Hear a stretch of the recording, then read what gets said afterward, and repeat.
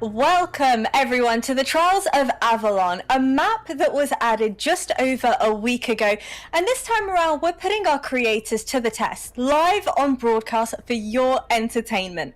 My name is Veracity and I'm going to be your host for this event, but I'm not alone. Joining me on broadcast, I've got a bunch of experts, so welcome boys to this wild adventure. I've got Bryce, Ton, Infinity, and Enigma. I want to go ahead and start off the discussions by quizzing you all on your thoughts and feelings about Avalon as a map so far.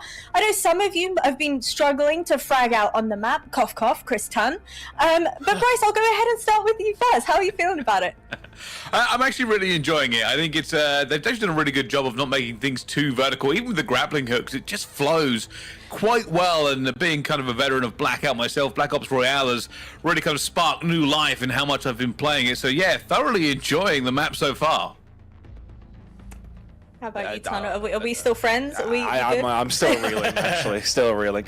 No, I really enjoyed it. Honestly, with how everything is, it's more like a traditional BR, of course, with no attachments coming in, no loadouts, that kind of thing. It is a very raw in that sense, but excited to see how it's going to continue to develop. We're absolutely loving it over on this side of the UK at the moment, and yeah, really enjoying it. Excited to see how things today are going to go down. Yeah, I think as somebody who, like I've always said, that Blackout is the best variation of Battle Royale that Call of Duty has ever seen. I absolutely love Blackout from Black Ops 4. Yeah, Black Ops Royale has just been a total breath of fresh air for me. It's so fun. It's, you know, you got the weapon loadouts in there, and then the map itself just kind of feels like Blackout with the amount of open space. It's just a ton of fun. Yeah, no, having a blast. Played a hell of a lot of it. Been playing some alongside Bryce and Ton as well the other day. Didn't go too well, but what a surprise that is when you've got Ton as your lead fragger. So, but yeah, having an absolute blast. I didn't get to play that much Blackout, unfortunately, back in the day, so making up for it now and having a hell of a time. I can't wait to see what these next 3 days deliver for us.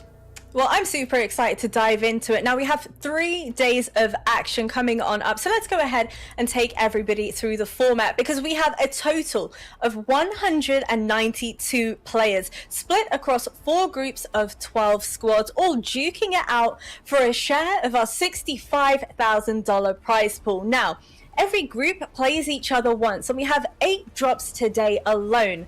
Ton, do you reckon we're going to be seeing any rivalries formed on day 1?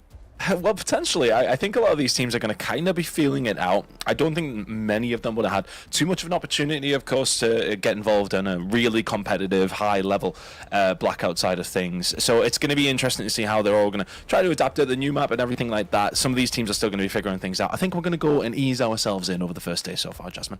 Well, the fun doesn't stop there, because we also have a solo YOLO on our final day, where 150 players will also be competing for a share of our $5,000 prize pool. But that's not until the very end of the event. So let's go ahead and focus on the teams, the lineups, the rosters that we have heading into today. Starting off with Group A. Bryce, I want to come to you first. Is there any squad that really stands out to you from Group A? Oh, there's a couple, but there's some very good players in here. I mean, seeing Shifty and Alman and Natasha's team is always going to be a big deal going forward at the same time. But, you know, I'm also a big fan of Shiv FPS. I mean, I don't know if the results are always going to kind of balance out for this one, but there are some very good teams in this group so far. Well, it is worth noting as well that the captains do indeed choose their own teammates. So as we head into Group B, we have Robstar, the former Trials of Avalon Trios champion. This time around, he's going to be representing Team Juki. So what do you reckon, Ton? Do you think they have what it takes to win it all? I mean, yeah, they've definitely got what it takes, but they're not the team I'm particularly looking at in this group, if I'm honest, Jasmine. It has to be FIFA, Kill and Co, Echo, Spam Goal, and Disrupt. Been doing really well in general, just as of recent, so I think that they'll probably go on and do quite well throughout this tournament, but I'm looking at Chow, hate format, obviously, Solo YOLO winner, keep an eye on him for that game when will come up, Shucks and Co. There's some really good teams when it comes down to Group B. Well, moving into Group C, Infinity. Thoughts and feelings about this one? Yeah, there's a lot of good teams over here. I think your kind of eyes almost immediately draw yourselves to that Team Zyro squad. Zyro's been making a name for himself recently. You got Louis CM, King AJ, and Len, all of which kind of European stalwart players. Savvy Ultra's in there as well. But we're going to go a little bit stateside to talk about the team that everyone's looking towards in this group. That's Team Huskers. Like a lot of creators, he's kind of gotten himself an entire team to play with here in Black Ops Royale, and that's Team Falcons for Hisoka, Noobs, and Dongi. Those guys just topped the Birmingham qualifiers in North America for the Resurgence series. They've looked like beasts here this season so far in 2026, so excited to see what they're capable of today. Guys, we got some real firepower behind a bunch of these squads, but last but not least, we have our Group D. Enigma, who's the one to watch for this one? Well, look, if we were going to talk about ridiculously stacked lobbies, none better than that Enkyo roster on the right-hand side. Now, I know, I'm going to talk about my Frenchman, my Gentlemates crew, but these guys have looked superb all year long, and they bring in Cord as a fourth. This is a man that's got a lot of chemistry with that team, so expecting them to frag out. But elsewhere as well, I mean, Pentagon picked up Melvin Gui FLS. They've qualified for Birmingham at the end of this week. Angelica's grabbed herself AB with Zakar and Enxian. So much talent, and also the Italians there, Vortex's crew. This is a really strong group. It's going to be difficult to make your way out of this one. 192 players, guys. This entire event can go any which way. I'm super excited to see all of these teams, these squads come together. But I did say at the start of the broadcast that we would be putting our creators to the test. And they're not just competing for a prize pool for themselves, but also for the folks in the community.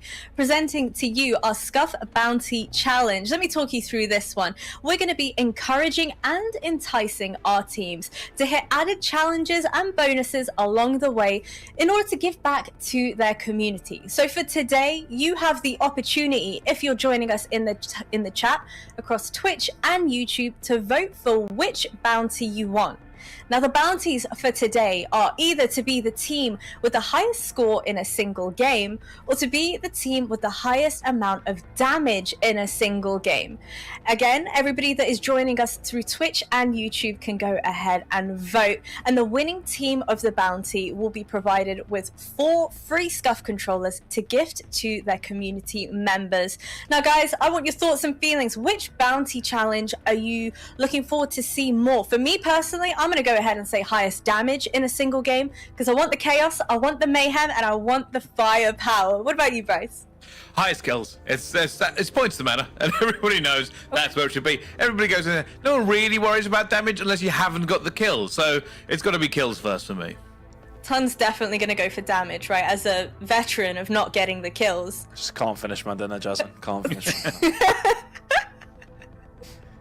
Yeah, I don't think you're alone there, mate. I'll be honest. I'd probably say, honestly, I think score would be interesting, because obviously there's a lot of objectives here in Black Ops Royale that would add a lot of score to the mix as well. So yeah, like kills is 100% where we want to go, but I think score would be interesting if that comes up. Yeah, I think I'll lean towards the damage side of things. I think I'm a little bit like Chris Ton here. I get a lot of assists on the board, so I want those people to feel a bit better about themselves. Also, if you're getting kills, Bryce, you're entirely right. That's what we care about most. But those people are probably walking away with a lot of money this week regardless. So we're going to try and hand out some prizes elsewhere. So yeah, I'm alongside Tony on this one. What do you reckon, Infinity? Do you think the sheer amount of prize money that is on the line here, obviously we've got the solo YOLO, the entire 65 grand prize pool in itself, do you think that's going to be an added layer of pressure for our creators, or do you think everybody's pretty used to it at this point?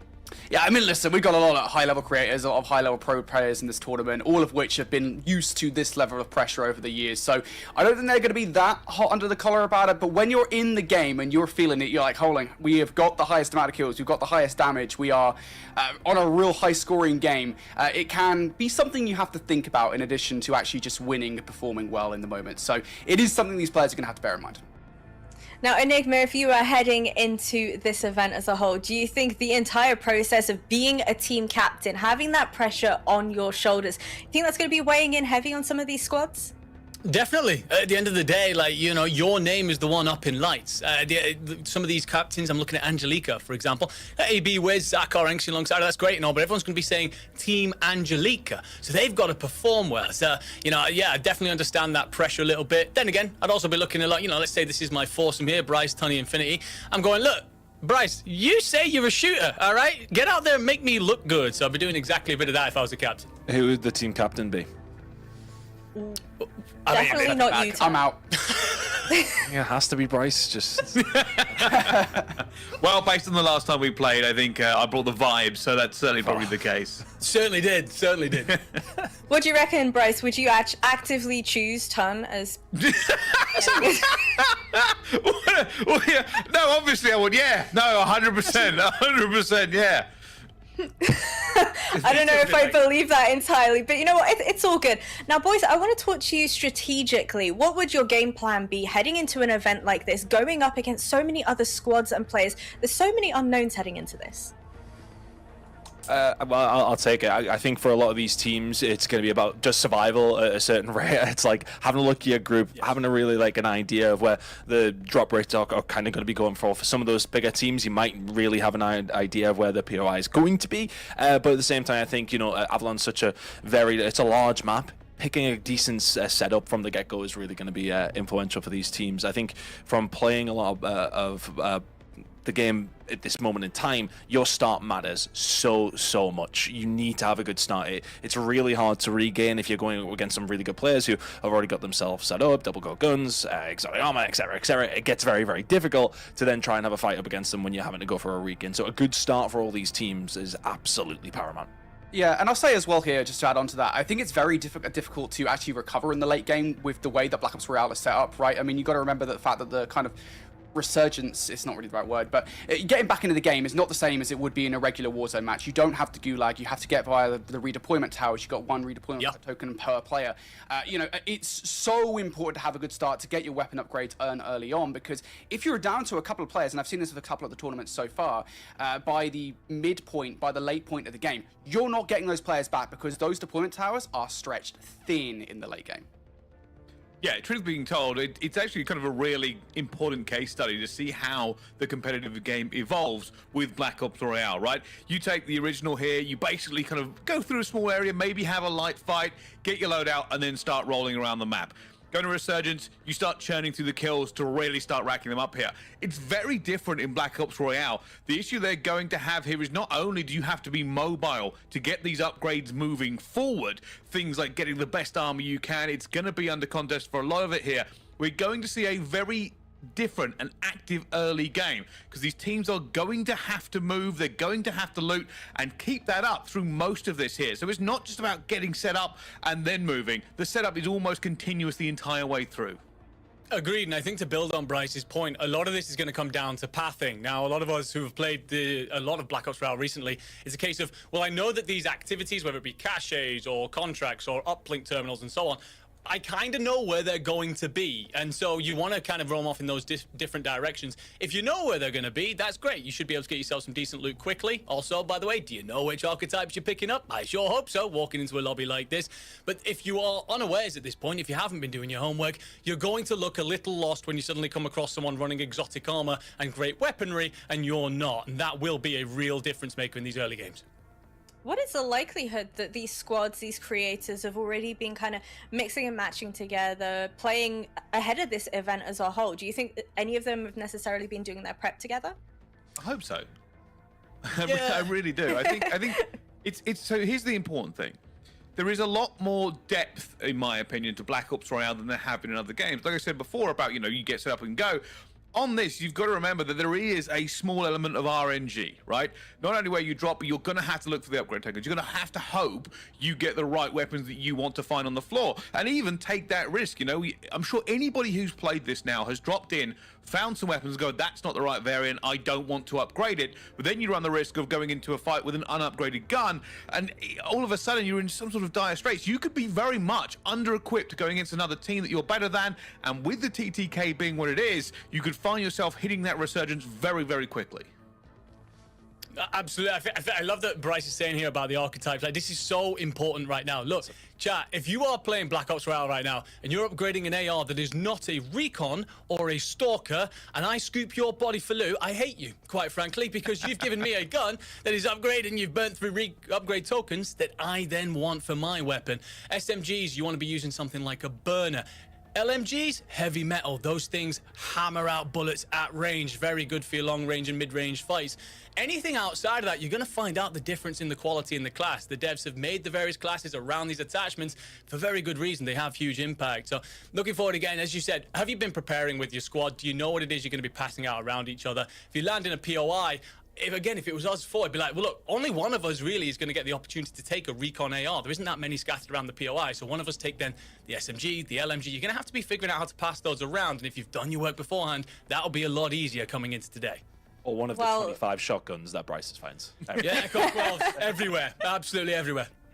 Well, gentlemen, it is my pleasure to reveal that the winning Scuff Bounty Challenge for today is going to be none other than the team with the most amount of damage in a single game. See, I mentioned the fact that these guys were experts. Enigma, you saw this one coming. You were rooting for this one, unlike the others.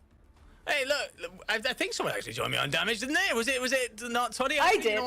It was me. I'm gonna try and share the love there, Veracity. Look, plenty of opportunities to roast him through this week, but team with the most single damage in a single game is going to be, that's going to be a good one. You're going to share some love out. Obviously, it's likely to lean towards those who've put up a lot of kills, but of course you can go out and do things like the zombies and your weapon caches and so on and so forth, where you're going to rack up extra damage on top. So maybe that could be the difference maker in that. Well, you know what? I'm keen for us to get the show on the road, get things started. So let's go ahead and quiz you guys a little bit on your predictions for today. Who do we think is going to be looking to come out on top? Oh, it's a very difficult one. Like I said here, going into what is essentially it's almost like a different game mode in some ways, right? We're talking about the setup and the RNG going forward. I'm going to try and pick somebody from. I'm going to stick with Shiv FPS. You know, I've seen them play a lot of times. It's a lot about the grind for me. I think the teams that are going to put in the time, I believe this team will have put in the time moving forward. And I'm going to hope for a little bit of luck with the RNG. You know, if you get set up early, then that's the way to go. I think for me, it's just going to be interesting to see who comes out with a bit of a hot start. I don't know if there's anybody in particular I'll look after day one and be like, make a glorified decision on it. I think they're going to go on and do well. Of course, we're going to see some teams come out hot. I think we'll probably see Team Thief come out really, really well out here in Europe. Of course, they're on home ground. We've got a couple of Americans coming over. Obviously, we've got an event coming up very, very shortly in a few days' time.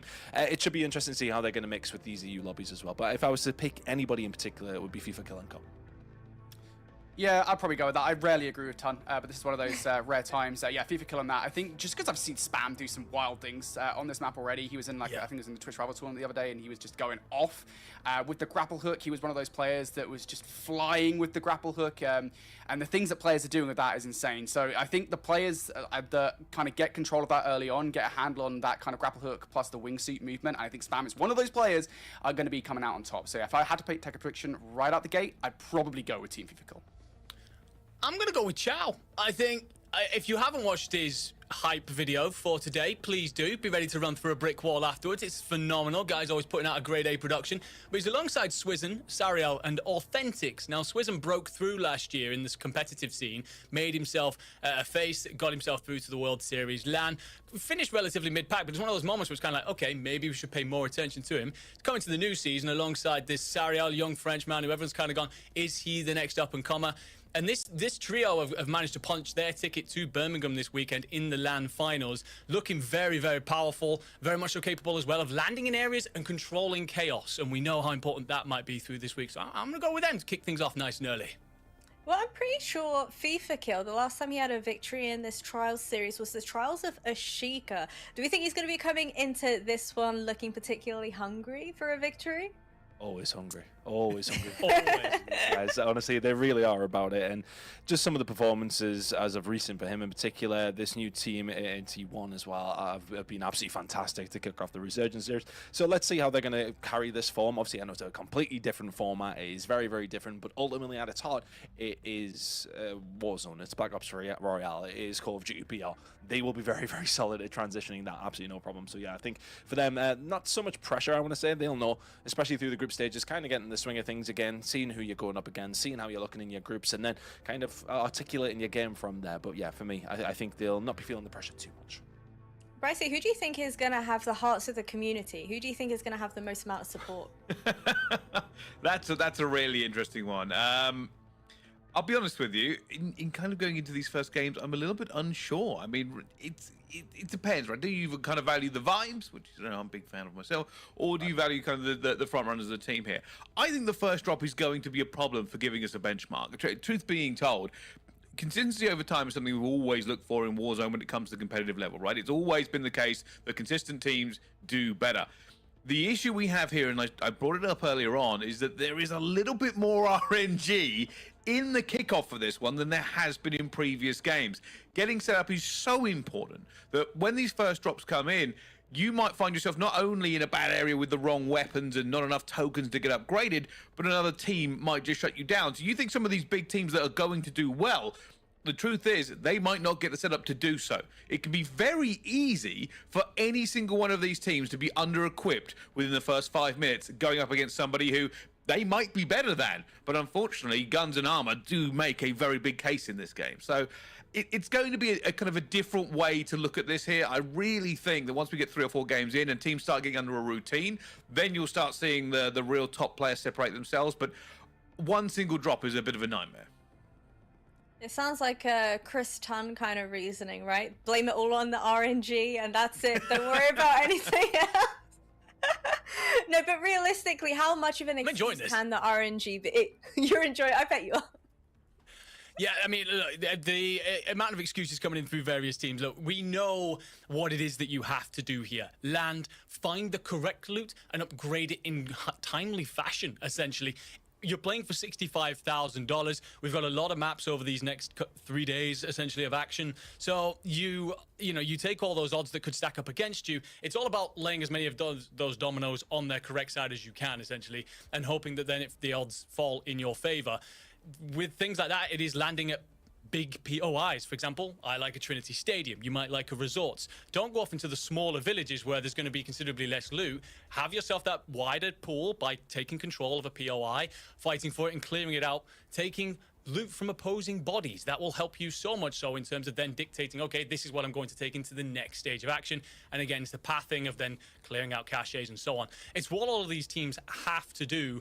And I mean, they shouldn't be surprised by how Black Ops Royale works at this point. If you came into a $65,000 tournament unprepared, let me tell you, there's going to be a lot of talent shooting back at you nice and early. So just a quick look at this screen, Group A here. Again, just trying to really fathom the quality that exists. That team bottom right, beggars belief how they've managed to get in. But Decky, Stukex, Lays, and Lipton? Holy cow, this is going to be a good time. Do you guys reckon we've got a group that is more stacked than the others? Probably Group B. Yeah, I was going to say B's looking pretty good. Let's go ahead and throw up Group B. Yeah, because there's a lot of good teams in there. Like I think even the teams we didn't really get a chance to talk about, right? Like Shucks and that. Shucks has pulled in Prodigy, Wars, and Gabs. Obviously, Prodigy and Ward from Ninja's Pajamas, and Gabs as well. Shucks did pretty well in Trials of Avalon last year, so there's like a good team in that. Then obviously we mentioned Team Juki's over in Group B, Team Chow, Team Stephanie as well, right? Clamp, Miri, and Mati on that team is an incredible rounding out of players, and those players always seem to surprise in whatever Warzone tournament they're playing in. So there is a lot of talent in this group, and I think when you stack Group B with Group A, which already has a lot of talent inside it, this is going to be a bloodbath of a lobby to kick off the entire event. What do you reckon your mentality is when you're coming into this as a team captain, selecting those players amongst you? Are you going for the vibes like Bryce would suggest, go with the friends that you usually queue with, the creators you have the most amount of fun with? Or are you going more down like a try-hard route? Because there is $65,000 on the line. I think you're just getting as best talent as possible, to be honest with you. I think there's kind of that interesting strategy, right? We already talked about it a little bit, where we look at what Team Huskers has done, for example, by bringing in an entire squad that already exists for the Resurgence series. And I think that's probably one of the strategies you're going to see a lot of these teams employ, is just take players that are known for playing together, have that pre-established chemistry, and just know how to play the game together.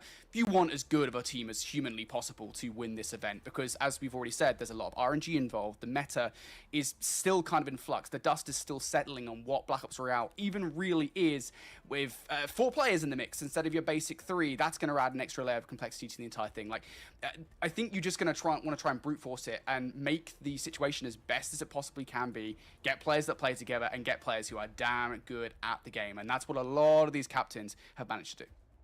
What about if you're one of the captains or creators that might not necessarily have the most amount of firepower? How do you go about recruiting the players that could potentially be way better than you? Do you just stick to your lane, as it were, and pick the friends that you know? I think that actually what you've got here is there's several opportunities to do other things. First of all, I think that you can go and do, for example, we've got plenty of stuff around zombies and other bits and pieces. You can make yourself incredibly useful at just being able to go off and do these different objectives. For example, I've been talking endlessly about the weapons cache. They guarantee you a trauma kit. They guarantee you a satchel. They also guarantee you an upgrade token. Those are going to be incredibly useful for your team. And you can't just one-man them while the other 3 of your team get on with something. If I was the weaker player in that 4, I'd be aiming to do something like that. But also, I mean, the amount of times you need to hit a redeploy tower and get your team back in, just being able to do that in a way, that kind of makes you your squad's hill kitten, if you will. Those of us who know multiplayer, you're just getting the objective work done, the kind of things that ensure your team live on to see another day. I think it's going to be an interesting one about the redeploy towers, if I'm being honest with you. I think that they obviously have an opportunity to get players back, but because they are such a time investment now, right? They have such an issue with, obviously, you kind of know that they're happening if you're in the area as well. It could very easily be trapped by a team for some free kills. Like, no, you know, you talk about this in getting into the metagame of it all. Redeploy towers are a nightmare in terms of actually trying to kind of get yourself back into the game, because if I see one being done, then I'm actually going for it, because you know that player can't move for a period of time. You know they're going to be undermanned anyway, so it's not going to be a full team. It's really just easy loot and kills. So it is going to be quite difficult, and it wouldn't surprise me to see not that many teams able to pull it off in this game. But kind of speaking about this game here, we talked a little bit earlier on, I'd like to hit the point again, about weapon variants, right? We talked about teams looking for the right thing going forward. Obviously, as we go into it here now, there are kind of the meta has developed of what you should be bringing, right? Even to the point where I tried some weapons, as you well know, and they were awful. I tried the akimbo pistols. What a terrible experiment that was. It was awful. I went down very, very quickly. But talking about this, the sniper rifles is something I always think is very objective in terms of this. The only and probably the biggest benefit for a sniper rifle taking one in this lobby is going to be the fact that now the damage MVP is here. It's something that we don't normally consider as perfectly optimal until they're kind of broken, because if you down somebody, it is a little bit easier to get them up here. I know in Black Ops Royale, downing somebody, it's actually really easy to finish them. It hasn't been the case in previous iterations of the game here, but I was very curious about what you think is kind of the viable strategy for some of these going forward. What are your thoughts, Hun? Do you think the Scuff Bounty Challenge is going to be adding an extra layer of pressure, maybe a little bit of difficulty, maybe even some misplays for our squads? I think when it does come down just to a damage lobby in particular, I don't think that it necessarily changes too much. I think the players are probably just going to play their game, and if they get the damage, absolutely fantastic. But yeah, if you can offer something else alongside of it, if you want to do that, the sniper could be a good option through there. As Enigma kind of mentioned, when you're going through some of the objectives, adding on to the damage from that POV is another good tactic towards that if you win those scuffs for your community. But I don't think teams will necessarily be heavy concentrating on that. It's just a nice added bonus in the back of your mind. I think there's a couple of different things here that kind of combine where we've been talking about, okay, if I was one of the weaker players in my squad, how would I contribute? Well, if we're looking at Huskers, Soka, Noobs, and Dongi, with all due respect to Huskers, you're the weaker player in that 4. What's he very good at, though? Sniping. So what can you do from a distance, especially with the fact that a lot of these end circles tend to pull not really into POIs, more out in the open, various fields and so on, maybe get little, crossings of water and such.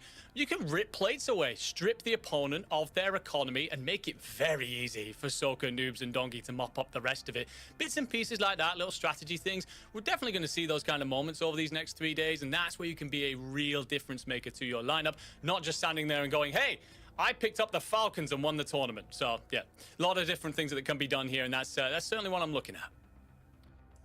Yeah, Infinity, how are you feeling? Yeah, no, I agree with that. I think the interesting thing about the sniper rifle is kind of what role it's going to play in the early game here. You know, when those weapon kits haven't necessarily been picked up, I know that the weapon kits have kind of increased the amount that you see them on in the game after a patch that we had like a few days ago or so. But still, the sniper rifle is kind of interesting because you mentioned kind of like the fights from POI to POI.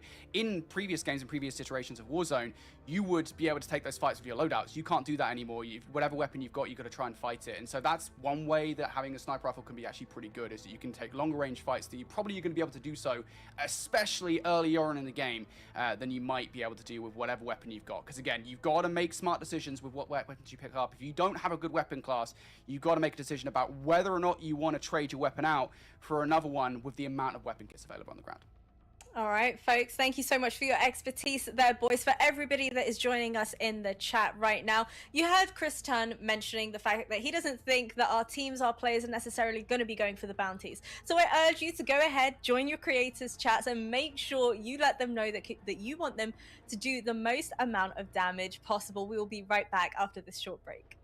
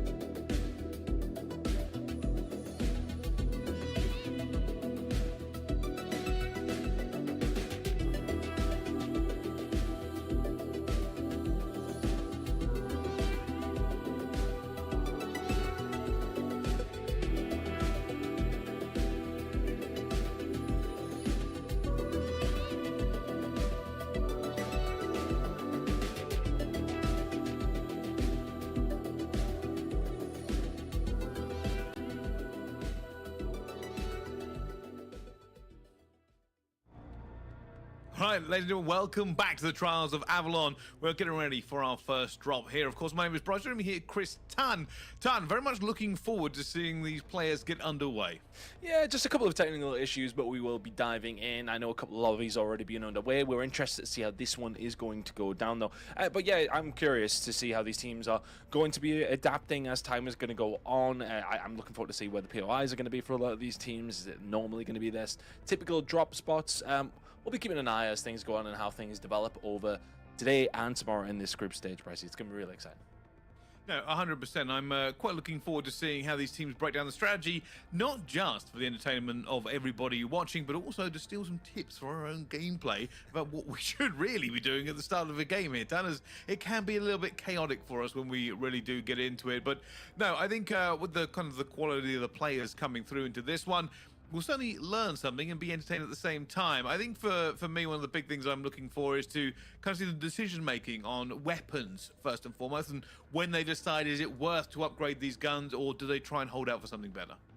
Yeah, and that's always kind of the balancing act that you need to do at the start of the game, right? It always feels like you'll find upgrade tokens like later on in the game when you got double gold guns, and then obviously you don't find them that often at the beginning of the game. It's difficult. You need to make sure you're going to the right drop spots. Obviously, there'll be hotly contested ones, which are a little bit more, I want to say, variant with what you can get a hold of. You need to be somewhat fortunate at the very, very start of the game if you do want to get something good up and running, but most points, if you are contested, you are just going to be grabbing whatever you can. For us, mostly, it's an Echo 12. Every single time we are landing at this stage, to be honest with you. For a lot of these teams, yeah, it's just about surviving that initial gunfight, and then that's when you build from there to see what you can get a hold of. But yeah, no, it's going to be interesting. I'm curious if we are going to see any kind of developments, if teams are going to be running weapons and archetypes that we don't necessarily think are the top of the tier list, as Andy kind of did point out. I think it's going to be a lot of recons for the ARs. I'm a big burner fan for the Kogot specifically as well. Heavy metal, of course, on the LMGs is an absolutely huge one. So yeah, we need to keep an eye on that. The Sokol for me is probably one of the best, if not the best, to me in my play style. But for some of these guys, some of the other different variants might actually suit them. So that was the whole point of the archetypes kind of thing. But when it comes down to actual competition, that's where I'm curious how teams are going to set themselves up here. Yeah, I think one of the things that one of the weapons that isn't a recon, I think, is the covert. That's on the Peacekeeper. Kind of changes it out. And also, if you are kind of watching this for the first time, I'll just kind of take you through why we're talking about this. In Black Ops Royale, each of the guns has a variant. Now, this variant means kind of what attachments you get on it as stock, but also as it upgrades. So there are upgrade paths for the different variants. A lot of the best ones at the moment, if you really kind of go and look at them, kind of are around like velocity ammo or making sure the recoil is really tamped down in the lower stages here. So as these guns build up and you get your upgrade tokens, you can start to see the guns really coming to their own with the strengths here. And like I said, a lot of the times you kind of see the similar things here. For some of the burners, it's about putting on things like rapid fire for the SMGs at the end, which obviously is a massive boost for these guns, high velocity ammo, that sort of thing. So for the players going through, obviously you want to have the very best gun if you're going to invest your time into it, and that's the reason why. So if you ever hear us talking about it, you'll kind of start to understand as we go through. Yeah, no, it's going to be interesting to see how teams do develop. And I'm really curious how many teams are going to be going for the zombies as well. That's always really hotly contested, obviously, in our normal lobbies. But then for some teams, do you then start to see who's getting involved over towards that side of things and then make a conscious decision? Obviously, if you're in just a random lobby, you don't know who you're running into. And I'm just like, well, I'll just gun anybody in this lobby. That's fine. But realistically, if you're on the Huskers and Co, you're then like, okay, well, maybe we won't go over there. It is going to be up to some of the strong teams just try to take as much of an advantage as possible from the neutral objectives on the map. But yeah, it's still a learning process for a lot of people to figure out what the best way around these maps are. Of course, the objectives kind of disrupt your pathing if you have a specific kind of way that you do want to go based on the circle, of course. So I think for a lot of these teams, it is about kind of learning on the job for players who may well have not played together too much. Some cases they have done. It's going to be a case of learning on the job, as mentioned. But yeah, we should be loading in very, very shortly, I'd like to hope, and hopefully we can get this underway, Bryce. We certainly should as well. I think it's a very an interesting point you made up about the zombie area, like the cradle bomb area. It's not exactly subtle. It's very obvious. Not only is there a massive plane and a massive bomb, but the game tells you repeatedly it's going on, and then there's a massive red dome, and of course firefights erupting all the way through. truth being told, it is the case where if you're near one, you probably should go and do it. Things like the exotic armor are an absolute game changer. The difference from purple to the golds is 25% bullet reduction, and you will feel it if you fight somebody and you don't have, like, say your gun's not even fully upgraded, right? So you got a bit of bullet velocity, they're a little bit of distance, they can fight you all day. It is very difficult. The TTK in this game is quick, but armors like that certainly make it feel an awful lot less so. And if they have the resources to continue fighting you with like an 8-plate chest, well, then it just becomes almost a little bit frustrating for them. So teams will go for it. The biggest issue you will face in this game with that is not the danger of the zombies, it's the danger of the other teams in the area, because they will take advantage and they will have the jump on you. No, absolutely. I think when it does come down to it as well, for some of these teams, that velocity is such a massive thing. And that was one thing that really caught me off guard when we first started up and running, of course, in Black Ops Royale just the other week. I think it was one of those things that a lot of these teams are going to have to keep an eye on. The velocity is it's a big skill gap, to be honest with you. It's something that you really have to take into consideration. Of course, that's always been a thing, but at the same time, for a lot of these teams, it does feel a little harsher now as the game goes on. It gets better in its specific guns where it's better with, hence some of the archetypes which have become the meta. So let's see how some of these teams are going to kind of work around that in the early game. If your shot is crispy, if you're leading your bullets in the right direction. For me, it has typically been difficult to figure out, to be honest with you, Bryce. As we can imagine, I think somebody was watching me snipe the other day, and it wasn't looking too sexy at all. So hopefully some of these players in our groups are going to look a little bit better than my POV, Bryce. Well, that should be basically the basic qualification for getting into this That's one. fair. So That's fair. we'll see how that gets on with it as well. But I think you are right. I am very much looking forward to not just the meta we've been talking about, but the meta that kind of develops with the pros, right? The most efficient way to play the game. And some of that even includes things like we talk about hot drops, right? Before, hot drops were very much the case of, hey, where do we drop? Because we can have a good fight early game regardless, and then worry about buying somebody back here. Buying people back in this game is difficult. It is the redeployed towers. It means it is not fast. Fortunately, you get a resurgence token. So I'm curious whether or not players will drop quickly, try to grab something and continue on, but also the point of interest should have a higher density of loot as well. So there is this kind of this balancing act here. You want a place that has enough loot so you can find upgrade tokens, have a choice of weapons, and then move on with your pathing. But if you drop there, you might get into a fight and it could put you in a detrimental position. It's kind of the similar risk you would have before, but I think this one is higher risk, higher reward for some of the games that we've seen.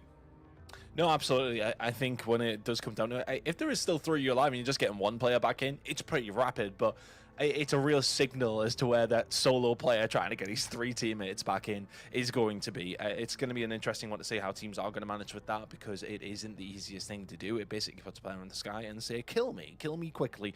And quite often, a lot of teams will kind of converge onto that, and it can be absolute nightmare fuel when you're trying to sort of stay around. I think there was one on Fire Range that we were playing the other day, and there's a lot of buildings in and out. You can kind of dip around, you can play around it as best you can. Some of those places are really fun for it, but then some are just wide open. You're just like, I could be shot from absolutely anywhere here. But that has the danger of it, right? To be honest, I'm a real fan of it, of how it typically does play out. I think it's, it's one of those things just to be in typical Warzone. You will go through, get your cash up, get your teammates back in via that. You can do it very, very quickly. You can do it under the radar. Whereas here in Black Ops Royale, it's not quite that simple. There's definitely something a little more on the line. It's a little bit more difficult to do. No, it is, and kind of while we have a little bit of time here while this lobby kind of gets underway.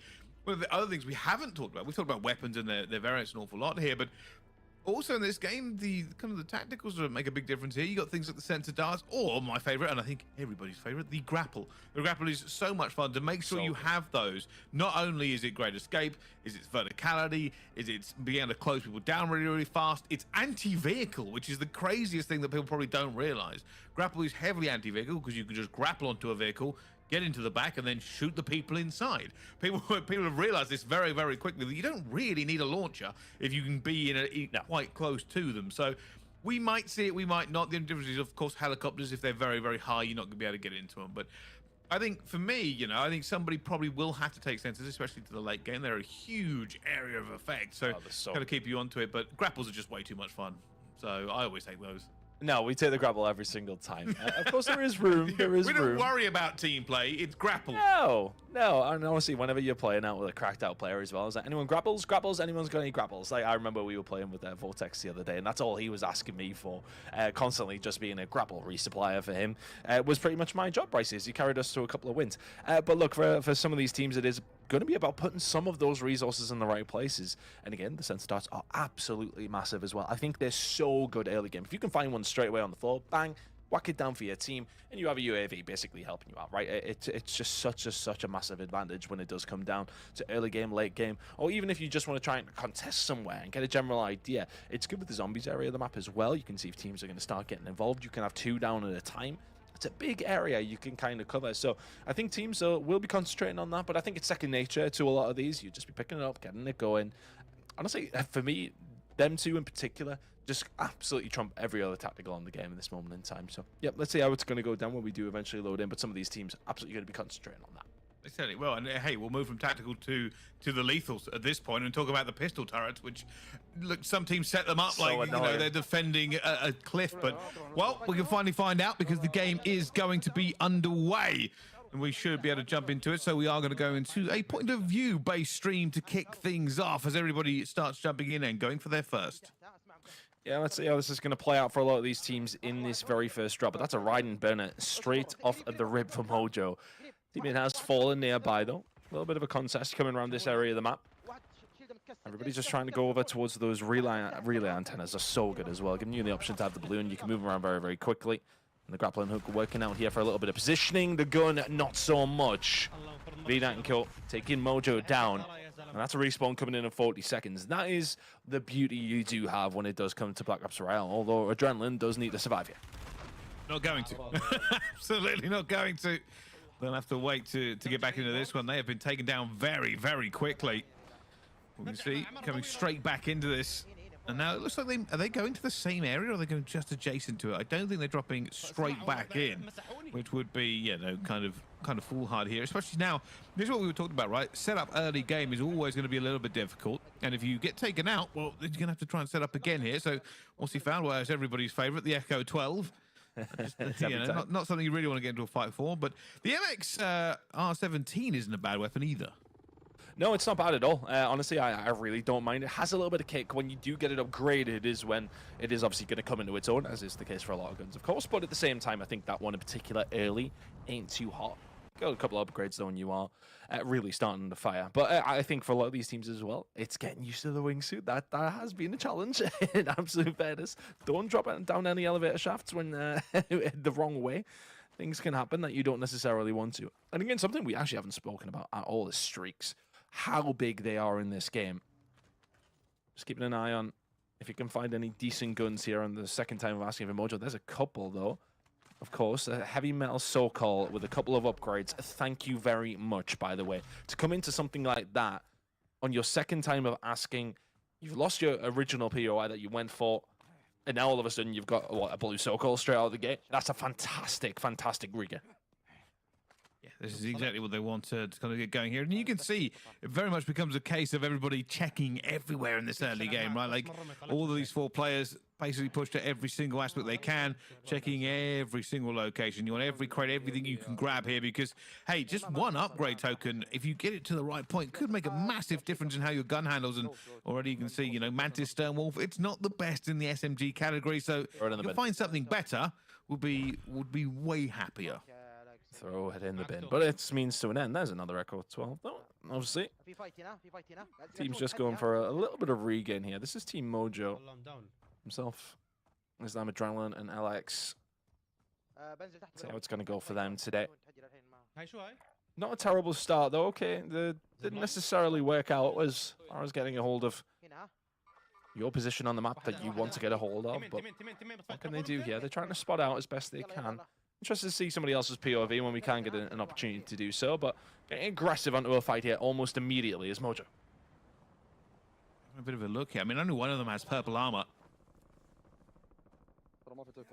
Trying to find something here. I mean, heavy metal looks like he's not going to be too bad for a fight into this one, but Grapple's already away. Rapid rotation from this team as they try to get maybe into a third party here. Already taking a few shots, but not going to be the quickest to down somebody, and they will reposition. Max has managed to find a kill. That's against Vortex and Koza. This team, no joke whatsoever. May have caught them off guard, and a couple of gunfights have went their way. Good upgraded weapons coming on through. Perks coming through as well. Never a bad thing to find early, but of course just helping you out in the here and now for, well, not a long time. Dog spawning up here for some of the teams. They're making sure to get rid of that one. That is a important streak that can come in. It's not the best, but at the same time helping to potentially give a little bit of information over. Now, if you are Alex and Co, you are just trying to finish your dinner, so to speak, here on the lower side. Just having a little bit of a go here, a little bit of a pick-up, see what they've got. Well, not bad. Upgrade, I mean, the mod 15, it's not the top of the meta, but a recon version is still pretty good. We'll be looking to kind of use that to get further into this one as we change the team we're watching. Going over to Team Baraska. In Cam's Bet and Co. Just having a little look around the winery.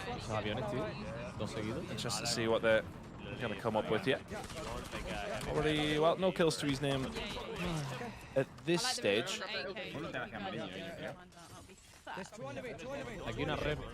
Communication's going on Yeah. there. I think he's saying 2 on them. I think there might be a little bit of a fight kicking off, so looks like they're trying to get into it. I need help, guys. That will give me a very big clue that there is certainly some fights going on. Already with some decent weapons, though. So that's not bad for Baraska and Co.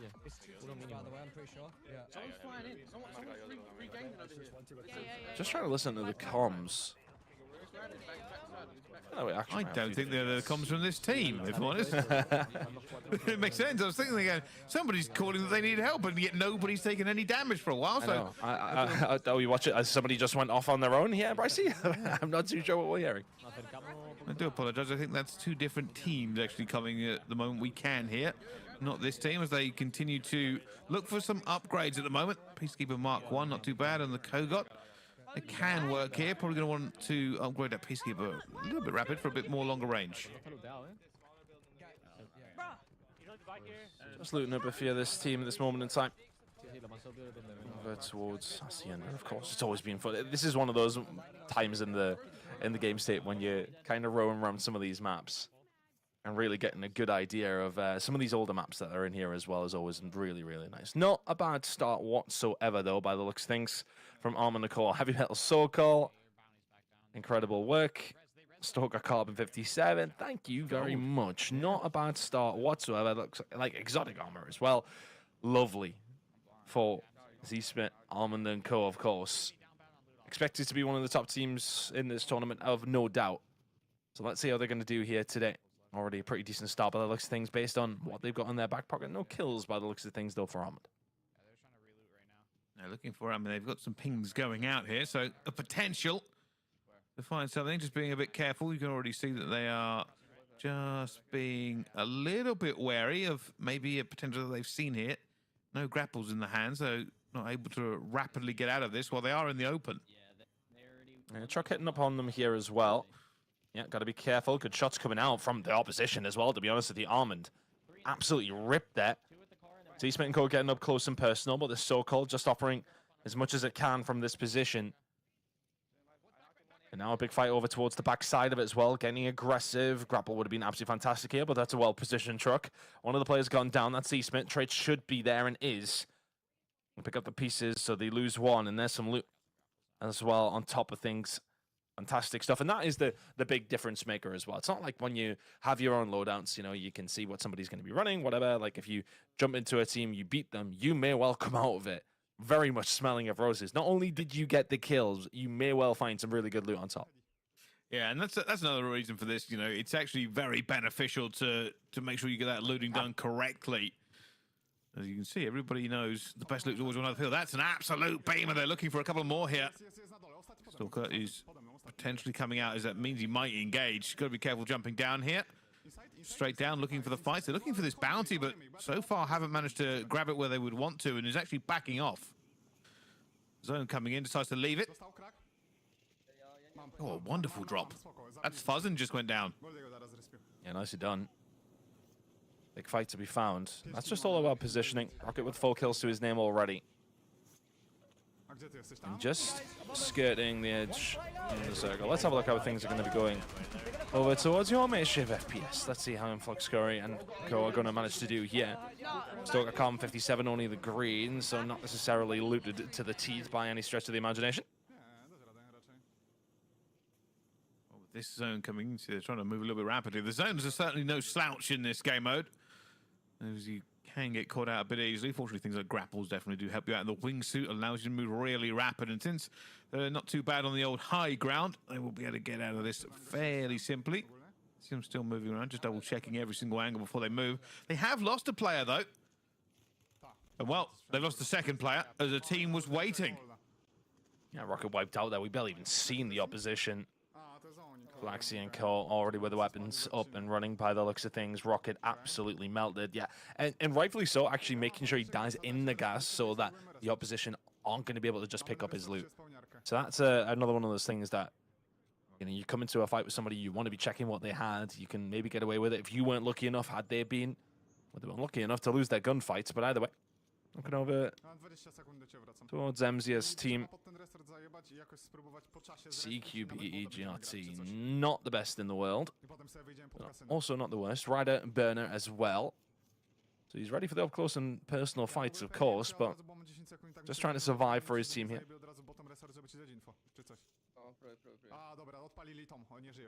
Talking at the moment, just make sure everything's okay. I'm not sure if they... Oh, there we go. Looking for the players. Has found it.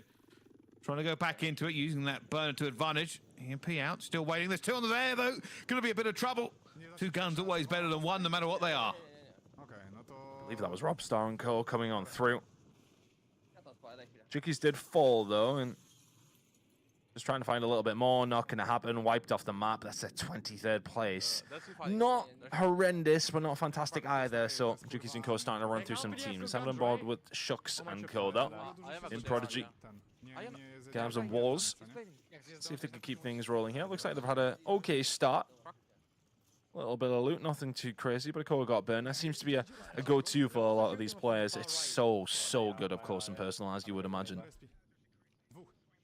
Not got an awful lot. Yeah, trying to see if he's got any upgrade. No. Yeah, the EGR-217 is actually a fantastic weapon, but got the CQB variant, which means he won't have the optimal attachment as he manages to level up yet. Maybe one of the reasons he hasn't leveled it up. And we'll potentially look into here. You can already see the sensor going through. That is a fight. There are several teams here. Just on the edge of the zombies, and that's going to be well contested. Jumping between both lobbies right now. Two separate games going on that we're viewing. Keeping an update on how things are going across both these games. 73 remaining though in this one, and typically it does take a little bit longer in these pro lobbies, so to speak. This fight's still going on though. You can see the streaks in as well. That's just such a nightmare to have to try and deal with. Truck's just trying to help his teammate out. Gab's up top. Just trying to stay alive. And this is the beauty of when you would have a grapple. He could be there to help his teammate almost immediately. Now it's a little bit of a taller order, but of course with the new Omni movement, it is a big thing for some of these players to be able to position themselves better. Movement is very much back. A lot of explosives going in. There's been called out on the stairs. I know where they're going to be here, and that's going to be orange armor as well. They've just found. Shucks really going to start worrying about it, but goes in, trying to rescue his teammates as well with that armor, deflecting so much damage from this burner. Look, does wonderful work. Is he going to be able to get one here? No, still. The armor paying off. It's going to be purple that time, but still alive, and now he finds himself completely outnumbered. Revive Tower is right there, Ton, but I don't know if he's long for this world. Even if he is, I can't imagine he's going to be able to pop that one off. This is a case of survival now for Shucks. Just no armor here is absolutely criminal, really, isn't it? I mean, what can you do from this position? Look at where the circle's pulling as well over towards the northwest side. So things are going to get a little bit dicey over here. A lot of open ground. Right behind me now. Shucks still just trying to run for the hills, but he will be getting hunted down. That is of no question. Sign drop, yeah.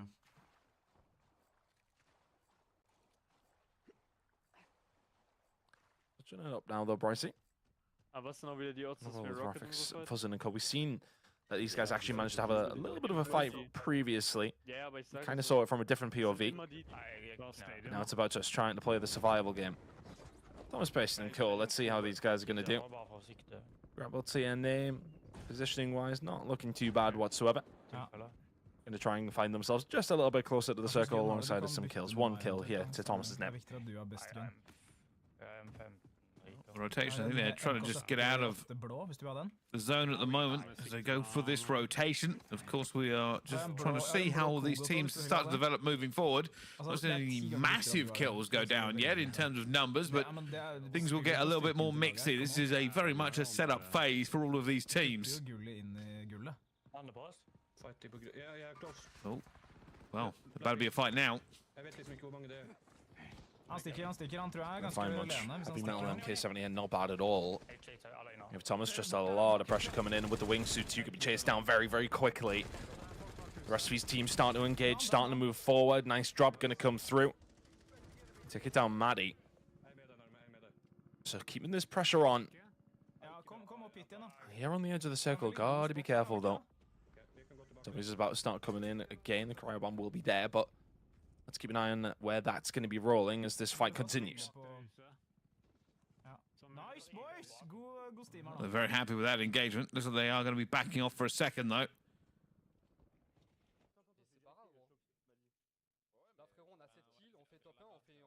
Switching it up again.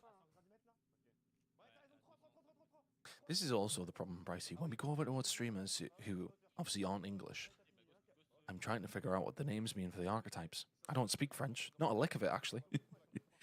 Well, I think surveillance, I mean, that's got to be recon, right? That would make the most amount of sense, right? That would make sense.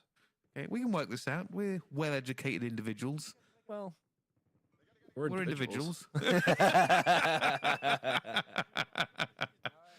Spent far too much time together, clearly. Yeah, we have.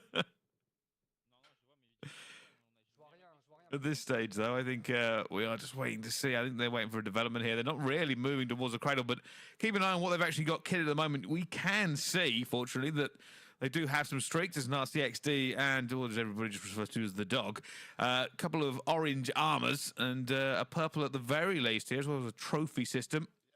And 2 tokens left for Resurgence. Whether or not they'll get to use them as the game progresses, we'll see. Always helps. But as you say, later on, doesn't necessarily. Jumping on board now. Let's stop it. See how things are going to roll out for these guys, but it should be up there with a team that is going to cause a lot of problems as Team Jukis, of course. Not quite at the prowess as they maybe once were, but still a very, very solid roster. And we'll be looking to cause a lot of damage over this weekend, or over this week, I should say. My life's just a weekend, Brycey, sorry. Well, at the moment, looks like they're maybe trying to rotate towards their team or get something done, but I think that's a fighting in the crater bomb here, looking for potentially the better armor or whatever they can get. Just on the outside of it, so maybe already done. You can see a streak going to be in the pocket as well, but look at that zone. 12 teams left. Everybody going to be driving into this final area really quickly. And this is the reason for the car, the mobility, to get around, to rotate, keep yourself out of harm's way. Does come with its own drawbacks, though. Yeah, just, well, letting everybody know around you exactly where you are. But they look to be in a decent enough spot. I'll look at somebody else on the other team there, at least. 1 good armor, rocking, purple for 2. None there, sadly, for Robstar by the looks of things. Looking over to probably my favorites for the team here. FIFA Kill, Echo, Spam and Disrupt. I mean, how well some of these guys have been doing recently in competitive play, and that is just a real good display of what the grapple in somebody's hands who really does have the preservation and the ability to find these kills. All it can do. The snapper there from FIFA. And that's a real good example of how some of these top teams are going to be looking. That was devastating. All the hip fire, all the time, having a great one for it. Sniping us from here already, by the way. And now this is something to note as well, Brycey. Has a sensor darts there as well on top. That's never a bad thing to have. Covert, AK, probably one of the best, if not the best. Just working out really well for FIFA Kill in particular. Echo with that streak as well. That is going to be dangerous late on in the game. Armor not looking too bad. I'm sure they'll love to upgrade on that. Throw kits across the board, though, not looking bad at all, and a really, really good position on the map. Positioning is always key, absolutely. In Black Ops Royale, of course, it is that added element of the guns, but position, it's Warzone, it's still always key at the high level. We're going to see just how they play this one out. You're going to see the tactics coming through here. FIFA kill. Going to be hunting with them. This zone has pushed everybody up against the cliff. Look at that grapple going in. I wonder if he grapples in himself here to back it up. Doesn't need to. Already taking them down. Kogot spitting there, you can see in the kill feed. And now they'll keep on moving forward. They'll be looking for some kills here, Tom. They're already having a pretty good time. 9 teams left, 4 for FIFA kill. If you only have purple armor, you're a one-shot to a headshot. One of the teams that might well be around them, we can see the position on the map is Heeds and Kill. Let's see what they can find. They're going to be running into a very strong team who are looted as well. Never fun. And look at that circle actually pulling over towards, well, the complete opposite direction than what you were presuming was going to go, to be honest with you. This is going to be the problem. Actually, I think from where we're looking on the map here, they're not a million miles away from where we just saw FIFA call that. And the fact they have to rotate around this circle, they'll be watching for everybody along the edge here. And that's where you'll see a lot of teams here. With that pull, you know everybody's going to kind of have to make their way to the middle. I wouldn't be surprised to see them do it last second. Players behind them, players in the compound in front of them. Not the best position for iHeeds now. Good guns to his name, though. Plenty of armor as well is always going to help. Good shots coming out as well. Crispy shots at that. One found. Plenty of shots put in here with this AK as well.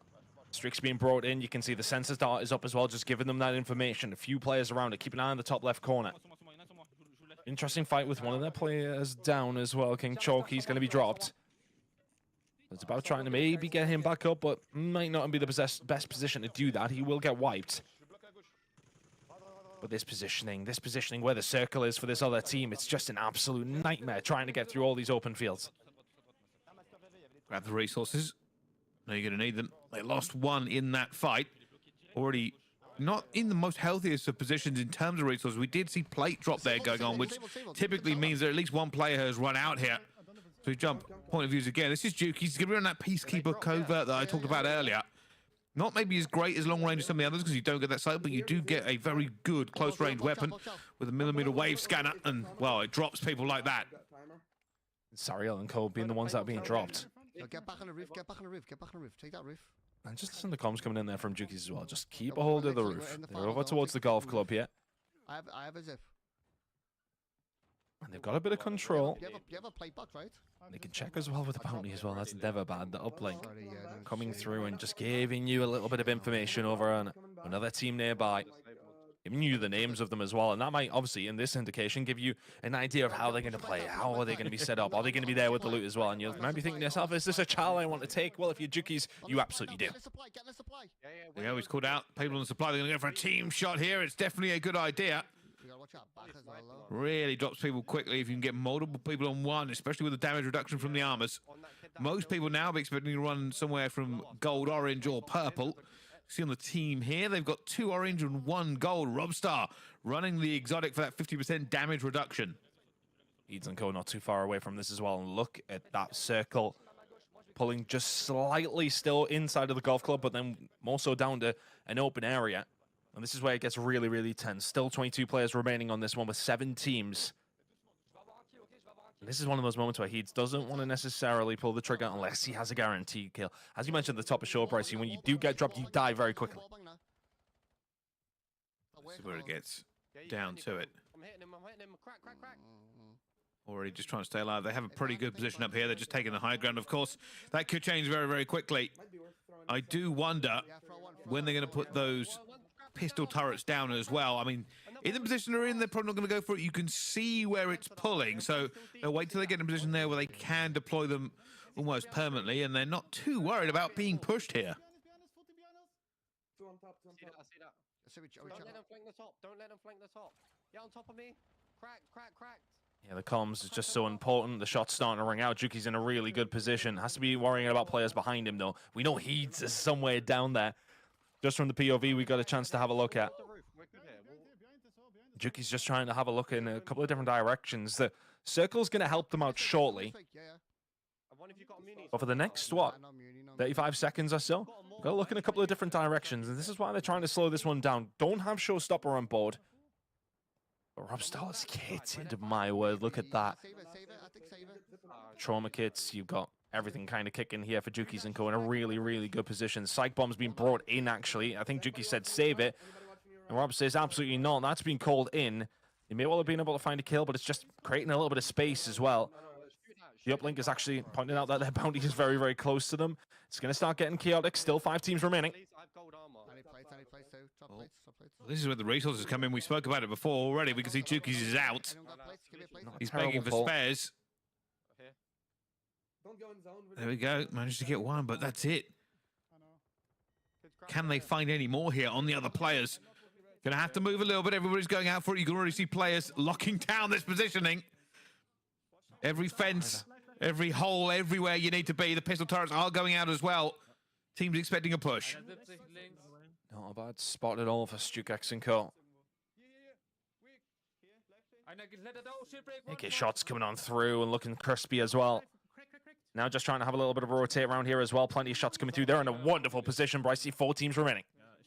Actually, they're a little fortress going through, and that's an absolute drop for them at the same time. Now going to be on 6 here. There are 3 teams left. Compression coming from every single side. They're worried about the high ground. They've taken the low. It does give them some cover, but it is not perfect. A revive now coming in as well. We see FIFA kill up towards the top.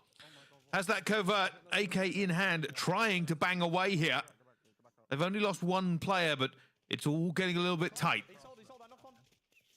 Drop coming through. FIFA will continue to survive. And they're in a wonderful position to potentially close out this game. Oh, the pull. It's not the worst, but it's ideal for Team Decky. Decky, Stukex, Lays, and Lipton. Now in a wonderful, wonderful spot. They can drop down very, very easily. Here comes the engage because they had to move. They know they had to, but the gunfights are going to go the way of Team Decky by the looks of things. Still teams remaining, though. Just about surviving here. Brycey, it'll all come down to this. Holding out, they're looking for it, and they are going to get it as well. That positioning pays off. Holding it down, Ton, very, very easily.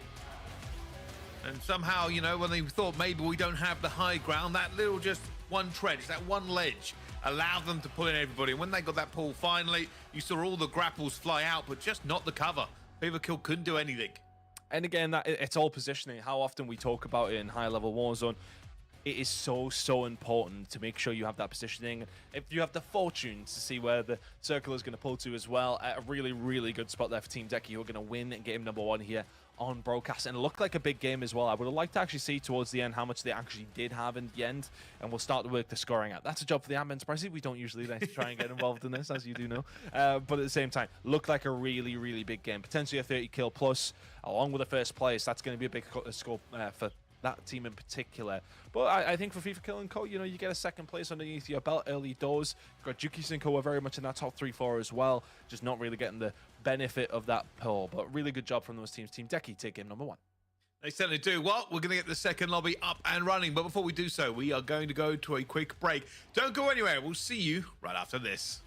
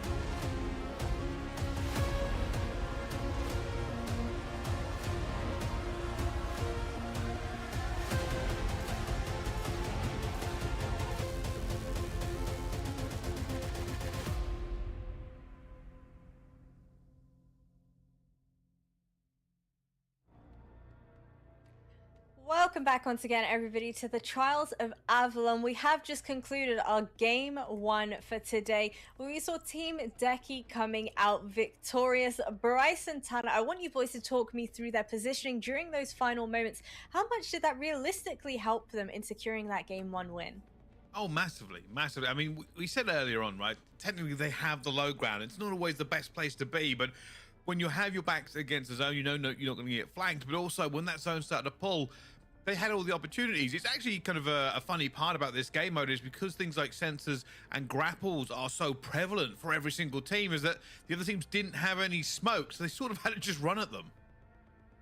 Yeah, it was absolutely huge. I think it was just all about the circle pull and how often we talk about it in competitive Warzone. Positioning is key. It's the #1 thing. And in that scenario, it works out for them with the circle that they got. It might not have. Had to pull in the opposite direction, they're in a bad spot. It's a bit of a coin flip when it does come down to it. But realistically, they positioned themselves well. Had good loot, and obviously put up some really, really good numbers throughout as well. So deserved winners in the end with a big points game as well. Well, Tan, how much did you feel that the wingsuit and grapple combo helped teams, change up their playstyle heading into this? We saw so much aggression during that match. Yeah, it's going to suit the teams that want to be aggressive. Absolutely, it is. There's certain people who are going to be flying about the place. I like to think myself as an aggressive player, but I have not got the gunny that these guys have as well. They'll use that aggression, use that benefit if they can. And yeah, it's definitely going to help the top teams. As mentioned, it does kind of create a little bit more of a skill gap. So the teams who are the better shooters and have more experience, it's going to help them in this mode. Well, you know what? For the folks that might only just be joining us now, let's go ahead and recap everything that happened with our moments of the match powered by AMD. And Brycey and Tan, you can talk me through some of your favorite moments throughout this game 1. Well, this was all about kind of these first fights in. We've got to show how good the grapple really is when you go for it. But yeah, certainly getting into it here at this very first moment with the teams just kind of started picking things up and finding those fights they needed to find. Realistically, this was nothing too earth-shattering. It was just kind of them eliminating a bounty they found. And turns out the biggest part of this was always going to be with the zone, allowing them to get those final few kills, Ton.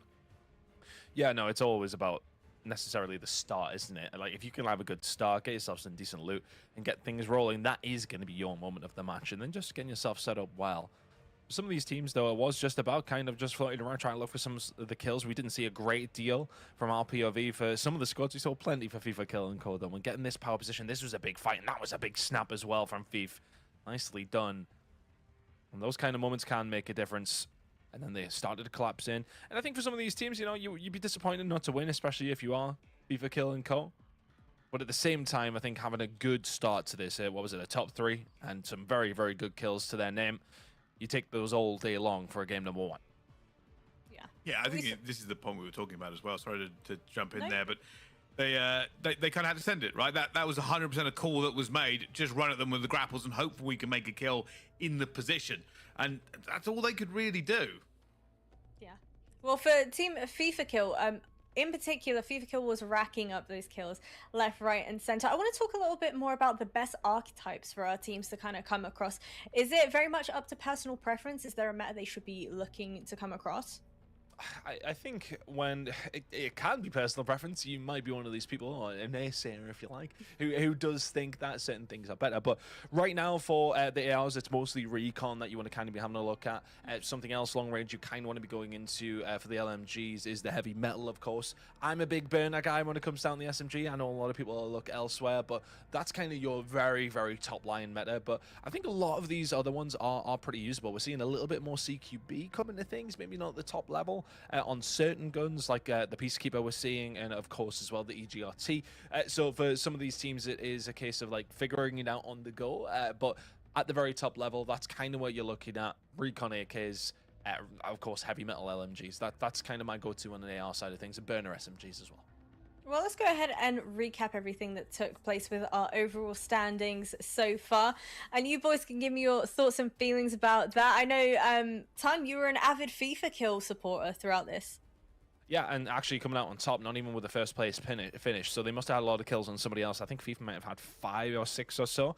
His teammates must have been picking up a little bit of that slack, maybe. But Team Decky were the one that got the win, and then still coming in second. So it kind of does show that kills are more important than the placement. The placement, of course, is influential, no doubt. But if you times 0, it's not by something, it's still 0, right? So you need to get those kills to make those multipliers actually worth it. For Team FIFA Kill, absolutely was. 48.6 is not a bad start whatsoever.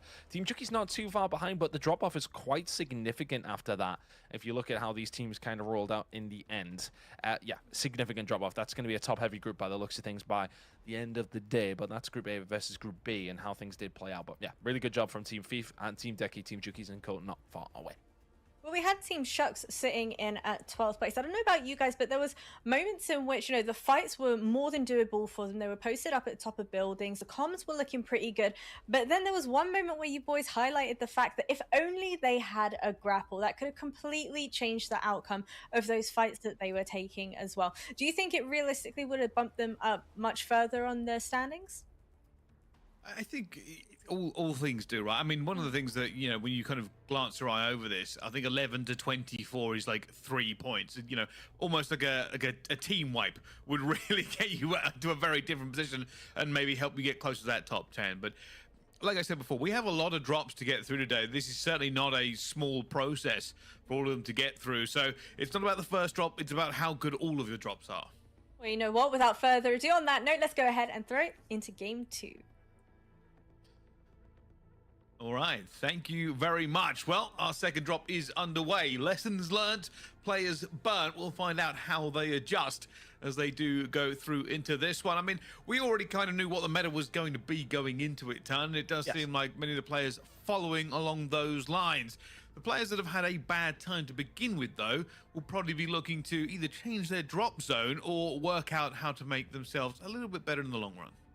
Yeah, and I think meta is important, but then I think there is times that you are going to be unfortunate. We talked about that RNG, where sometimes you kind of just have to make the best of a bad situation, but a gold gun's still a gold gun. If you've got a few upgrades around you, and okay, it might not be the optimum of what you want in the late game, still having that early is very, very important. I think for a lot of these teams, it is a case of just kind of rocking with what you've got, and for some of them, it did work out in that occasion, and for some of them, they did manage to get some really good guns over towards the backside. I think ultimately, you will always stumble into better weapons. We know ourselves, if you have a fight up against, okay, fair enough, let's say a lesser team and you manage to win it, but they have the better guns, you can upgrade as time goes on. If you are the better squad, you'll always end up with a better loot, realistically. But I think it's really important early on just to kind of, as mentioned, rock with what you've got.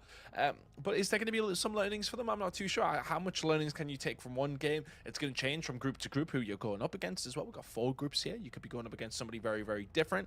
Teams who are maybe kind of and contest your POI. That's going to make a difference to how your game plays out. Circle, so many different variables here with BR, isn't there? And with Blackout Royale, we get plenty of them. So it's not necessarily going to be the same game. It's very rarely the same game. It's actually, in fact, never the same game, the second one. So let's see how some of these teams can adapt going forward.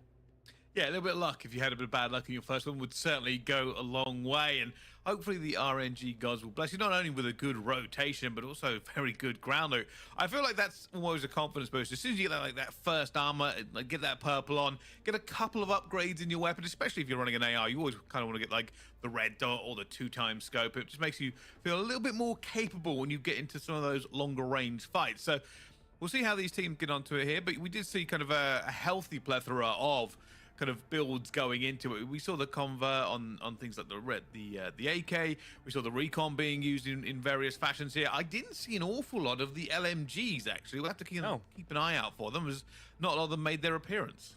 No, not too many. I think, obviously there's a couple of things been changing on that side of things, but I'd imagine, as time does go on, we'll get to see a little bit more. But looking how the teams are now starting to drop in, I believe we may have actually changed things up when I'm Cockcaster underway, Brycey. Oh, it's wonderful. It's like a whole new world. Don't make me break out in the song. I'll break out in the song. I'll do it. We could. We've had a bit of a rough start, and it might be it's time for a bit of Disney magic to the stream here. But speaking of magic, we get to see the drops as they fly into this one. A big fight kicking off already. Team Stugex already jumping into this one, looking for the takedown here, but it's grapples and pistols at dawn, Ton. Very nicely done from Decky. Finding plenty here to kick things off in game number 2. And this was a very, very hotly contested area of the map. You could see so many teams making their way over towards the top left. We'll be keeping an eye on how things are rolling for a lot of these squads. Becky getting tagged up though is going to be dead to right, and that's actually going to be a wipe by the looks of things. Yeah, they have to be careful. They've been dropped. They'll be coming back into the game very, very shortly by the looks of things, but that is a nice drop to come through, and Naja and Co doing a really nice job. There's going to be a bit of trouble here though, because players all around. You can see it there on our mini-map. Already going to be cracked though. Going to go for it. Players are going to be up top, trying to throw those bullets out. Wonder if there is any revive possibility, but already being hunted down. No armor. A little bit of a dream, and will be cut down before they can do any more. Nala and Co now just going to try to make their move. Shot's going to come in over on the other side. They're actually starting to get pushed here by another team. On their way through. Jarvik still. 2 kills already to his name. Not as much information on the Codecaster side of things as how the guns are rocking out for some of them as far as upgrades, etc. goes, but we'll try and keep up as best as we possibly can. But very intense fight here. This is not the best of positioning. AK in hand, I should say. Carbon as well. You want to be careful from this position if you Pakete. It's not the best. Just trying to survive this one and maybe to see if the opposition are going to make a bit of a mistake. I love this angle and the gunfight going to go your way up against Prodigy. And now they can start to get aggressive and start to try and find something. Nala being dropped. Gabs will find that. Another player dropped here as well on Pakete for this moment in time. Oh, fumbling just a little bit. You could do with finishing that one off, but it's a clean wipe for Wars and Co. Chucks, Gabs, Wars, and Prodigy getting that one done without losing anybody, and it's an easy, clean team wipe as well. Take their spoils and look to move on here. I mean, we were speaking before about, obviously we cannot see some of these upgrades, so the easiest way to work this one out is try to count the attachments and see how far along that path they've got here. I can tell you something now. This Kogot does not have an awful lot on it, and neither does this M15. So slowly, sneaky, going to be seen here, and well, you're going to be caught if you're a bit slow. And that's our winners of the previous game in Lipton and Co that they're coming up against. It's just about having this good start. Gav's gonna have to back down. 5 kills to his name already, though, and well, he's about to very much be going back to the redeploy screen. Decky finding a couple. Mo's just trying to get himself the hell out of that. I think he's pretty safe to do so. Shots ringing through, but probably a bit of a bullet waste, to be honest with you, as Walls will get himself out. But we will change our POV to Low Town.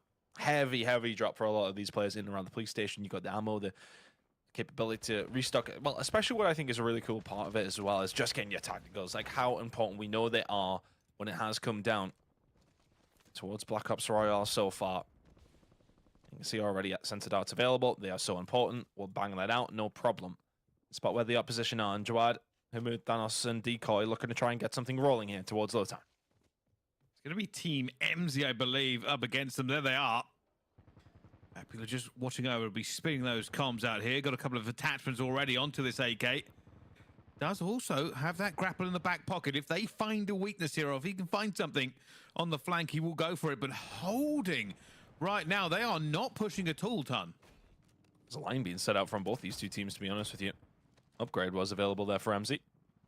Maybe not one to whack it on this gun in particular, but we're sticking on the AK all day long. I believe that's potentially up towards a blue upgrade for MZ.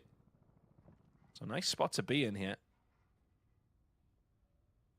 Another shot's going to ring out as well. It's a bit of a stalemate between these two. It's going to come to somebody really just taking some damage, maybe somebody getting dropped, and then the movement will be made. A relatively high level 5 purple armor already as well, something else to deal with. Don't know if you caught that comm a second ago, Tom, but somebody on this team called out they're ready to fight. It might have been Vapula. They're looking to get into this. This is very much roof warfare. Tails will be smashing shortly, but they are creeping closer together. Shots ringing out again, some good shots as well. Ramsey's just trying to back this one down. Zamza, sorry, is tagged up. There's this one player on the right-hand side from Team 11 just trying to make their move, and yeah, this might be a back down purely because of lack of resources. Like 5 plates for Vapula, nothing for Zamza. It's one of those where you're like, yeah, probably not in the best of spots, not feeling it with the loadouts, let's move it away.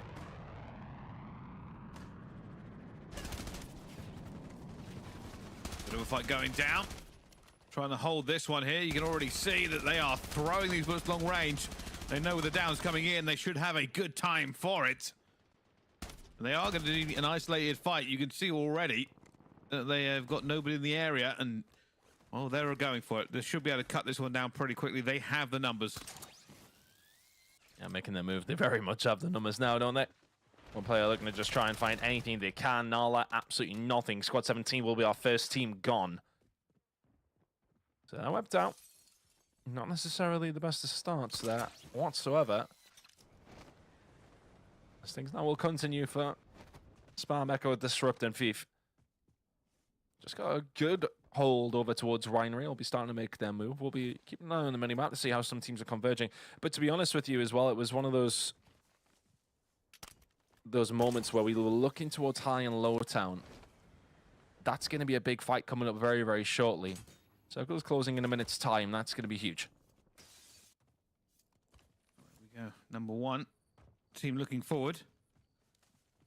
Nobody in the area at the moment, so a little bit more looting underway. Looks like they're looking for this rotation. Maybe going up the hill. Yeah, team Ship. They were trying to get themselves in a better spot, but a little bit quiet where they are right now, as you can see in the minimap in the top left corner. Seeing a potential redeploy coming in here, though, and they're about to run into one player who may well be trying it. Upgrades potentially on offer. Do they want this player to actually start this call in and then be able to maybe pick up some kills on the back end of it? Fight here, though, for Decky. He's going to get taken down. Big guns coming through from Jarma. That's Pokey quicker. Rumi and Jarma now trying to get something going as team number 16. It's a big streak coming through, though. Pokey just trying to survive as best as he can. The grapples will allow him to do so. And it's a real get-out-of-jail-free card on occasion, isn't it? Or can it be? The governor is here to pick up the pieces, isn't he, though? Trying to escape it. Not going to happen. Great shots coming in from Layers. 5 kills to his name. The 6 not going to be there. Jarma, another good fight. Another survival here as well. See Jammer and Quicker. I mean, Quicker's going to have to wait for that redeploy. Jammer putting that center down, hoping that it helps them out, but there is an awful lot around. This is going to be a difficult survive. Oh, he's just in a corner. Does somebody check it? A whole team near him. Oh, a little bit of a dip, a dive, a dodge. It's a death. Not going to be able to get any further along in that one. Taken down. That's squad 16 wiped. Unfortunate, to be honest with you, for Jarma and co, because it wasn't too bad of a start. I found a couple of gunfights. Team number 6 coming running on through. Slim JD and co doing a great job. Back over towards Lower Town. And for Vapula, MZ and co still kicking around here. Still going up against their opposition. And a team who haven't necessarily got too aggressive. It has been a game of chasing shadows somewhat down here on Lower Town, with both two teams pretty much surviving untouched. So far, they're reasonably happy. Just in terms of upgrading and moving. A little bit of resource sharing going on as well, but team we expect to maybe do a little bit better than their first run. I mean, the issue about the first list of kind of standings we saw is that the top 2 teams and then maybe the top 8 teams were just on a completely different plateau than everybody else.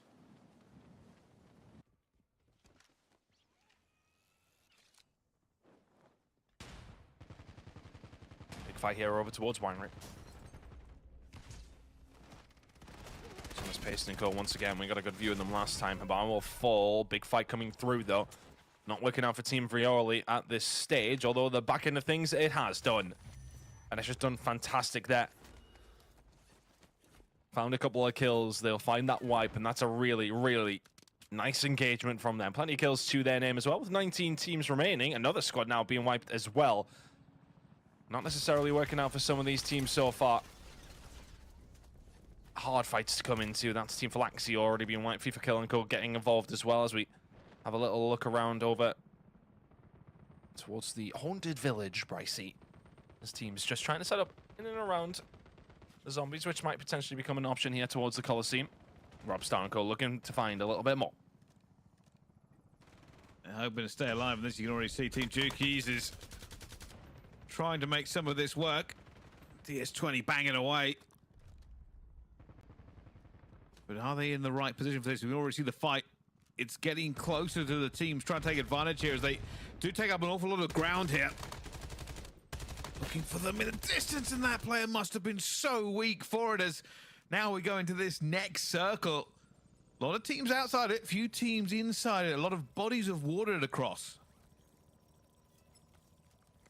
Yeah, bit of a pull. Well, just a central one, realistically, but for the teams, maybe over towards water treatment. Not necessarily looking too hot, so you're looking at Shiv, FPS, and Kill down there as well. Finally, against Team Jawad here on the bridge, which is just such an interesting POI, isn't it? That Fluxury there with a sniper drone that going through, finding plenty. The move will get taken down, and everybody else picking up the pieces. That's a nice fight to find. And now, well, a relatively free rotation going to come in from them. They're going to have to make their move, of course. They got plenty of time to do so. 56 players currently kicking about with only losing the 7 teams so far. Trying to get into a better position here already. This is going to be a bit of a difficult one for them, realistically. You can already tell that the redeploy towers have been hard fought over. Seen them using a truck. We haven't seen a ton of that so far, but they've got the high ground. They're in a pretty good position. There is going to be another team in the area, to be fair. That's Viero's team, and well, truck driving not going particularly well today. It looks like you're driving with the helicopters there, Bryce. Yeah, piloting. Similar outcome for the most part. They survived, though, so that's a difference. No, that's fair. You stitched me the other day. I'm not going to forget about that. Well, on foot, certainly a more reliable way to make it here as they go underground, and they've got to be careful. There is a team in the vicinity. I believe it's Team Rocket that should be number 13. Or also could be bumping into Team Jukies, who's inside the Coliseum. They'll be coming from underneath. Team Jukies were here. They pushed another team out, and they got their teammate back. So they're certainly more than willing for a fight. But we can actually see our mini-map here is that only 2 members of Team Juki are in Coliseum. A lot of teams looking around and trying to extend their lead over towards their top of their leaderboards, at least anyway. Bit of an awkward fight here, though. Team number 10, awkward position. Clamp Maddie, Miri, and Stephanie. Look at it, just try and find what they can. Shots from Miri, not the best, but may well not necessarily have to upgraded with a gun. That's the 5K now, just trying to get some engagement. Here he goes, getting aggressive. His team wiping everybody else out. Heeds and Co. Doing a sensational job. Now 3 teams over towards Coliseum. The thing is with Coliseum as well, it's like 3 or 4 different tiers. There is so much room vertically between a lot of this area of the map that a lot of people don't realize. You could have 4 or 5 teams in there if we go to late stage. And you may well not even know the other opposition are there. Interesting, keeping an eye on Team Jukies. They've actually split into 2-2s, which is interesting because that team's currently on 10 kills as well, so they're not really hurting for it. Towards Coliseum as well, there's a big fight kicking off. A lot of players going into this one. Team Decoy, which is who we're currently watching, is looking for that redeploy tower. Technically, they want it on themselves. And while he will wait for that to refresh and he can get on himself, there are more teams in the vicinity. This is not safe at all. Team Chow is here. It was mentioned at the top of the show that Team Chow probably looking pretty solid to have themselves a decent placement. Over towards Clifftown. Lovely area of the map, to be honest with you. I really like the fight in between these buildings. It's claustrophobic, to say the least. Decoys below them here in the caves. Just below Clifftown. Again, Avalon's just such a good map. Like, every single time I play it, you find in different areas. It's so large. And, well, for this moment in time, though, if you are Thanos and Decoy, it's feeling a little bit small. Team Chow very much collapsing on them. Could be in a difficult position, but these water fights are always awkward, especially with the grapple as well. The water isn't as much of a disadvantage, but quite literally the definition of shooting fish in a barrel. Nicely done. Then from Team Chow, securing the fight, and pretty cleanly as well. You didn't lose anybody. We've lost 10 squads. We have 12 now remaining. Well, a little bit of an update of how some of these teams are getting along here. Leading in the kills so far, I believe, is Team FIFA Kill. They've hit 16. Not doing too bad. Team Natasha, they've hit 15 as well. They're in 2nd place. And in 3rd place, I believe it should be Punkill on 14. So quite close in terms of kills there at the top. And every single one of those teams, apart from, I believe, Natasha's, has all 4 up.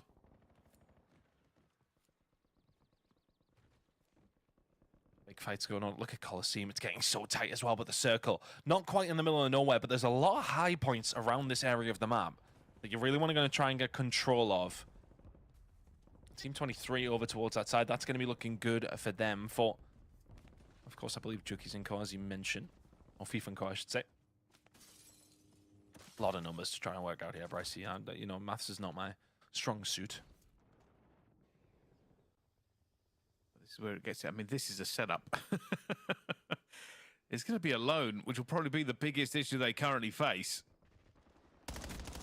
Looking for something. Just laying down with that mod 15.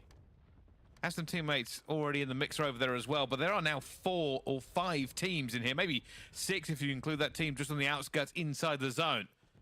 Fortunately, as you mentioned earlier, the verticality, a lot of surface area for teams to sequester themselves. The problem is as well, Coliseum is not in this next drop. Or in this next zone, I should say, which we're moving to in a second. Circle is going to be closing in about a minute's time, but he has the fights going underneath Coliseum. In the sewers. Squad 13 now going to be wiped. So that's just down to 9. Which is honestly not, for what stage we are in the game, is not a great deal. A lot of these teams have been hunting well. I'd expect a few more to be able to survive till this moment, but Circle 6 starting to close in 45. He's choking Co, trying to find their way out, but they are going to start getting pinned in here. Like Gabs and Woz, who are currently left on their own, but in a big fight they could potentially win here. They may find a 2 versus 3 wipe if they can. Or you see that exotic armor, you know what's going to happen. You're dead to rights. Nothing that Gabs can do, but not a bad game from them whatsoever. I may well have been 9 kills plus whatever they just get over towards the end, so average middle of the road performance. But you'll get wiped, and that's just showing once again how important every single bit of exotic armor that you can get a hold of is. The run here. There's the grapples. That's why they're probably the most important thing in the game.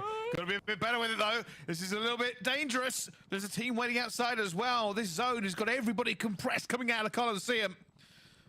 Everybody's fighting for space here. Already kills flowing like water down the map as these teams take advantage if you're in a better position. Yep, Sariel in a really good position. It was always going to be out the transition out, but what they just did to the opposition there may well get done to them in a second. Picks at this stage in the game, yeah, you don't mind it, although you won't picking them up and maybe not dropping your gold weapon you already had a hold of. Streak's being called in. Look at this positioning here from Team Thief. Echo Disrupt Spam. Just a shooting squad on the top of the hill. Well, this is the current leading kill scorers. Last check that came in, 21 already on this squad. Good positioning for the rest of this one as well. They'll be looking for a high placement. Sariel taking a couple of players down at the same time. This is Team Chow. They're up there in the running for kills here, but they've lost a couple of bodies. Sariel will be taken down by Spam. This is a big fight. Towards the top end of the group, Chow going to be the only one left. They kind of got collapsed on. As I mentioned, when they found those kills outside of Coliseum, they were the ones that now had to make their move over towards the top side. Very, very tight circle now, but still, if you are Chow, you're not in a terrible position. But honestly, this is FIFA Kills teams games to lose by some distance. They have 4 players still alive and kicking in a phenomenal spot. Let's see where the zone's actually going to pull over towards here in a second. Yeah, getting a little bit more central, but they've just got so many opportunities to win this one out. There's Robstar dropped as well. 3 teams remaining.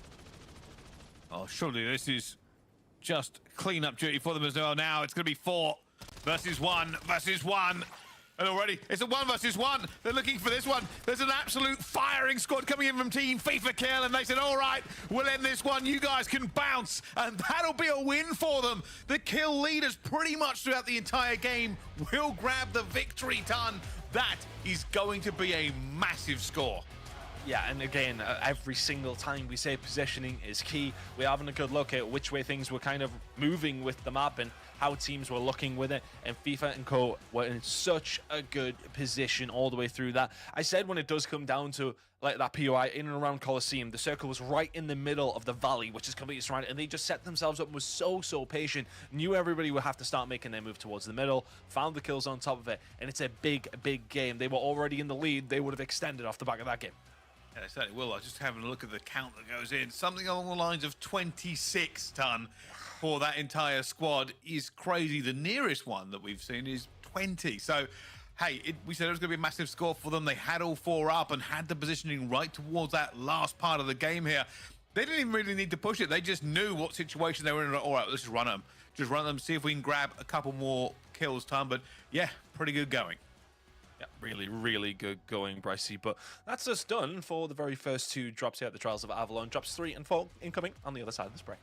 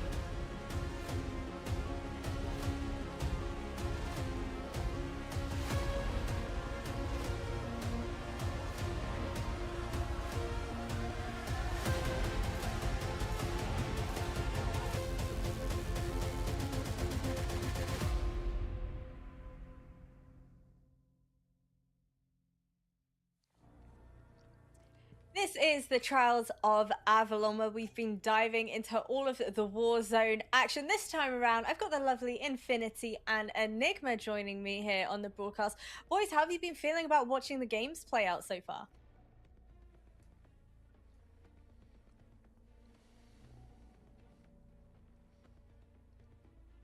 Oh, that's a man. Hello.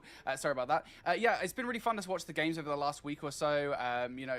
Black Ops Royale is just a ton of fun. And so to see it in action with some of the best players from EMEA go head to head with some of the best teams as well has been really interesting to see some of the aggression in those late game circles. One of the things I mentioned was how open some of those final circles can be. We've already seen a taste of that.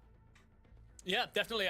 Learning a lot is definitely how we're feeling after the first two games. No doubt the players as well. For example, surveillance means recon on your archetype in French. Didn't know that one. But there's been plenty of things as well. Different strategies. We're talking a lot about, the grapple hooks now. They're playing into things. The wingsuit movement, how not to drive trucks off the edge of cliffs. And so many different bits and pieces coming on. But these teams figuring out a couple of different strategies through the day. Going to be interesting to see how they evolve.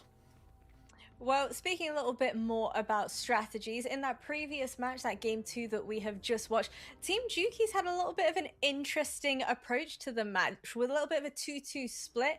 The amount of kills they had wasn't necessarily the most. I need to ask you guys, is this a little bit of a risky play? Would you favor strength in numbers heading into a game mode like this? Listen, I'm no expert like Enigma is on EMEA Warzone. I'll say I do think it's a bit of a risky strat, right? I think the thing is you kind of put yourself at disadvantage. You put yourself into an immediate 2 versus 4. 4v4 fights are chaotic enough. If you put yourself into a fight where you're in a 2 versus 4, especially if you maybe have worse loot at that stage of the game, you can be in a real disadvantage at that point. Of course, there is the benefit, though, on the flip side of that conversation, where if you are in 2 separate 2-player setups, if one half of that team goes down, well, the other half is going to survive, and you are going to guarantee a higher multiplier towards the end of that game. So there's definitely a benefit to it, but when it comes down to if you're in a 2v4 against a squad like Team FIFA Kill, I wouldn't want to be in a 4v4 against a squad like Team FIFA Kill, let alone a 2v4. Well, I mean, that's exactly what happened, right? And the Team FIFA Kill ending up with 26 kills to their name as well. No easy feat, but they made it look easy, and I think that's because they were moving as a 4. Yeah, I think that when we talk about the Team Juki setup, that's a little bit live by the sword, die by the sword situation. Could be a huge thing, but could also be your undoing. T1 and Thief, they're not taking any chances. They're very happy to just death ball everything in front of them, and with the talent they have there, they'll feel confident to push everything and thus far walk away with a hell of a lot of kills. Echo's one of the greatest minds that we have inside Warzone. With 3 straight shooters like that in front of him, yeah, they're feeling great about the damage they're going to be putting out and the numbers they're going to be hitting through the day. Well, I've already managed to get Bryce and Tun's thoughts on the grapple wingsuit combo. I need to ask you guys now, are we enjoying the combination together? Do you think we're going to be seeing a lot more aggression coming out of our players?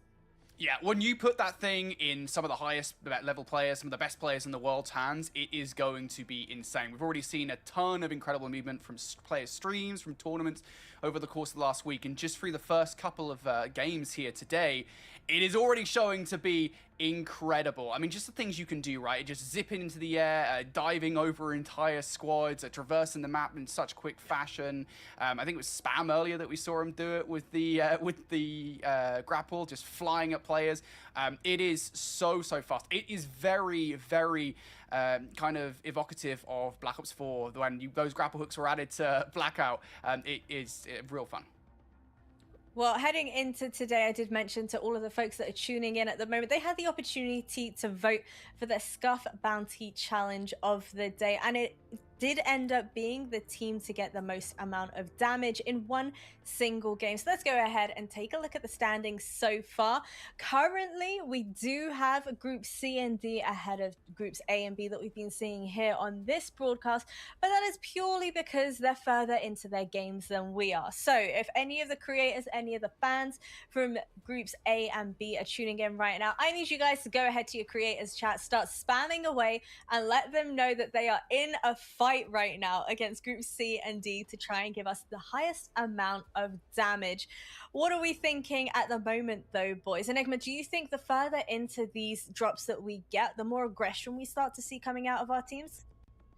That's a very good question. I think you get a mix from, depending on how your fortunes are favored thus far, right? If you're frying, you know what it's like when you're in flow state. You go out there and you absolutely start to mop the floor. If it hasn't gone very well for you, especially if you were expecting today to go very well, you might just take a little bit of a pause here, catch your breath a little bit, ensure you've got better loot off the early game before you start going out on the hunt. And as such, yeah, it totally depends on how comfortable these teams are feeling on Avalon. Yeah. Well, let's go ahead and take a look at our standings at the moment. And Infinity, you can give me your thoughts and feelings about this one. Anything really standing out to you? Any surprises thrown your way? I know Tan is going to be grinning from ear to ear because of Team FIFA kill. So will I. I predicted Team FIFA. Like, what are we doing here? Yeah, I mean, look at that. Look at that gap already. After 2 games, this is something you rarely see. 2 games, mind you. We're pretty early doors here. But still, 2 games, a 100-point standing for Team FIFA kill. A 50-point deficit between them and second place. That is genuinely incredible. Also, shout out to Team Natasha up there at 5th place as well. That's a really good squad. But yeah, I mean, just a 50-point lead after 2 games of Warzone. Yeah, that is incredible. Well, you know what, Enigma, Infinity, I'm keen to get you boys' take this time around on Trials of Avalon, so go ahead and take it from here. Alrighty, thank you so much, Veracity. Yeah, straight into drop number 3 we go. And this has been really fun to watch so far, Enigma. I'm really glad I've got you here because you are the brain box of EMEA. I mean, hell, just the brain box of Warzone in general. So I can totally quiz you on everything that we love about Black Ops Royale. And we did see so much of it there. We saw so much of the movement again with the grapple hook and that wingsuit combo. But also, something that I really wanted to touch upon a little bit is that Avalon plays so incredibly differently to, you know, some of the other maps that we've had previously in other Warzone games, right? I mean, there's just so much more open space, and we are seeing a lot more open fights than you would normally with some of those kind of building-based POIs that you might see in other Warzone maps. Yeah, agreed. I think that the wingsuit and the grapple hook come into that largely. I think that the reason the map flows so well, you got a lot of verticality, especially hitting places like resorts and so on, and just dropping off the top of there, or even the casino building. So yeah, a lot of that comes into it. But you're right about where the circle tends to pull. I very rarely have seen it end up being over a POI directly. You more end up being pulled out into those open fields and so on. So a lot of teams have got to start to stack themselves around that. Talking potentially, you know, do we start to maybe prioritize a smoke in one of our teammates' pockets and then drop a munitions box and allow a couple of people to then stack up on them should we need to do a rotation? The grapple hook's sexy and all. It even makes me look like someone that knows a little bit about movement. But every now and again, for those late stage, if you're trying to defend in particular, I think you need a couple of different tools in your pocket just in case. Yeah, I mean, look, it's an interesting conversation with the equipment as well, right? You talk about, you know, smokes, maybe that's something that could be utilized in open spaces, but we talk about kind of that godlike combo of having the sensor dart and the grapple hook as your equipment. Obviously, you've got the backpack here in Black Ops Royale where you can carry more than one tactical and lethal at any given time and kind of switch between them. There is a lot of options that Black Ops Royale is providing for you, and we are going to see an evolution of the gameplay as things do progress here. But we're not going to wait too long here to progress. We're going to jump straight into drop number 3, folks. As Group A and C, we've only got a few drops, or A and B, excuse me. We've only got a few drops before we switch things up a little bit as to what you guys are watching. Again, a reminder, pretty much all the players are streaming as well, so you can go and check out their POVs if you want. But I do wonder, Enigma, I mean, what kind of drops are we seeing these teams settle with? Do you think there's going to be these settled strategies here a couple of games in that these guys are going to be like, all right, cool, we know where we're dropping as a squad, and that's where we're dropping for the rest of the day? Good question. I think that with group stages being available to these teams, now would be the opportunity to really test some of these strategies out, especially like FIFA Kill, the Jukies, these teams towards the top. They're pretty comfortable. They can be like, okay, let's try something different. Should we need that when it comes to finals time? If you're thinking you're going to win this tournament, that should be the thought process. Circle, by the way, going to be dragging us off towards that northeast again, not as heavily as Circle 2, but you're still definitely going to be north side of this river. So any team that lands south side, so you're talking firing range, listening post, and so on, you're going to want to get on that rotation very quickly. Yeah, of course. And I'm kind of sad about that, to be honest. If you look at the map, there's so much water on the southern side of the map. God, I always want to see as much water in the finishes as possible, just because I'm a chaotic person, Enigma. That's all I want to see in these games. We are on board, of course, with FIFA, who unfortunately doesn't have their 4th in the lobby at the moment, so I'm not entirely sure what they are going to be doing at this point. FIFA's static. He's not moving, so maybe the 4th will be in and so I don't know what's going on. Either way, it's a good opportunity to talk about FIFA Kill & Co, because these guys have been going off on one, of course, 100 points through the first couple of games. That is a sensational scoreline and definitely puts them up as one of the teams to watch for the remainder of this tournament. Elsewhere, here we go looking towards the Spectre roster. That's Dirty, Toxi, Yugoka, and whatever that last name is. These guys currently sitting on top of another team at the moment. You've got to be careful about how much kind of space you're sharing here with the amount of loop available. It's a good call. You definitely have to be a little bit concerned about different teams rocking up here and trying to wrestle control of various things away from you. Upgrade tokens, weapons, various bits and pieces, but also just your life as these two teams may clash very quickly. Shucks, Wars, Prodigy, and Gabs. Team with plenty of firepower about it. They will contest. It's the Carbon in hand for Shucks. And it looks like actually Squad 15, they're going to back off. Maybe thinking, you know what? We've looted this out. We found all we can. Do you recognize Spectre even nearby? If somehow you didn't, well, you'll slip away quietly into the night. Chopper's actually going to let Spectre rotate out cleanly and, well, call it a draw, move on. Maybe see you later on in the lobby. Yeah, this is probably the right play, right? Just try and get yourself moving a little bit. You know, you want to get as much loot as humanly possible. You are actually going to get shot by only Squad 15 just there. So they are definitely going to be under attack. Elsewhere, it's looking at Squad number 4 versus Squad number 19. This is Baraska and co, of course. Shout out to Cams. He's a player that I recognize from watching a lot of Warzone and is pretty damn good as well. Now they're just going to be sitting down low. They recognize that the player, that squad is up top. Nade out from another one. There's that grapple pick up top. That's real aggression. You've got to be careful, though, because it will also leave you in a bad spot, put you out in towards the open. I'm just going to have to back off here for the moment. Tentative. All of these fights, nobody wants to put them in a bad spot. Yeah, anyone who is a multiplayer fan will recognize Hacienda when they see it. And, well, the Spaniards should also recognize you losing a gunfight when you see it, as Cam's cleaned up. Baraska next. Robstar's going to get aggressive. There's the crack. Great work with the Rev in close proximity. Will then clean up the the third, member of the squad. The fourth and final will flee. That's Bet. Don't know how far you're going to get with this. It's the Mark in hand. Great work to close out the first thing. That's actually the XM3, and you get the firepower, but will be enough in the end as Robstar and Vision do enough. Vision will die. We'll have the free redeploy token, of course. You're hoping not to invest that at this stage. But every now and again, you come across one of those little redeploy tokens out of a crate or various reward item from a safe. That team can certainly resupply Vision there and just go back at it as if they lost nothing but gained 4 quick, clean kills. Looking over towards Lowtown, there is a lot of rooftops over here. A lot of different coverages that you can put yourself in. Of course, those rooftops might well offer you some areas to shoot down other people from. That's what's happening right now for Humudinko. Decoy's team. She's currently just aware of the fact that there is another team, and they've left one player extremely separated. Team 22 here. I think they're trying to flank around towards the other side, and that last remaining player might just have to back on up. Elsewhere, it's a 2 versus 2 here. Hamoud taking some shots out. We'll crack on towards one player. Backing up. Got the player up top as well. And both players now are just going to try and play the high ground here in this situation. Leaves the players below in a bit of an awkward spot. They're going to have 2 players up top, 2 players down low to contest with before long. That trophy also going to be down. Shots out. There's Mission down for the count. Now perhaps more. Mission surely not going to come back up, and they're not. Dory also down here. 1 player outside, just going to sit and chill. Separate player is going to be totally away from the squad, so there will be a bit of anchoring involved here in this play, but that player behind is actually going to be able to take one down. Thanos with a kill on towards Kuhn. There it is. Now, it's unfortunate there. Good effort with the cover to try and get those gunfights off, but that is making the best of a bad situation. Yeah, a little bit of Middle East, not Middle Eastern love right there. Bood and Jawad, as well as H-Mood, all been playing in the Saudi League recently. They know each other's game very well. Kuhn would have hoped to have taken one away from that. Will, unfortunately, only lose his life in the process, and whatever remains of Squad 22 will have to simply hang tight and wait for his boys to get back in. Looking over at Team 8, this is Vapulia, and the rest. Zamza, MZ, Cause, trying to just flush out this one. Well, I was going to say one player because that's what it looked like on the minimap, but no, 3. They're going to be sat in the top tower here. Vap's trying to rattle some bullets through. There's a dog climbing up there, and actually, I have to figure out which shade of blue that actually is and who that belongs to. It looks like it's going to belong to Matty and the rest of this team, so trying to use that as a bit of a protector, but I don't think you're going to do it. Be long for this world, shall we say.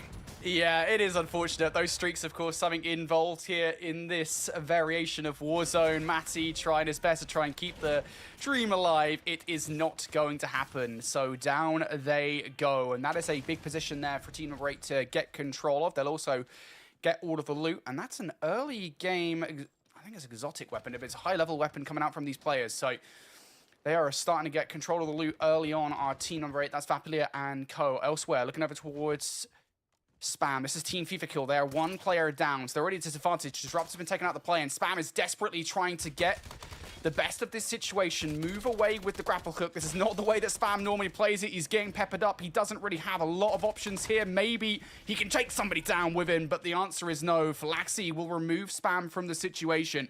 And that is not the start that Team FIFA Kill wanted. This is great for everybody else, though, Enigma. For them to be so far ahead and have a bit of a slow one, that's what the rest of the lobby needs. Definitely. Lets you close the gap just a little. For now, obviously Team FIFA Kill's roster coming in without that extra player. You still expect them to put up big numbers, but you get isolated in that fight and overwhelmed. So chance for maybe a Jukies, for example, to find a huge map and make it interesting from this point on through the afternoon. But reminder, it's a top 25 overall from the leaderboard, the combined leaderboard of all 4 groups that makes it through. And well, FIFA Kill's team will be feeling pretty comfortable about that thus far. All about practice from this point on. Vap Squad going to hold out here on the edge of gas. And Quicker will be wiped almost instantaneously. And I'm looking at YKA there. I'm looking at the weapons in hand. If that is a heavy metal LMG, you get that thing leveled up a couple of times. The range it has outpunches pretty much everything on the map. Yeah, it is one of those weapons. We were having that conversation about, you know, when would you possibly want the Viper Recon sniper rifle, right? I mean, you kind of want it for the long-range fights. Well, the heavy metal MK78 will also do that as well. Maybe some of the other LMGs, but this heavy metal MK78, that is definitely the one you want for sure. We take a look at our map view then, and that zone's starting to become a little bit north-central now. A lot of teams up there, so a lot of those teams that are subbing towards it will have to start moving sooner rather than later towards the Aqueduct. Master with the slide out, looking for the frag here. Ring around Rosie, and that's not nice. He's dead to right. That's the Authentic Things Co squad that we wanted to talk about, right? Chow has brought an incredible team to the event, Enigma. Certainly has. Again, Chow, he's no slouch himself. Definitely fits himself into that content creator bucket. Has himself one of the best damn communities on the Twitch platform. But as talented as he is, and obviously ex-World Series of Warzone Soliola winner, the team that he's picked up alongside him, they are the best French team outside of the Gentlemates, to be completely honest with you. Sariel Authentics and Swizz, and they've qualified for Birmingham this weekend. Did it in some style, and did it with a landing spot that we thought would be a nightmare. They had no problems. So a very good team. And they'll be able to put out some serious damage. We got to look at that circle moments ago, by the way. We'll come back to it because Vapulia has a hell of a lot on. Sensor Dart, though, going to give him the full picture. And they're actually going to spot the body that's led amongst them here. Oh, it's that dream comment we were talking about. The Sensor Dart will let them know where the players are. The issue is you can know where those players are. You still have to take that fight, given the fact that you are currently outside the gas, the zone. Shots across the way here from MZ. Nailed over the top. That will at least give them a little bit of space. One player has flown across towards the adjacent roof here, or at least the ground floor, but they are currently down, so that's one player down in the situation. Thanos with a lookout towards the shop and some clean shots on towards Zamza, and that Zamza down for the count. And those players now from Zamza's team are starting to get a little bit more split in this situation. Team play no longer the case. Another Sensor Dart down. You know where that player is, and you are on the hunt for them. I feel so bad. If you're a last remaining player, you have to pull off so many little dukes against all these players. And to be fair, he is lasting well past his expiration date. It's actually MZ, and she will finally go down. The good news, though, it's there for Team MZ is I believe one player did get away. So you're not out of the situation just yet, but that is going to put a real spanner in the works. 100%, and for several reasons, one of which being the team that you just fought had some players with exotic armor. That essentially reduces damage by 50%, making them 2 times the player, basically. So it's running out of 5-man there, and they only get better. Their economy only grows because they're scooping your loot off the deck. And you're going to see another example of that, as Swizzen is not going to let this opposing player get away. Great work with the SMG. EGRT now in hand as well, trying to spy out Control Deck, who will flee. But you can just see how punishing these fights are. The initial pick comes in, and the rest of the team swarm like a pack of hounds to ensure that they mop up everything. Just one of those. You get the points, and you get the opponent's loot. You take away trauma kits. You take away satchels. It does so much for your next phase of your plan as we look at 4 teams already removed off the map. We don't have the full map view right now, but just look at this on your mini-map. You can see just how many teams are on top of it. It's like I called for it, mate. They knew exactly what I wanted in the moment. You can see that on the southern side of the zone, Low Town. There are so many teams on top of one another at the moment, and they are going to have to move sooner rather than later because that circle will close in 35 seconds. When that does, Hellfire will rain upon all of these players. And I kind of feel bad, really, for Team 10 because they're the ones that have to take it down low. And I think Team 11 is like, yep, we don't want that right now. That is not a good idea whatsoever. Here comes the sniper drone, one of the streaks. Kuhn down for the count. Can Master find another one? Player trying to get away, but you are not getting away from the drone. Oh, things go from bad to worse for Shark and Co. Yeah, the thing is, this thing's actually busted. This sniper drone's insane. Puts out ridiculous amount of damage. I think it's a one-shot to the head, but it's 2 or 3 to the body, and it's just an absolute nightmare because it's hard to hit. Not only are you then worried about the sniper drone above you, but you're also then, okay, well, the opposing team flying at us. Are we in a situation where we've got to back off here? And, well, you can see how that plays out. No escape afforded. Charles team have come across another roster here. This is going to be one in Group B with them. This is Rocket's lineup. Polish squad with Biff, Cooker, sorry, Per, and Goldie. Trying to draw a bit of a line here. But look at this flank out towards the right. If Authentics and Co can win this, it just opens up an entire flank fight to them. But actually, you lose that initial engagement. Authentics got to close this quickly to try and even up the numbers. He's trying to. He's put himself at disadvantage there because now he's separated with the back towards the gas. This is not good whatsoever. He's trying to back on away. That grapple hook will help him escape in the moment. Able to armor up here, but that doesn't really alleviate the situation. You've put yourself on a 3 versus 4, and you're going to have to just scarper away if you possibly can. I think they'll be okay to get away temporarily, at least. But you look at what's in front of them, and there isn't really that much in the way of coverage. You can get yourself in one of these buildings right in front, but even still, you are going to be at a disadvantage here sooner rather than later. You're just going to have to try and scarper. And also, another issue, you can see on the mini-map there, team number 12... There's at least one player from that squad, that's Team Natasha, that you have to deal with. I think it is just the one, so it isn't going to be the end of the world if you have to take that fight, but that player could definitely take you by surprise.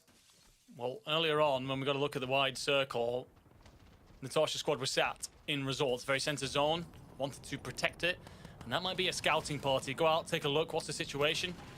If need be, call the other 3 over to help. And well, actually, Vapula's got a lot of company to deal with as it is. Drops in, finds a lot of damage. Zamza with 1, Vap with yet another. This is great work to hold off this decoy roster. H-Mood and Co, they were running exotic armor and all the kit to boot earlier on. Right now, watching it slip through their fingers, but it will be a 2v2 for the remainder of this fight. No, a couple of plates left on him. He's going to get back up towards full HP here, but you're again in 1 versus 2 the situation with a dog to worry about. The drone goes out. That's going to deal damage towards the first player. Jot's not perfect on towards the second. And that situation really does feel like you're between a rock and a hard place, doesn't it? You are just stuck with a 1 versus 2 with the dog right in front of you. You've already lost your teammates. You don't have that much in the way of resources to deal with that fight. So really not a lot he could do. Spam trying to keep the hopes and dreams of a solid game for FIFA Kill alive here. Managing to take down 1, Matty, but still he's in his own world of pain because there's a dog to deal with for him and 3 players to contend with. So Spam just trying to make the movement happen here. And oh my god, he might have done it. Shield bubble. He's just going to get through here for the moment. Zone now pushing them all the way through. Spam just going to have to try and get away, and the only route you can possibly take in this situation is going to be via the water.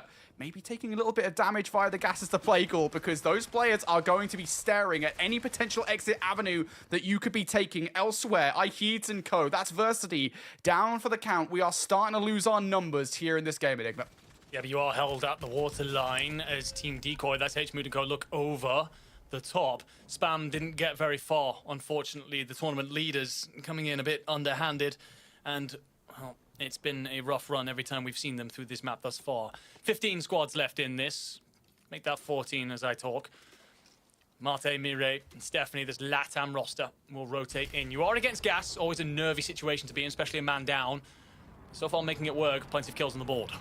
This is Team Deku. You had a great game number 1. Just going to have to back away for the moment. They've lost 1. Elsewhere, team number 19 down to the last remaining player as well. So they're stuck between Team Deku and Team Decoy. Or Team team number 50, I should say, excuse me, that is a horrible place to be, and that player should now have just been removed. So now if you're Deki and co, you're just aware of these players. The high ground from that bell tower is not particularly gate. That streak is going to come in. That might provide some kind of coverage here. I believe one player might have actually just grab hooked up to the top and actually broken their legs on the way down, or something to that effect. Either way, that is going to provide the exit here for Deki and co. Gives them a little bit more breathing room against that squad. Just trying to be aware of where they could possibly go, but still, the numbers definitely in favor of Deki and co here. Certainly is. It'll be Shucks Norris, I think, getting picked up after his fall from grace. I'll be cautious there and say it could be any of these gentlemen. We saw them drive off a cliff and flip the lorry earlier on, so haphazard, the very best of things. By the way, keep an eye on your minimap. Squad 18 is rolling up. There's going to be Jukies and co, I think, arriving in. Freecam's going to let us take a wider look at this fight. Circle starting to collapse in. Looks like it will end up around this church, around this hilltop.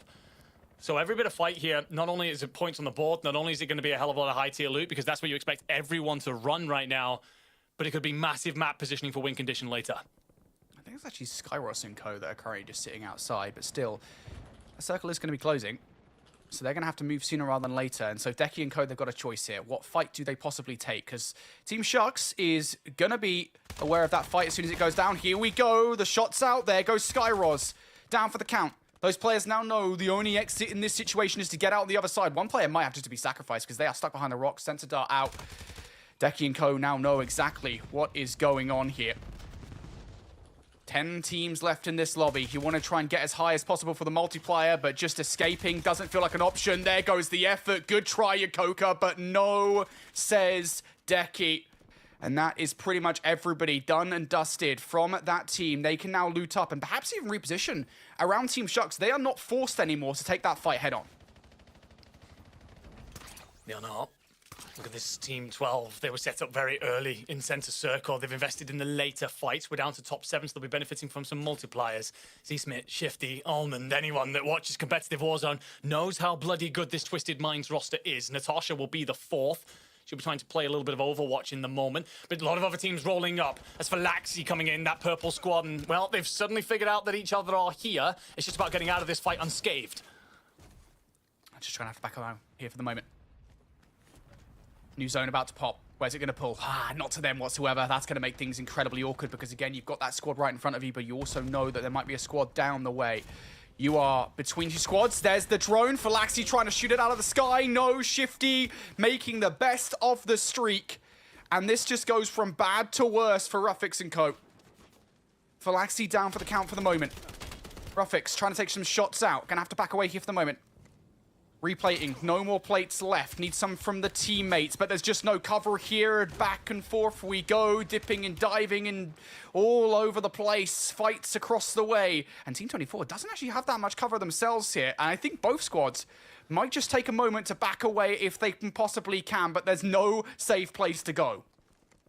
Certainly not when you're heading towards center circle, and Z-Smith sat up over the top with an MXR. Drops the first in fuzzy. No self-res available here. I'm seeing a hand cannon available as a streak on the right-hand side. That might come into play soon. Never mind. Not needed. Shifty gets active on the flank. Z-Smith cleans up the rest. The Germans wiped off the board. We're down to our final 4, and 2 of them are scrambling over the temple structure down below. But this fight at the top of the circle will mean everything for endgame position, and the initial crack is there, and there goes Marty with the exotic armor. Still more to do, though. A couple of players down there still left to deal with from Team Matty and co. Now it's going to be the other teams getting involved in the fight as well. Shots from across the way, from outside the zone. Z-Smith's going to finish off Stephanie. Now it's just one player inside the gas to contend with. There it is. Can they take anybody down with them is the question, because Z-Smith's focused on Stutex and co. So they're okay here for the moment. And there it is, finally the shot. I was waiting for that them to make themselves known. Miri and co finally does it. And now we're down to our final 2 squads across the way. It's a shot straw out. It's a 3 on 3. Lipson's going to be weakened up in the glass, and actually it looks like you're down to just a 2. Lose one in the process here. Lipson and Lays, the Germans, going to have to figure their way out of this. The zip across, trying to get back together. Doesn't get there. Z-Smith with the knock, and look at those arrows fly. There's just no cover. There is no cover. There's no hiding. The shield bubble goes down. You can shoot one way. You can't shoot when you're knocked. You have to get out. Last remaining player. It's done. How about that? Team Natasha come out on top here in game number 3. Wow, what an eclectic ending. We talked about it, Enigma, right? We talked about how open these end zones can be and how little coverage you can get. And it's unfortunate when you're the second squad there in a situation you've already lost numbers. If you've got a rock to work with, it's not really that much, to be honest. No, it isn't. And we talked a lot about how Team Shifting Code rotated in towards results early. And one of the things they did consistently through those end engagements was kind of like, okay, well, all of you guys are going to fight for a second. We'll happily accept the multiplier later by backing off to this part of the map because there's going to be several squads left to fight around and we're just going to mop up all the pieces. So I like the attempts with bobble shields and so on to try and make better use of the fact that you're out in the open spaces, but very little is shutting down the Twisted Minds. Doesn't matter if we're in Resurgence series or here in the Trials of Avalon.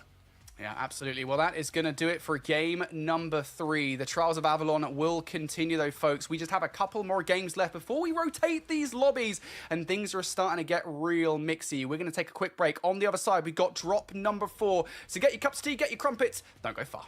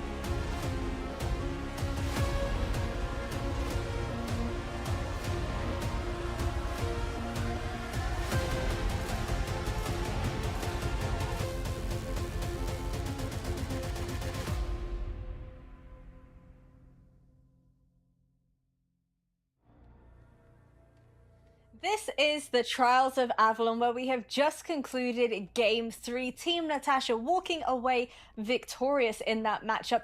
28 kills to their name as well. Boys, talk me through that. The amount of aggression we saw throughout this game was absolutely incredible. Yeah, we were talking about it a little bit, right? In the break, we were talking about kind of these teams now starting to find their groove a little bit here in this game, figuring out even if they're in a kind of a 1v2 in terms of squads, gunfights, how to kind of get out of those situations. And no team is going to be better than that, than the current Twisted or Team Falcons roster. Those guys are just incredible. And, you know, I think Twisted Minds, excuse me, no Rod squad is going to be better than that. And those guys are just constantly playing, constantly, you know, finding these kills and bouncing from squad to squad, hoovering up all of these gunfights on the map. And they were just doing that. We saw that. I think, you know, Enigma was talking about them kind of rotating from resorts in towards that final zone. And you can just see that every single gunfight. We're like, right, we're getting these kills. Move on. Loot up. Move on. And that aggression is really starting to ratchet up here for these teams. Well, I want to go ahead and throw up our AMD moments of the match whilst we have a little bit of a chit chat, Enigma, because I know back in game 2 we had around 8 teams left by Circle 6, and now this time around we ended up with 6 squads left by Circle 6. Did you expect teams to survive a lot longer than they have been thus far? Yes, I did. I mean, it's difficult here, but you do get that one free life at the very least. So yeah, it's a case of, you know, these teams should be able to put themselves in some sort of regain situation. But I wonder if it's a case of the last 2 maps have been these extremely harshly pulling northeastern circles rather than something more central. And as such, that pushes everyone into the same paths up towards that corner. And I think that might be why we're bleeding out pretty quickly here. Also, the added comfort that Brody just mentioned. Yeah. And as such, teams dropping like flies. And everyone's getting punished for any sort of little mistakes as we're getting to witness. If we get a zone that's a bit more in the center, then we'll be able to judge the relative pace, I guess. Or maybe we end up down in Brody's favorite place, somewhere around the water, and see exactly what that looks like. I want to chat a little bit more about Team Chow. Obviously, an amazing team that's been put together heading into this tournament as a whole. I know you were certainly favoring them heading into this event as well. What do you make of their performance so far? Yeah, I think it's kind of interesting, this roster, right? Because again, it's one of those conversation points that we were talking about where it's just like, you know, you're a content creator, what kind of roster do you put together? And I think just picking up an entire team that's been so impressive really recent to see in the Resurgence series, I think is absolutely the right way to go about it. I mean, just the amount of prowess that those players in Swizz and Sariel and Orphetics have, I think especially Sariel, I love watching Sariel play. He's just an absolute demon. I think it's just such a good composition of a roster to come in with, especially again, if you're looking at Black Ops Royale and we're moving from what has been standardly a 3-person kind of format down to you're a 4-player team now. Just bring a 3 squad in from Warzone, and that's probably the best way you're going to go about it. Yeah, these guys are just demons, and they were flying across the map. So I think they are starting to get things a little bit more consistent now as well, and I think that's only going to get better for that T roster as we go through the remainder of the week. We also spotted Team Decky opting for a little bit more of a 2-2 split. They were playing a little bit closer together than the previous teams that we'd spoken about as well. But do you think this might be a strategy more teams could start to, you know, adopt heading into the later stages, Enigma? Or do you think it's only going to get more and more hectic heading on from here? I think we'll stick with the fact that it's groups, and this is a good time to test that, especially if you're doing your research and kind of going, look, I know this team lands over here, and I think that we, as a 2-man, as a pro 2-man roster, can go and mop up some of these other squads. That may be viable. Later on in the tournament, hell no. Finals, for example, we're not getting away with that. We're going to get absolutely mopped if we do that. So we got, I think maybe like see if you can make that aggression work for now. Again, overall leaderboard, 25 teams will make it through, and squads like that, it's worth the gamble when you know you're probably going through, even on the points total that you're already on. I just want to highlight as well, Team Natasha, prior to heading into that, they were 6th place in our standings, and now heading into our game 3, they moved on all the way up as well. Is it really that simple for teams to head into a matchup, frag out, and then go on from there? Yeah, I think it can be. I mean, obviously, we say it so simply, right? I mean, just like, yeah, just get kills forehead. Obviously, get kills and get late into the game. But I mean, unheard of. Yeah, absolutely. Continue. Yeah, obviously no. I mean, he never gets kills in games, but still, you know, for that, I think it is just such a big boost to jump from, what was it, 5th place all the way up towards 2nd now. And I think the other interesting thing that's happened in that is if we look over towards the scoreboard here, you can see Team FIFA Kill. We talked about them having a disconnection at the start of the last game and that leaving them at a disadvantage. You've now got that kind of a double whammy of Team Natasha have now jumped up to 92 points after that last game, and Team FIFA Kill, they just have 106. They got 6 points in that game. So that gap that we were talking about, which looked momentous after 2 games, it just goes to show you how quick things can change here. That is exactly what's happened. We are starting to see a much more competitive affair here in Group A and Group B. Now, how are you going to be looking to head into game number 4? If you are a team like FIFA Kill, you know, you've been knocked down, but you got to get back up again, right? Yeah, 100%. It's unfortunate. I think what you've got to do is just remove that one from the back of your mind. You go into that 3rd map in unfavorable situation, let's say. And so you just got to kind of go, look, the 2 maps where we've been able to completely control our situation, we've done great. 26 kill win in map 2. And even though you didn't win map 1, you had the highest score out of everybody. Therefore, you had the highest kills. So you've been fantastic. You just need to kind of go, all right, map 3, forget about it. Let's just pretend that we wanted to make it look interesting and get everybody else involved in the tournament and go out and repeat ourselves in map 4. They'll be completely fine. They know that. And again, some of the best players in the world, bar none, on that roster. Very much looking forward to seeing what they do through this afternoon. Just trying to give everybody else a chance to catch up to them, right? That's all it Obviously. was. A very calculated decision from them. But do they head into that game 4 trying to compensate for that? Maybe trying to go a little bit more kill hungry, do you think? Or do you think they're just going to approach it as they have every other game? No, I think that you've got Echo, and Echo is a ridiculous disciplinarian. In fact, they won the World Series last year because largely through the year it was a case of him being like, look, we're not hunting kills, we play for points. This is how we win titles and championships, and brought the first major back to Europe with that very mindset. He knows that. He knows why we all covet him so much and laud about his success, and he'll do the exact same things to those boys. In the downtime, they'd have been like, look, lads, don't worry about it. We're going to go out, do our thing. None of these guys can hang with us. So don't worry. They'll be completely fine, but they'll play their own game, not everybody else's. Now, at this point, Infinity, we've spoken a lot about the teams that are towards the top of the leaderboard, but how about those ones that are lacking behind as well? What is your game plan heading into this game 4? At what point do you really start to panic, and how do you really change up the game plan heading on from here? Yeah, look, here's the thing. I think the most important thing to note is that we are ultimately in drop 4 of a total of 15, I want to say, if my math, I'm terrible at maths. That math should be fine. You're in drop 4 of 15 that you're going to play overall over the next couple of days before we get to the final day of action. So even at this point, I don't think you need to panic that much, but I will say, if things aren't going right for you, start to consider another drop. Start to consider, all right, cool, we're currently getting blocked off by another team and this isn't working for us. Let's just drop somewhere else on the map and maybe things will be better off. I think I would much rather a team start experimenting their strategies now at this point in the tournament than throwing those experimentations in drop 8, 9, or 10, and then that going massively wrong. I think just getting those experimentations out right now is the best play you can possibly make. Well, speaking of another drop, I'm going to go ahead and throw it over to you boys to take us on from here. Alrighty, thanks so much for us, yeah. Drop number 4. I absolutely expect Team FIFA Kill to come out flying in this one. Like, that game, it wasn't a problem, and you mentioned it, mate. I mean, you talk about these players are some of the best Warzone players in the world. I mean, Europe, obviously, might be the best region in the world at this point. But, these players, listen, mate. Well, what can I say? Look, they topped the World Series of Warzone last year. I'm with you on that, mate. Let's just say it for how it is. I'm known for saying controversial things on Warzone broadcasts. But yeah, we talk about these rosters, these players. They are some of the best players in the world, and I don't think any team at this point is going to be so dejected after having a bad game per se. Like, these are some of the best players in the world. No, again, they're going to sit there and go, look, that just wasn't in our control, so it's what it is, and it's not going to cost us anything at this point. It's not going to affect us in any way, really. You've got a litany of experience on that roster in Echo and FIFA Kill. FIFA Kill's been around for an extremely long time. Echo's been around for like the last 3 years or so. In Spam and Disrupt, you've got 2 young guns. Disrupt, this is his 2nd year competing. Spam, it's his 1st.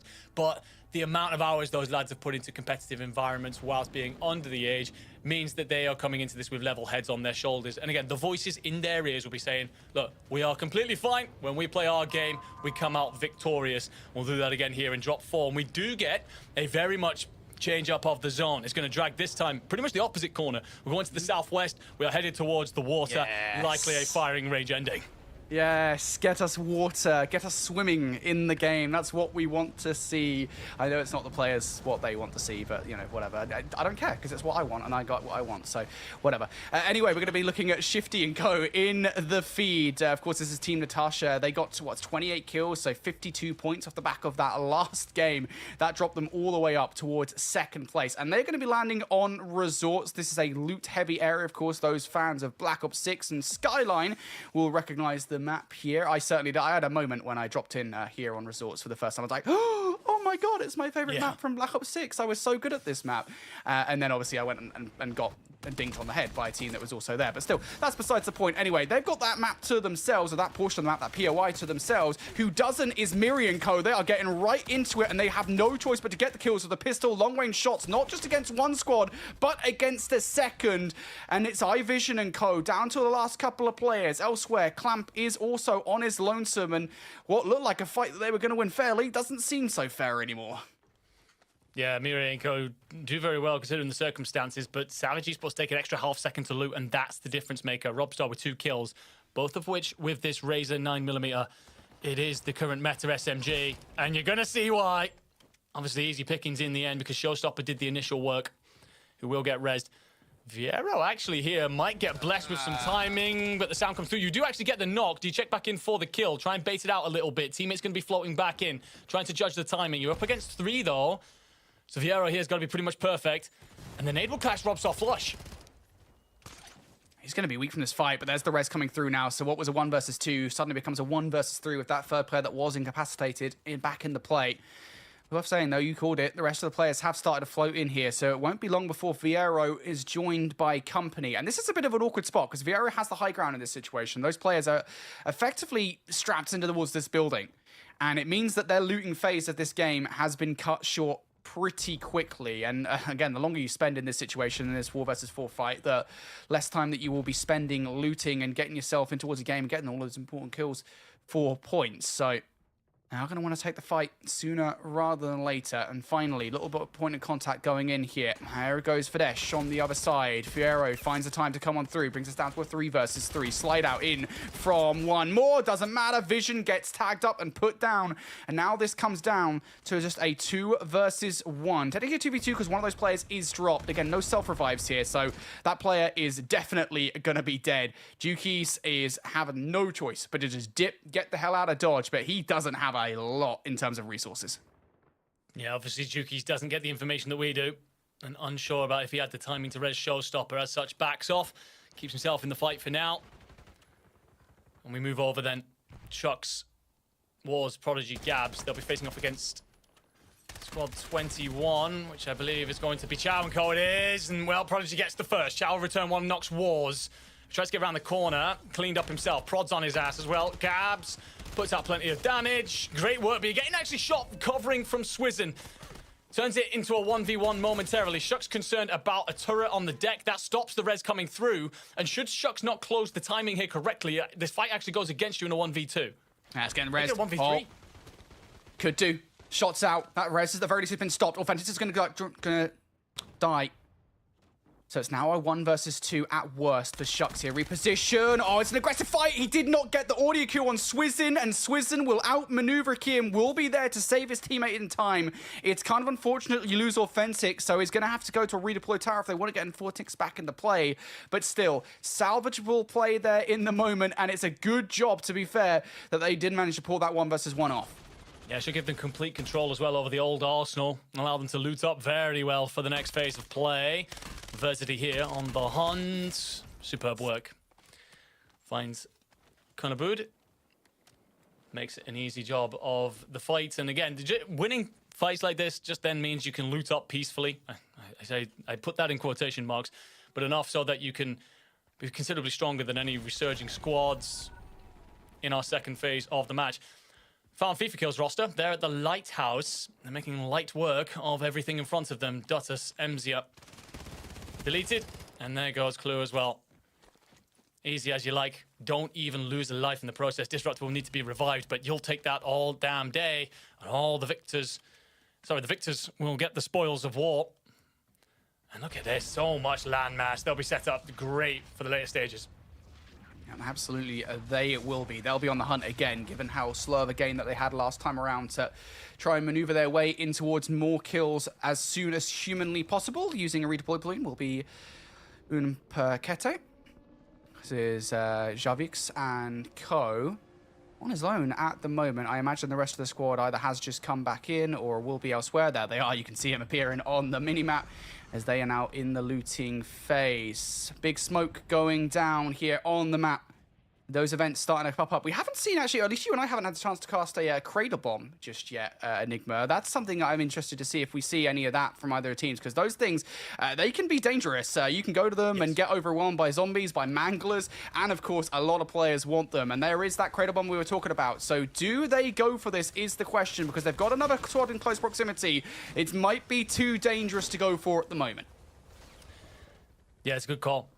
The Cradle Bombs, they're always so tempting. You can walk away with exotic armor, exotic weaponry, so many bits and pieces that will make life a lot easier later on. But a lot of teams understand that as well. If you get there too early, you've got to deal with all the zombies by yourself and can be shot from the outside in by late arriving squads. It's all about timing it. It's all about basically trying to third party the situation enough that the people that did all the hard work for you beforehand, you just simply scoop their work from their bodies.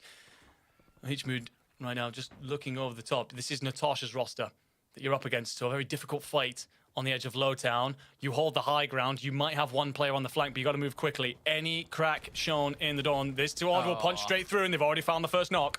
Yeah, it's not particularly great, is it? Especially when you had the high ground of that situation to then lose it in the way that they have. So Humud already out of the plate.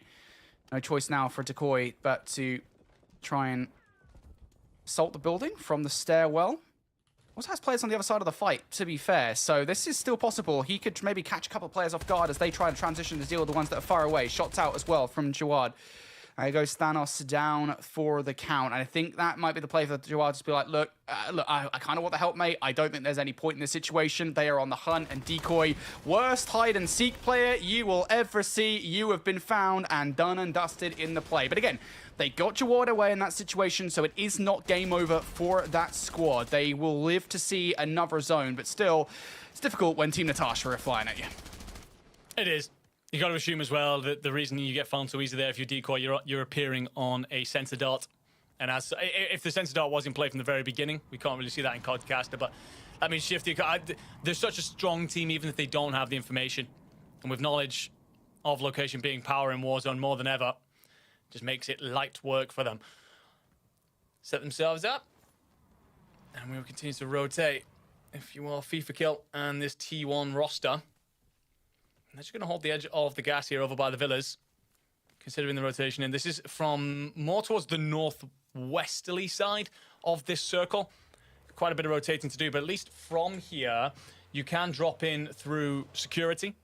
And you can see the lighthouse ahead of them. That's where they came from. That's where they've wingsuited over from after the last engagement. They will actually have a relatively clear path to the next part of the circle and can hold out several teams just underneath your picture-in-picture there. They will be on their way here towards that zone. And we talked about it and said it's probably going to end up on firing range. Well, firing range is slap bang in the middle of that circle. So more likely than not, that is where we're going to be finishing. Now shots across the way here for Fluxury and Co. Of course, Control and Shiv also up in this situation. It's a 3 versus 3. Versity down for Naya. And that's probably not the best weapon to take. You've got basically a basic AK-27 to work with. Fluxury, on the other hand, has a high-level M15. It's not the most ideal weapon, but still it will get you the shots. That got also there. We can't tell what loadout it is, but it is going to be a high-level one. So it does look like Fluxury and Co. have the advantage in this situation. They've also just got another player back in. So this team on the other side, Anahir and Co. in trouble. There's the shots out from Shiv with the HK-78. Going to have to hit the reload in this situation, but one player down, starting to run out of options. Barney, at the very least, able to take some shots over the top. And there's a double hit actually coming through with Control down for the count. Colonel also knocked, and all of a sudden, a reversal of the play. Barney tries to pressure these players. Not going to happen. Gas now starting to encroach as well. Versity feeling the heat hot under the collar inside the gas. Running out of options. Flying at these players is all you've possibly got. You're also starting to get separated in towards the gas player. And Versity just cannot stomach it. They take a player down with them at least. Conal will now get revived, but still, that was an unfortunate one with the gas coming in like it did. don't know if Shiv's gonna make it. Oh my god, just about gets there in time. Okay, very close for that roster. You escape. I think you keep 3 men in the fight, so you did very well there. I thought for a second Adley and Barney had managed to flip the script entirely. Cradle Bomb comes in very late here. So this could be problematic for a couple of rosters that were looking to hold down center mass. FIFA kills line up, rotating through the ruins here. Spam will find Jammer and finish him off inside murky waters. One player on the shoreline here. That's a player from Stephanie's roster. I don't think they're ready for this fight at all. Have you got any reinforcements to call in here? If not, FIFA Kill's about to make very light work of you. Yeah, I don't know if there's a way out of that. Well, hang on. There might be. There might be. FIFA Kill gliding in towards the water. Now you have to shoot at the water as much as possible. And there goes Matty. That is that entire squad wiped. Unfortunate for them. Team FIFA Kill are on the prowl. 4 kills for FIFA himself. Those guys have been shooting. You can see them. Now currently actually just covered up by our gameplay feed, but they are still starting to move in towards that central zone. And a couple of squads currently sat on it will be team number 10. I believe that's Punkil and co. They are currently sat right in the middle of the zones. They are in a really good position for what could be the final zone. Elsewhere, Rocket starting to get kills. That's Chow down for the count. So his teammates there now going to have to start to pick things up a little bit. Yeah, lovely positioning here from Cooker, by the way, who catches Authentics trying to grapple away. Teammate may look to go in for a quick res, but if Cooker just... Oh, that landing is insane. If you're Authentics, you actually end up beneath the concrete beam that holds the bridge. So you'll be spared your blushes for a moment. And there is a member of Squad 21 just trying to rotate in through the back here. That flank timing could be perfect to open this fight up, but unfortunately, Authentics is knocked right in front of you. Yeah, you've got a lot of work to do if you are that separate player. Can they do anything in this situation? Certainly not before the rest of the squad is going to go down. There goes Authentics, Cooker, shots in. There goes Swizzin as well. And now that last remaining player, I think that the game plan kind of changes significantly, right, doesn't it? I mean, are you going to go aggressively for these kills, or are you going to try and just get the hell out of dodge? Either way, you're going to be in a 1 versus 2. Up and over goes Rocket, and down to the ground goes Sariel.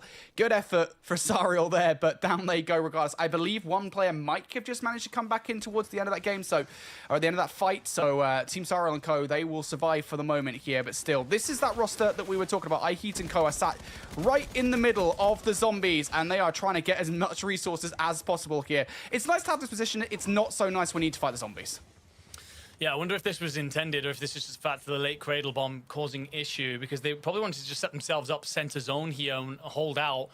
Cradle Bomb lands, means that you are going to have the zombies. Could provide you loot, sure, but also gives window of opportunity for others to rotate in and third party this. Heeds will get his teammates back into this fight.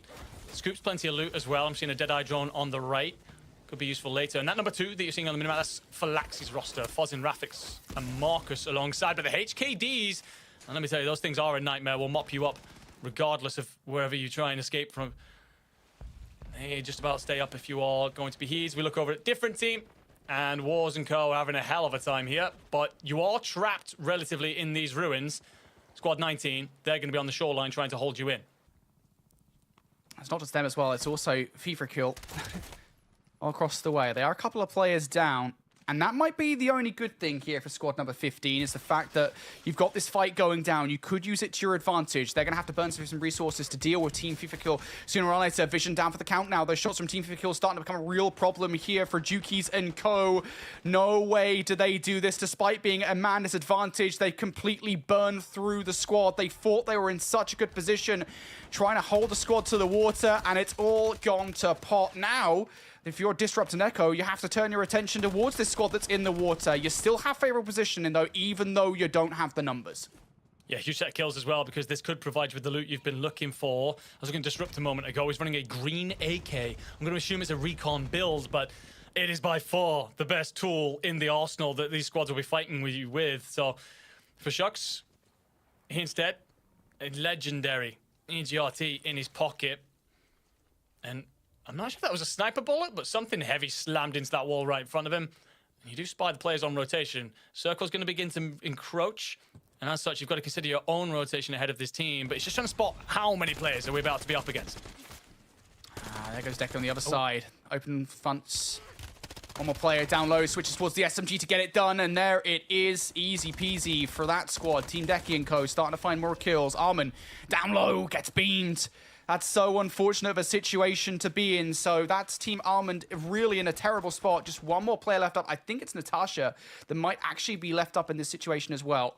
She's going to have to get the hell out of Dodge and just fly away. Either way, that's a lot of positioning there for Team Decky to be involved with. Elsewhere across the zone, Team Rukit having to chill here for the moment. We talked a little bit about team number 2. That was Falaxi. I believe they are now slightly weakened on the other side of this fight. Sensidart out now for Rocket. They now know that it is just the one player, and they're like, yep, green light, time to take this last player down. We want this kill. Fuzz and nowhere to go. Gets beamed. Rocket will instantly take a sniper round to the chest. Has to replay down to his final 2. So wants to deal with this dead eye as quickly as possible. And that's what I'm talking about. Rocket's a hell of a shooter, but those things are a pain in the backside. And it'll drop them. Just as you start to look towards endgame situations, we get a wide view of everything. And Circle will pull directly to firing range. 3 teams will be sat inside it. That's 4, 7, and 9. So Baraska's roster, just funky. And then I think that other one's going to be Decky's team approaching in from that east side. Those 3 fighting over endgame condition. However, you've got to clean up these fights quickly if you want this landmass, because other teams will now be on the way there. Yeah, fights across the way as well. Oh, look at this. One player still chilling like a villain inside. I believe this is a team, I want to say it's Team Anaya, I think, that has a player. Yeah, there it is. It is Anaya.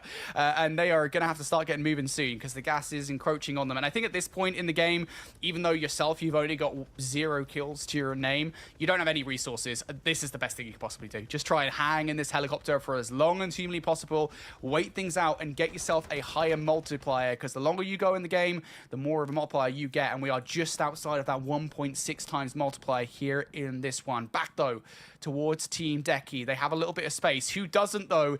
Inside the fire range, all those teams that we were talking about now starting to move their way on through, and one player outside, Zamza, being a proper nuisance here, looking for the fights across the way. 4 players. I think Zamza knows that might be a little bit too much to chew on. Just going to try and get the hell out of Dodge, and to be fair, he is going to safely escape. Safely for now. Just the one plate in pocket. Might be wise to find a rock, a crevice to hide amongst, and wait out for that top 10. As you said, it will take you from the 1.4 to the 1.6. Every one of your kills will be that little bit more valuable.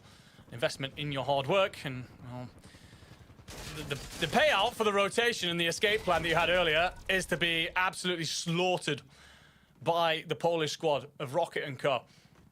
Finding yet more kills. Seems like they're having themselves their best map of the afternoon.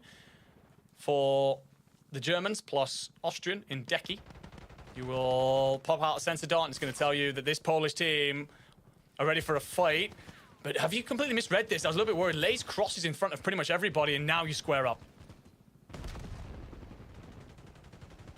As the opening shots coming through from Stukex. Shots out as well with the MXR. This thing is my weapon of choice whenever I can possibly get it. Looking for that bounty, by the way. Absolutely shredded the vehicle. Yeah. That's a lot of bad damage going through. It most certainly would help you. Of course, you do, technically speaking, have to get a lot of kills, though. You can't just rely on damage against a vehicle. But still, yeah, they will get those gunfights. One player, of course, still up. You can see it on the minimap. That is still Anaya, by the way. I saw a helicopter come down from the heavens, and I thought that that was going to be her. I don't think it was. I think Anaya is still up there, still trying to go as high as she possibly can. She's already got that 1.6. Can she get the 1.8 is the question. She's being the MVP for the squad at the moment. Oh, certainly. Roster cheering on their captain as she tries to make good on all the multipliers she can. 1.8 for the 5th, as you said. After that, it's 2x for the 1st place. I don't see her pulling that one out the bag. Heeds, Master 5k. Will tuck themselves in. Decky's going to float over. Manages to get down onto ground. But look at all this. Look at the minimap top left. So many different teams pressed into the same area. There's a full 4-man in Team 15. I believe that's Shucks and Co. So Shucks, Prodigy Wars, and Gabs. Everyone else looks to be at least a 3 or below. As such, theirs to lose, but they're going in a big fight right now against Decky. You want to make sure you don't lose any men in that occasion. Listen, I just want to know how many kills Anahia wipes out with that helicopter, man. It just bring that thing down, get as many kills as possible. If she somehow gets first place, I'm done. I don't know what anymore, but highly doubt that is going to happen still. You look at the amount of players layered on top of one another. There goes Lipton and Co. Squad has been fully wiped. Shucks. I don't think they lost any players in the play either, so they'll be sitting pretty. Here we go. On the other side, Baraska on the other side of this fight against Poonkill. They have to go. They've got no choice. They've got to either back out the back of this site or try and just take this fight. And I think it might actually just be a choice to back up. They're going to get pushed here by Baraska and Co. Shield bubble down here for the moment, and that will help them. You can, of course, shoot out of that thing. You cannot shoot into it, and that is going to make their life a little bit better. Sitting very pretty at the moment will be squad number 7 in the middle. They've got nothing to worry about. Absolutely nothing at all. Master 5K trying to stay up. Takes a breath, assesses the situation, and actually allows everyone else to engage for a half moment. Can you third party some of this? Get yourself the victory. Kiriku's going to find Bet. Rolling in, though, still that squad 15. This is Prodigy and that lineup. A 3v3, v2. Hivok and Kiriku sandwich between these two rosters. Do you let them engage first? Well, it turns out that will be how it unfolds. Master 5K finds a knock on Prodigy. Kiriku then activates and swarms to find Shucks. 3v2v1, final fight. What an unfortunate situation there. Team Shucks, they had the rooftop. Normally that's a great situation. Now no longer the case when there's sandwiched between two different teams. Now it's going to be team number 7 going up top as well for that rooftop. And on the other side, it's iHeats. They know they've only got one player left to deal with. Rez is unlikely in this situation. Your only choice is to fly. Rez is definitely not going to happen. Now no, it's not the case whatsoever. One last player to deal with. Kiriku tries to escape, and there is no escape as the victory goes their way. Oh, so many teams layered on top against each other there in fine range, but it is going to be Poonkill and Co. that come out on top. Certainly is. Great work from them, to be honest. I mean, they have to rotate in through off towards the eastern side, and it's kind of assessing, okay, this team's down low, this team's up high. Which one's going to be the bigger threat to our victory in the end? They correctly go with the team that holds the high ground. I'm not sure they're fully aware that actually that's the team with the more numbers in the fight, but it works out plentiful for them in the end, as that then lets them swarm over what's left in that engagement. So great stuff out of them. A lot of different teams trying to figure out exactly how to work in firing range, considering we had, 8 squads in a circle so small.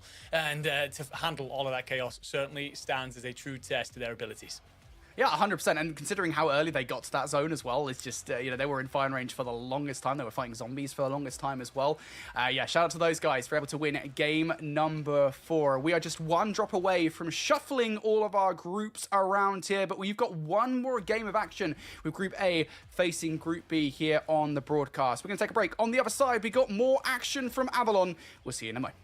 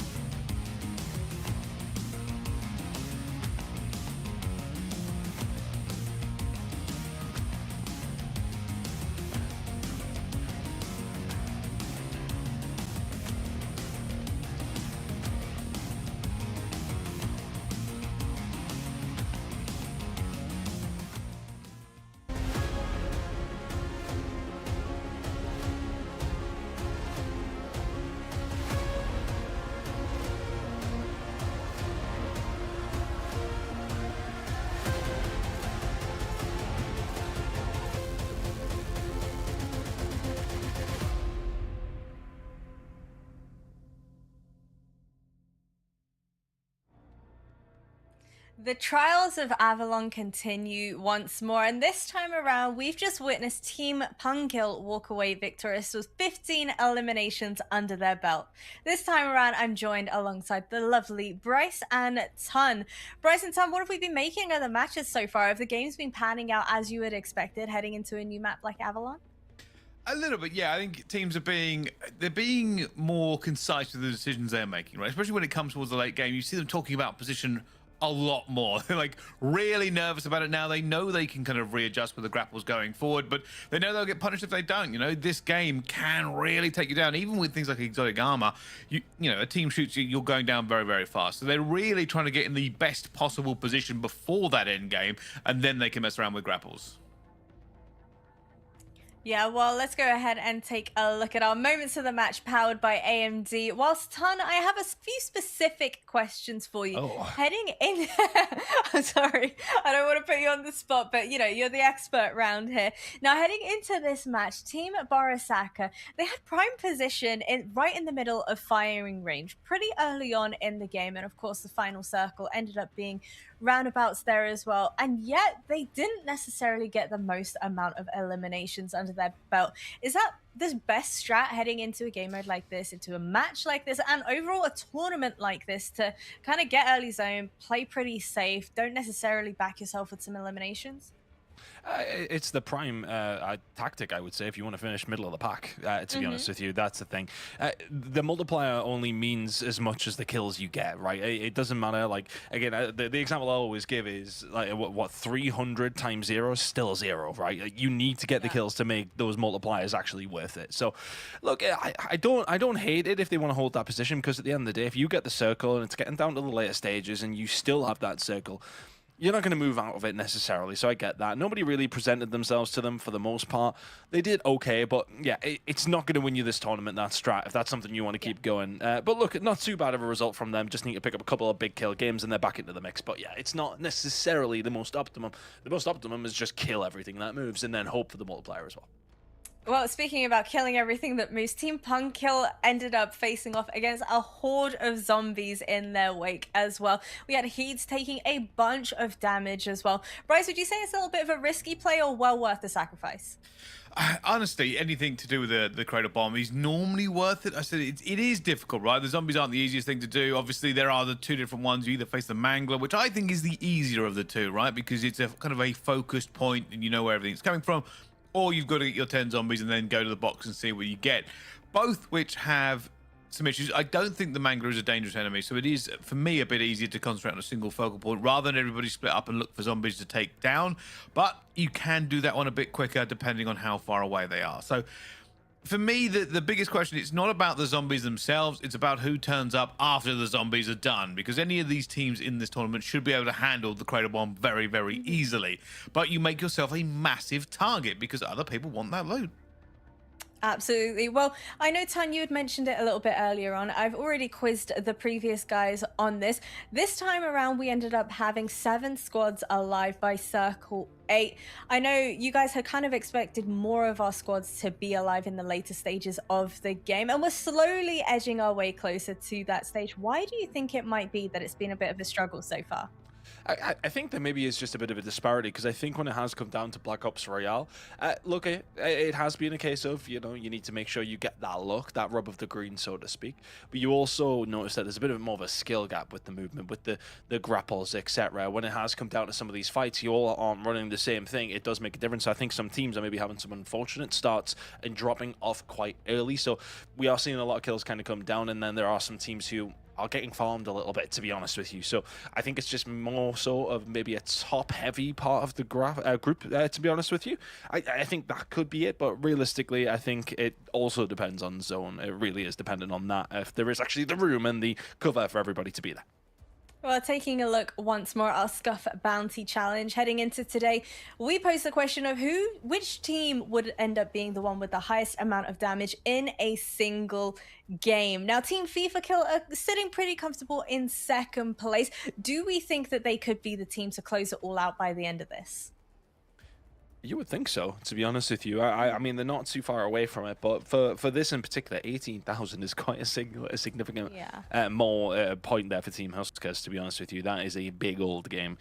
So 3k more damage, hard for them to bring that back, but that's a really, really good line that's been drawn in the sand there. So 18,500. It can be caught, but it's quite the difference from second and third.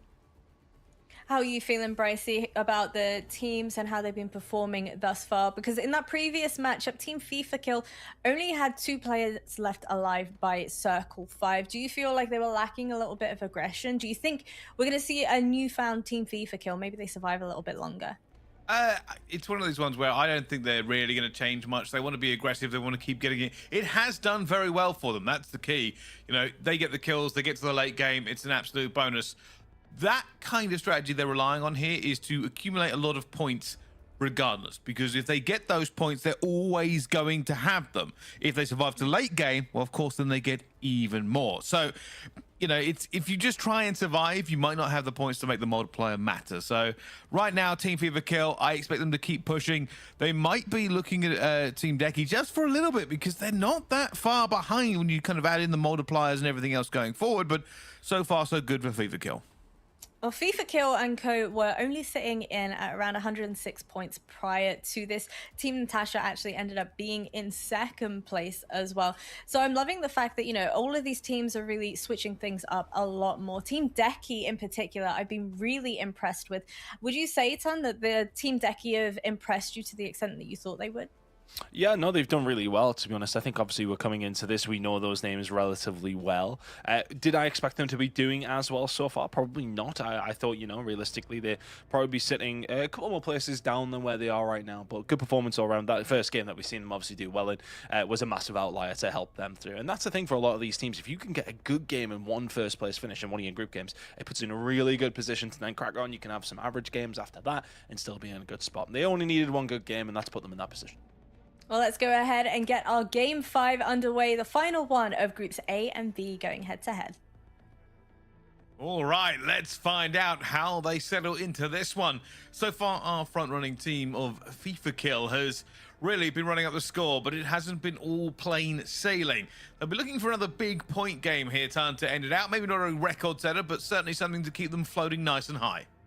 Yeah, no, and again, that's it. I think, you know, we look at it, and every team will want to win every single drop. Don't get me wrong. You're going in with that objective, but that's just not how Battle Royales work, right? We know that.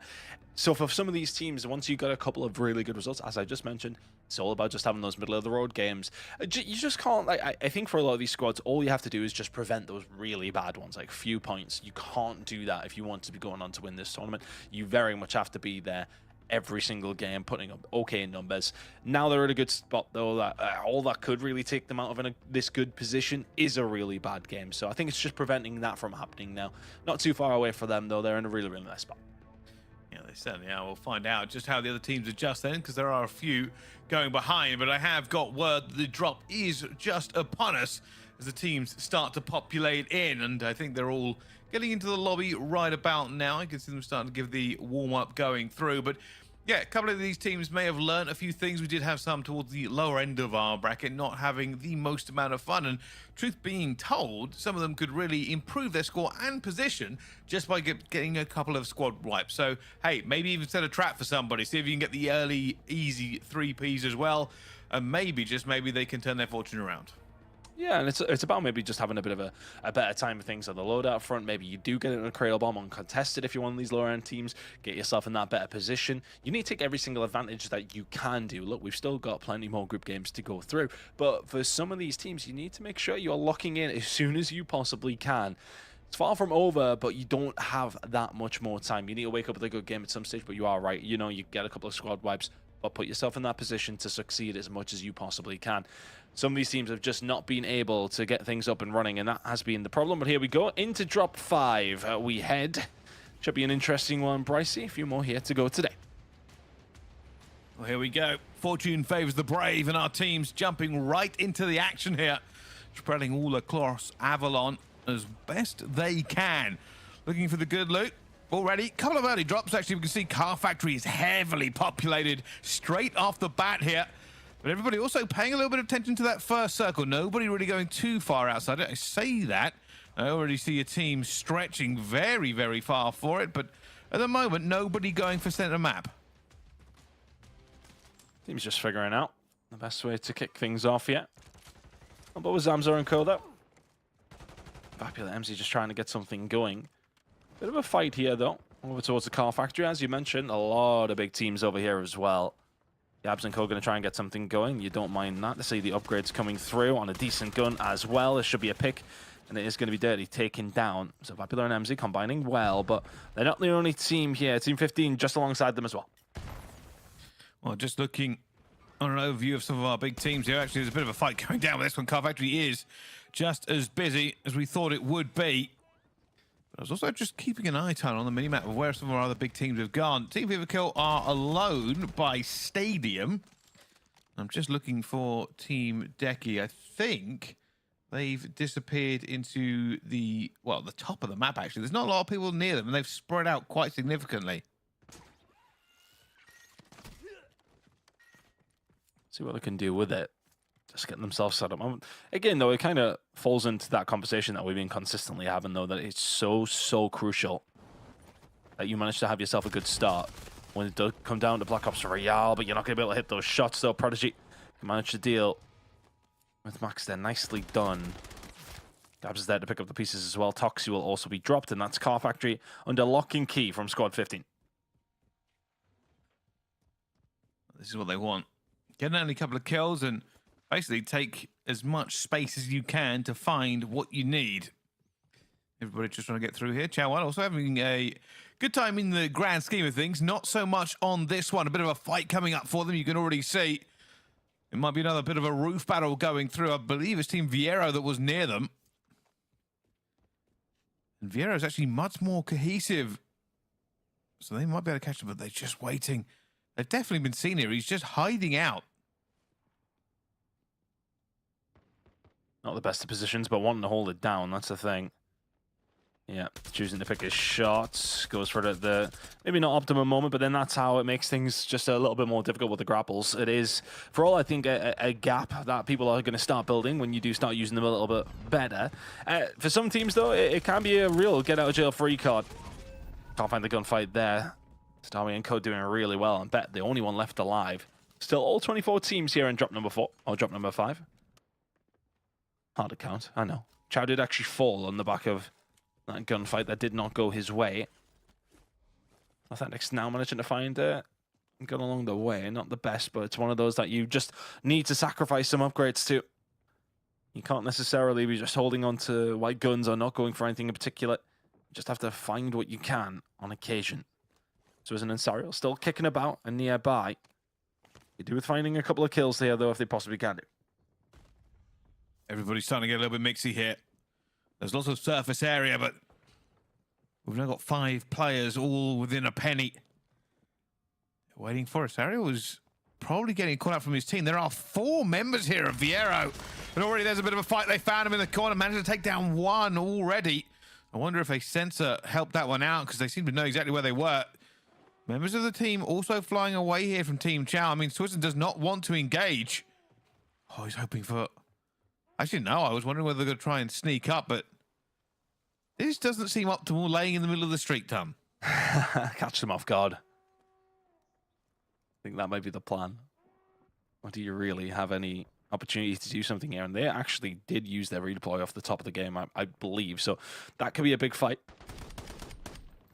Deck now. Haven't had too much of an opportunity to stay on board yet. With Fluxury, Shiv and Co. Yeah, from Group A now, just trying to keep things going. Team right below them here. This moment in time, just trying to keep things rolling, just trying to stay with this little bit of an advantage above them. Jammer will find 1 before he does get traded. Height advantage, very crucial in and around the Pier District. This is an awkward fight at the best of times. These buildings were all obviously very, very similar as you dot around Low Town, High Town, and around this area of the map. Teams starting to learn them, and while teams are starting to learn, probably stay away from Shifty and Almond and Co. Sensational work from them. A couple of different teams in and around this area, and everybody getting dropped over towards the other side of the map, though. And Marcus having to survive here for squad number 2. Which, of course, is Phylaxi and Co. It's not going to be for very long. Yeah, no, absolute hell. You can try, but you really can't deal with the 1 versus 4 in that scenario. Seeing more fights actually pour in here. Two teams very close to each other going for this one. I believe this is going to be Juki's against Anya. I think Juki's actually backing off. Maybe they want the part of this. Trying to back away, but there's only 2 of them up against 4, so I'm not sure if we actually have the ability to have a look at the map just this second. But it's one of those that we need to kind of keep an eye on because they may well just be spreading themselves out at this stage. So Swizen now going to have to try and continue to survive. And this has been the case for Chow's team for quite some time now. Swizen just trying to get them out of jail. He'll do really, really well to get them all back in though. To be honest with you, it's really difficult as a one man to get 3 teammates back in. I can't imagine that others are going to allow you to do that. At the moment, making trails, looking whereabouts they can go. Just having a look on the map there, just to see where they could get to. At the moment, if they continue on this path, I don't know exactly where the revive tower would be popped on that, but they are pretty clear.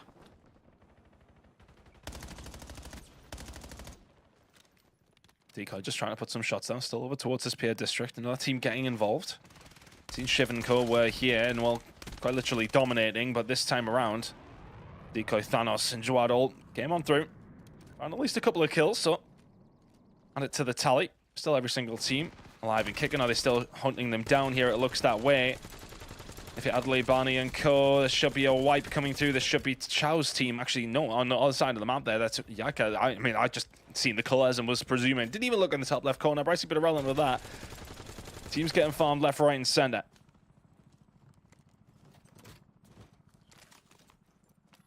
Just holding there. Is a bit of a push coming in now. I believe it's Team Fever Kill that, well, I say are swooping. It's one player from Team Fever Kill who's taken the high ground, and the rest of them have now smelt blood in the water. Incoming. Run, use the grapple, keep grappling, keep running for you. They are coming, but they have got the first one down, and they have just smelt destruction. Players from reinforcements coming in. They might even say, don't land here, do not land here. The terrors are upon us. Yeah, not a good team to be on top of you, realistically. Not ideal by any sense of the imagination. Did well to get out of it, to be honest with you. Good rotation off, and as you can see, the circle starting coming over towards the Pier District. Chop shop over towards the south side. Big mountain in the middle of there as well, though, to fight over towards firing range where we are right now. Gotta be careful, as teams will start to converge around this area now. It's always awkward when there's quite a bit of water involved, of course, with the final circle. We could be heading in that direction, chop shop. But we'll see, as teams now still continuously trying to fight over the firing range side of the map.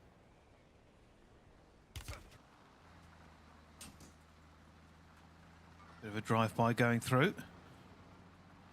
Not a drive-by, a drive-to. Gotta jump up and down on this one. A real slim JD in a bit of a bad position, as you can see the fight's kicking off there, but that's a little bit of an ankle. Absolutely. Broken. Oh, Crazy Snake has just taken down Decoy, unfortunately, already going for it as well. Oh, that could have been so incredible, but 2 versus 4 does not go their way, even with great plays by Crazy Snake. They did well. Honestly, if that wasn't a 2 versus 4, they'd probably go on to win it. A couple of teams now dropped as well. If you're Thanos and Co, you're a little disappointed that that one didn't go maybe a little bit more simple. To be honest, it should have been, quite frankly. Either way, they will still continue to win that fight. Now Pokey left on his own with Quicker and Co. He needs to continue to survive. Technical 1v1 here. It really does have the fight to be in. I mean, just a terrible fight to be in. Oh, making a move here. 28 bullets. Oh, gets it down as well. Porky just didn't have any of the resources needed to get out of there. And, well, you find one. Unfortunately, they find you. You've made the noise, and you are going to go down before the smokes can get you out of it. There is absolutely no mercy on Avalon. Team's very well aware of what was going on there. 1v1 fight. Did go the opposite direction. Katsu's going to run into a few here. Sees one, seeing the one closer as well. Might be able to melt him. Can he find the pickup on it as well? That's got to be the objective now. He should be in a lot of trouble. Murray gets taken down. Katsu's team actually on the way just behind him. Not too far away whatsoever. Matty here with the cover. Not the best of guns from this position, realistically. Very low on the upgrade. That might actually even be white at this stage. Clamp, though. Different position. Look at this. Just trying to get an angle. And Kyle start to close that gap. He'll put this pressure on the mount of the LMG. Okay, maybe not the crispiest of shots. But irrelevant of that, they've kept them at bay. Awkward fight down here, and a real awkward position now for Kadzu and Co. Great shots coming in. Bit of a push coming through as well. They've been suppressed by their heavy LMG, pumping bullets, but fortunately they've got reinforcements. Their bodies are here. They've won this gunfight after taking an awful lot of damage. The rest of the team getting out of here. Not happy about that one. Stephanie MX and Co have had to get out. I thought they had the advantage. There were several players they'd already made weak. Yeah, it felt that way, didn't it? It really did. They don't get away with it, though, and all of a sudden it's back to the drawing board.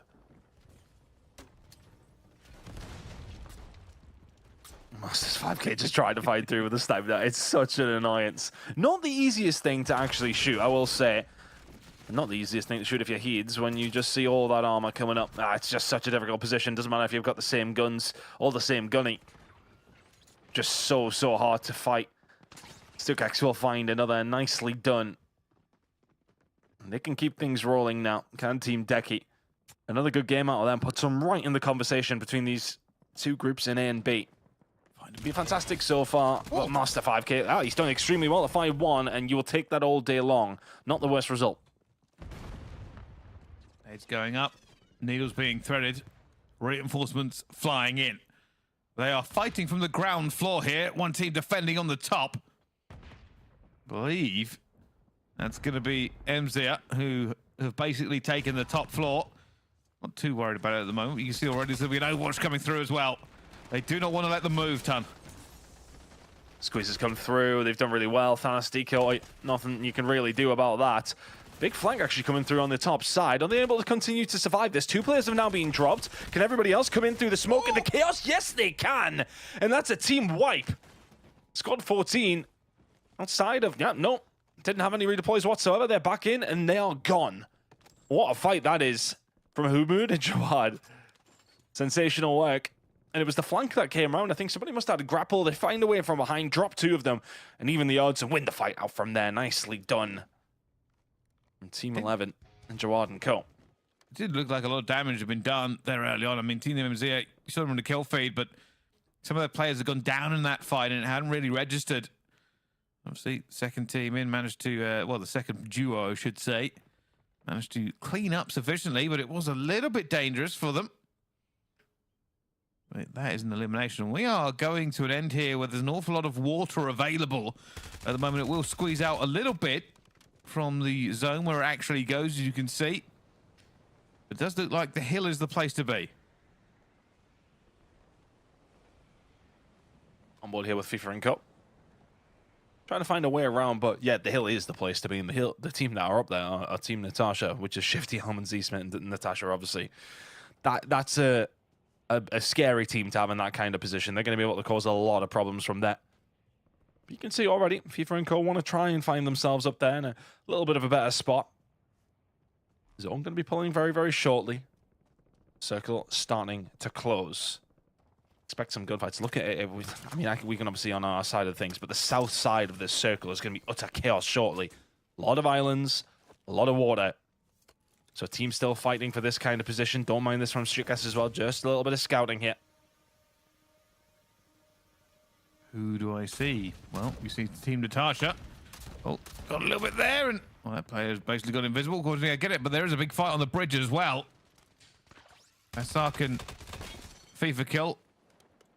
Running the numbers up as quickly as they can. I was actually having a little look at how they're doing so far into this one before those last couple of kills.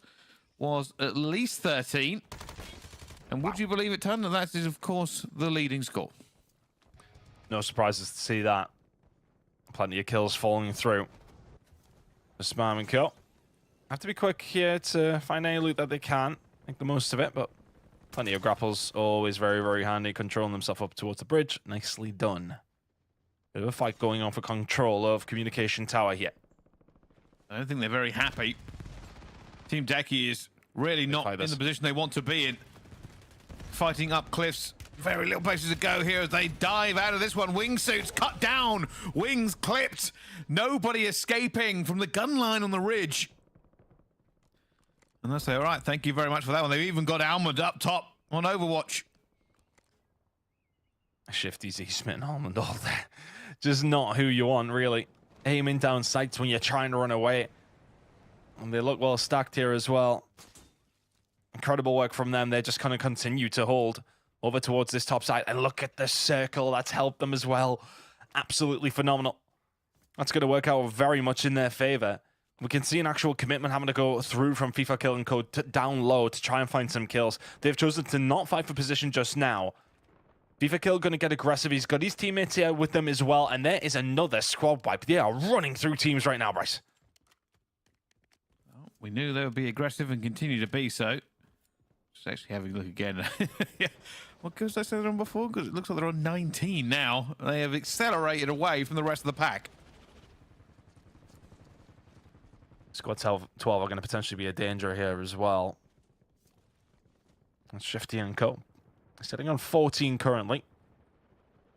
But the positioning from them is what's going to be important. Big push now coming via Chop Shop. And you're running at FIFA Kill and Co again. Spam will find one. Oh, they're just going to chase them down as well. Spam is feeling it. There's a second drop. Needs will fall down. And that should be a wipe coming through. They've got them pretty much dead to rights into the water, just going for positional plays. Can you find a way out? It's looking unlikely, and there's another wipe. Spam finding all three. And nicely done, and they can keep this rolling now as well. Everybody's still alive and kicking. Maybe not the best of movement, but either way, nice work from FIFA Kill and Co. They're now going to have to start playing the position, though. Some really good kills coming out of them, but position is not looking mint at the moment. Everything's getting compressed. There's an awful lot of teams rotating out. Team FIFA Kill are currently trying to fight for survival on the outside here, but a couple of kills going down. This is a big scalp if they can take it, but still not prime position. I think they'd be partially third-partied here as well. Others are getting themselves involved. Spam with 6. FIFA with 8. Looking to try and add to this, just using the grapples as well as they can, but it is a Hail Mary coming out of Thief. That's 2 kills with the grenade, and that'll do that. Spins the fight on its head. 6 teams remaining. They continue to push this. They don't even really need it here. At the moment we go back to Team Natasha, we've spoken about them from the beginning. Positioning's been A1. And they're looking to just stay in it. Stay in the high ground. Force the teams to come up. Grapples are good, but guns are better. And now they're just on Overwatch. Probably constantly talking. There is a player actually just hiding down beside them. That player, oh, eventually found. Might have been a sensor as they went looking for it as well here. But they're playing this very, very well. I mean, trying to farm anybody who comes through here. I mean, the problem is this FIFA Kill squad is probably going to be the next victims. There's just nowhere to move, nowhere to maneuver. The cover, well, it's vertical and they're firing from the top, so... And that's been the case, though, for quite some time, that they have been parked up on top of this mountain and just feeling out everywhere they possibly can to then try and find some picks. They've got so much advantage because of the height. This should be their game to win. Oh, this is prime position. This is basically as perfect of a finish as you could have. Well, they're going around the outside. They're trying to make this one work, but there's just nowhere to go. They hold all the angles. They guard all the doors. They have all the guns up, and Team Natasha will take that win away. And I tell you something, Ton, judging on what I've just seen here, that is a monumental score for them as well. Yeah, it's going to be a big, big number for them. Some big kills being put up by a lot of people on this map, though, in particular. If you look at FIFA Kill and Co, did really well throughout. We're going to have a little look at the scoreboard in a second, but that is a big game out of Team Natasha, doing phenomenally well. But again, how often do we talk about it? We'll continue to bang the drum. It's all about positioning. It doesn't matter if it's loadouts, no loadouts, whatever. It is the core responsibility of teams to have that positioning towards the latter stages. They seen where the circle was pulling. They went for the high ground. Worked out in their favor, albeit, but the positioning absolutely phenomenal once again from Team Natasha. They take the win. They certainly do. Well, we'll see how all the scores correlate right after this. Don't go anywhere. We're going to a quick break here on the Trials of Avalon, but we'll see you right after this.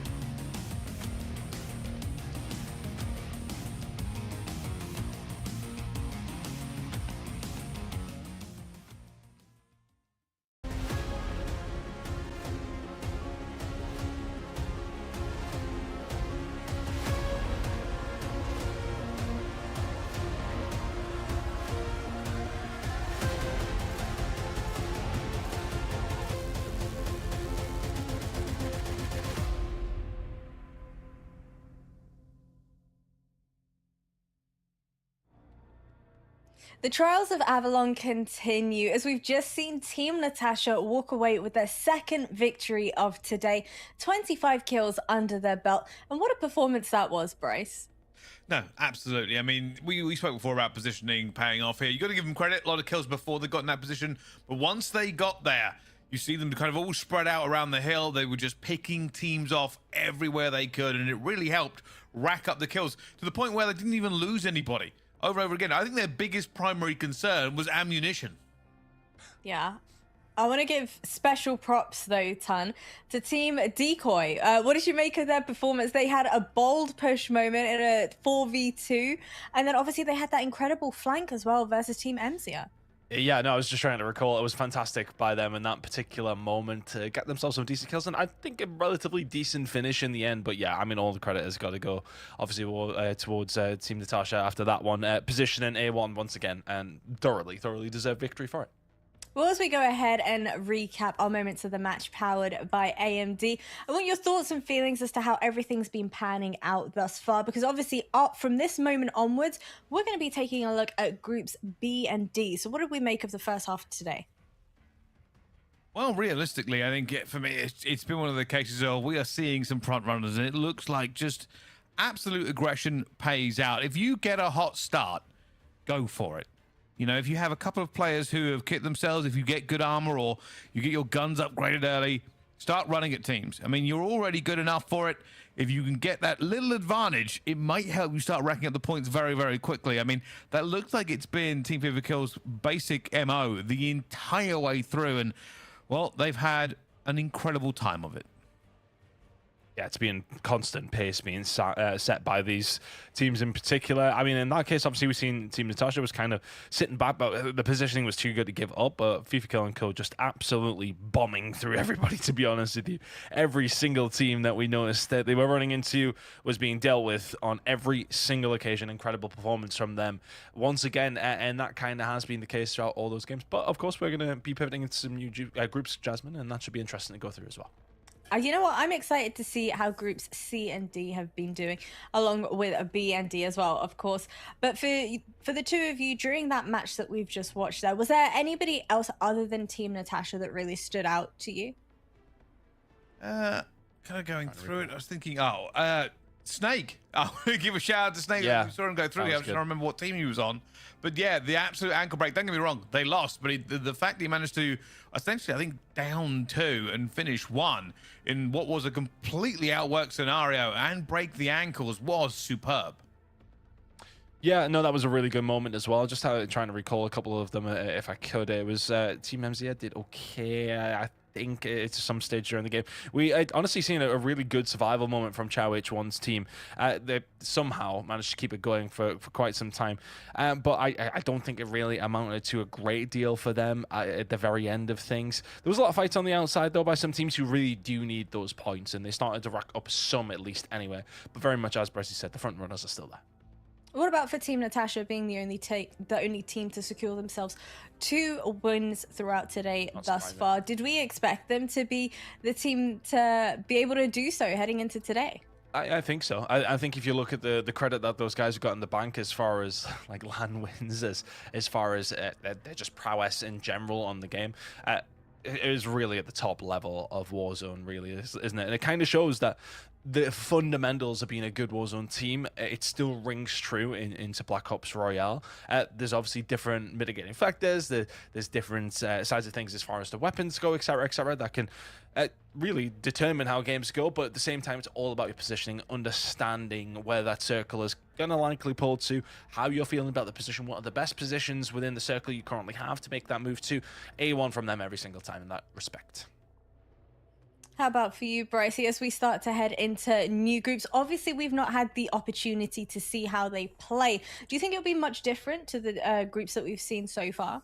Only in terms of names, really. I think I expect to see our front runners, if you find a winning strategy and you are capable of setting pace, continue to do so. I am looking forward to seeing who really has been putting the hammer down in some of these other groups as well, and see how they're all matching up, to be fair, because we know there are big names scattered liberally throughout all of these groups. So while some of these teams have been having a good time in this section, because it's A versus B and C versus D, we'll see how they do when they match up against another 12 squads.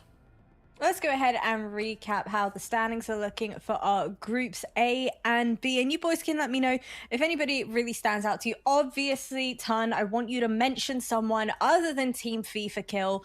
Bro, you're not part of the team, okay? Please stop trying. How can I not? They're top by like 40, Jasmine. Of course I'm going to talk about them. But like, no, they've been really good. I think Team Decky are another team who have surprised. Team Punkkill have kind of just been sliding along. But I think, honestly, for me, Team Juki's down in 6th.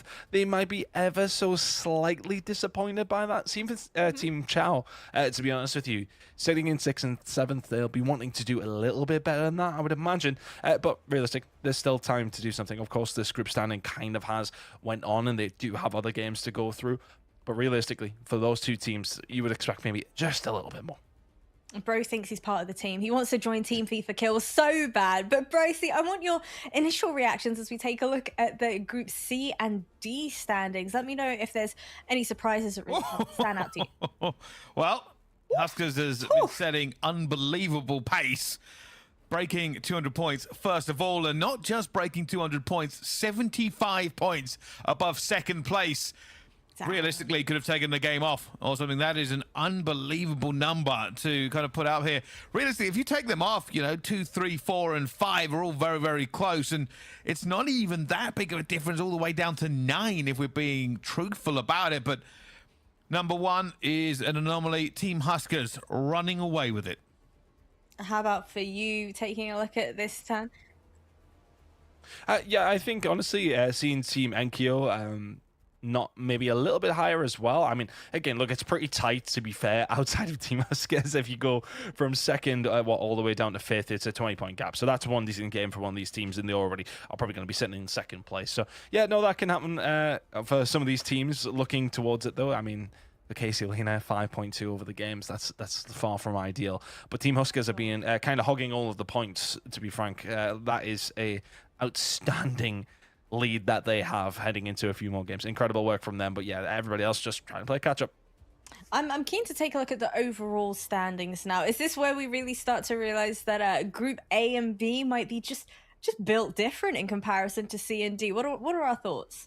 I think it's all relative, though, right? I think, you know, in some of these games, you maybe be going up against groups that maybe suit your play style, or people aren't able to keep up. Team Huskers might have had a good time of things up against, obviously, in their group that we've seen already.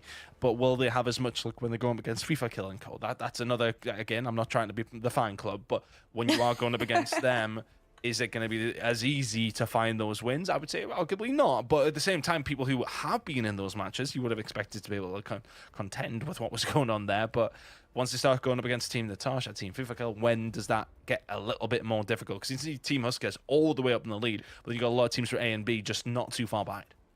Brycey, this guy goes on an awful lot about Team FIFA Kill. How good is he as a player in general? Anywhere near as good as FIFA Kill, or is he just kind of fantasizing? Yeah, Of course not. What a ridiculous question. Yeah. Not even sure they're the same species, if I'm being public. I'm not even sure Ton's the best player in his house. So let alone compared to FIFA Kill, you know, we're really not comparing the same thing here. That explains why Ton is such a big FIFA Kill fanboy, right? When we played in one of those caster pro-ams, thank you very much, did FIFA Kill get gunned in the gulag at one stage by yours truly? Yes, he did. I don't want to hear the slander, okay? That could be your claim to fame for the rest of eternity, Tana. I'll let you have it. Let's go ahead and dive into our next set of games. Honestly, it's bullying at this stage, Brycey. I need to actually have a word with HR.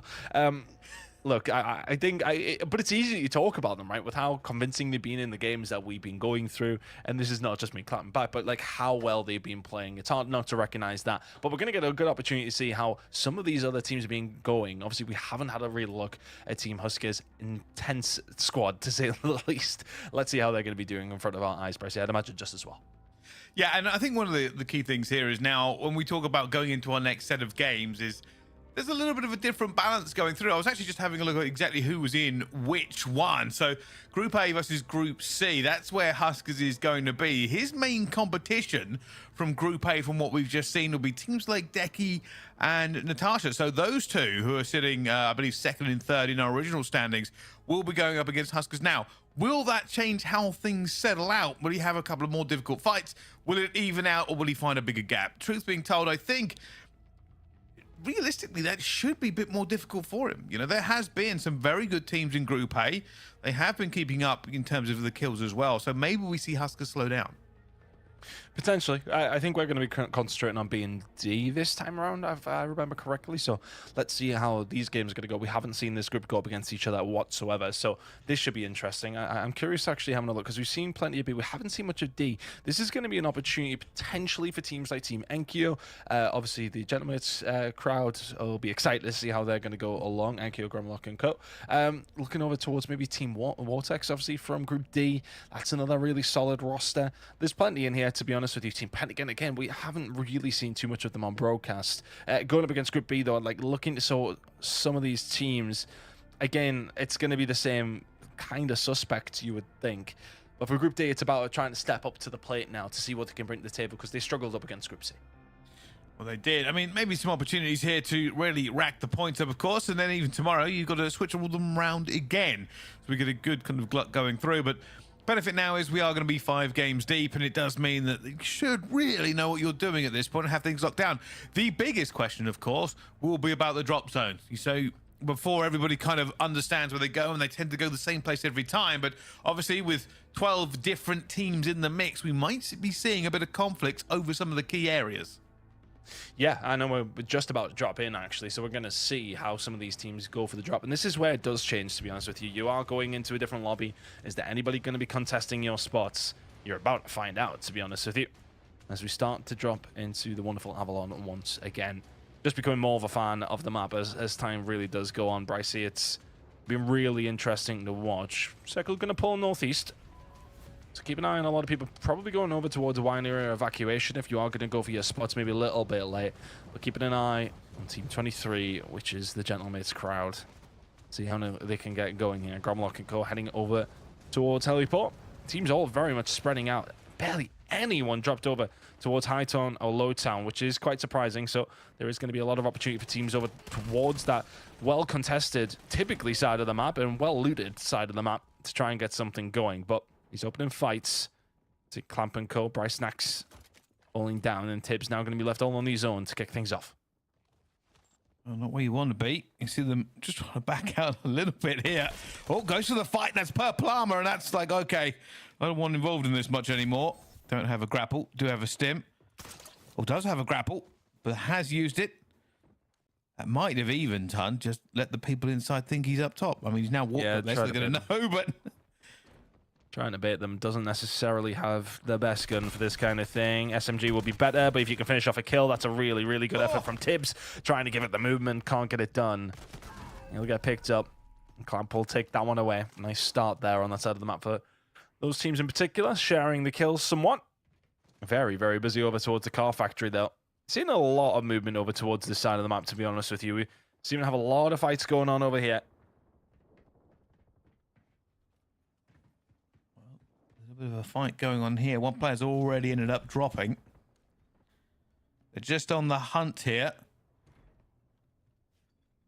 Gotta be careful. You see, they're not overcommitting. They do seem to know where they are, but a couple of bullets flying in, has to back down. Yep, Team Leon are here right now. Trying to get themselves in a better position. They've got the numbers. You go, Cat. Waiting for them to find the push down. Nice snap there. The SMG kind of keep things going. The movement not going to help you that time around. Really nice wipe coming through. Yogoka and Co. very much dealt with. That's going to be Car Factory pretty much under lock and key now. The Team Leon are here. Now they can start to get themselves in a better position, albeit the guns don't look too bad. The loaders don't look too bad at all. Over towards an entirely different fight here. This is Woodsy and Co. Going to be going up against team number 30 and Kruger, Predax and Crims. What can they do with this? Good fight to try and take, but which way is it going to end up? Going straight into the mix, though. There's Razzo up top trying to find something, just trying to find the angles, and there you go. There's the wipe. What's he an extra dealt with?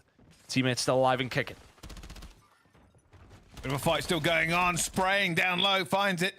Needs to get out of there. Grapple to the top. Plates slamming in. Doesn't have a full load. Teammates are going to be down here, but still position is good. Another plate in. As we can see, he has a couple to spare. Oh, still just being picked off every time he peeks. Wow. How many more have they got? And he goes for it as well. Well, that was just the perfect play. Wilcom would not let that one go and played about as well as you could, realistically. Also at disadvantage, but still 1 ton. Yeah, that was a really interesting fight, to be honest with you. Just getting the first bullet off time and time again. Now over towards a very, very different one. Prodigy and Co. Trying to get something going here. Team Jukies hasn't necessarily been as good of a day as they maybe would have expected. Had a pretty decent game number 1, but fell off just ever so slightly since then. I find plenty more. Sorry, it wasn't Team Juggies at all, actually. It was Team Wars, Shucks, Gabs, and Prodigy. Yeah, I believe this is actually, I mean, we're so used to seeing Wars, Hoover Kill, and everyone else together, but yeah, this is apparently the captain for this one is Shucks. And so far, they're going to continue on rolling through. So we have a quick look at how Team MZ is doing. At the moment, it looks like they're heading to a respawn tower if they can. Yeah, it's one thing I actually love about this game. Is some of the momentum plays you can kind of get off with the wingsuits flying around the gaff. Have a lot of fun with it, to be honest with you. Disrupting Code just doing what they, well, typically have been doing, and that's wiping every team that gets in their way. Disrupt getting aggressive. There's a 4-man wipe, and there is a squad wiped for the very first time in this game. Might be a wipe, and there might be somebody coming up back off the respawn, to be honest with you. We haven't lost anybody on the official numbers, so presuming that they are going to continue to survive. And they often do play just the edge of the circle here. They're happy to fight anybody on their way in, all the way out to the left-hand side, and see how the circle is going to pull for them. Absolutely no problem. Still just central towards that original one.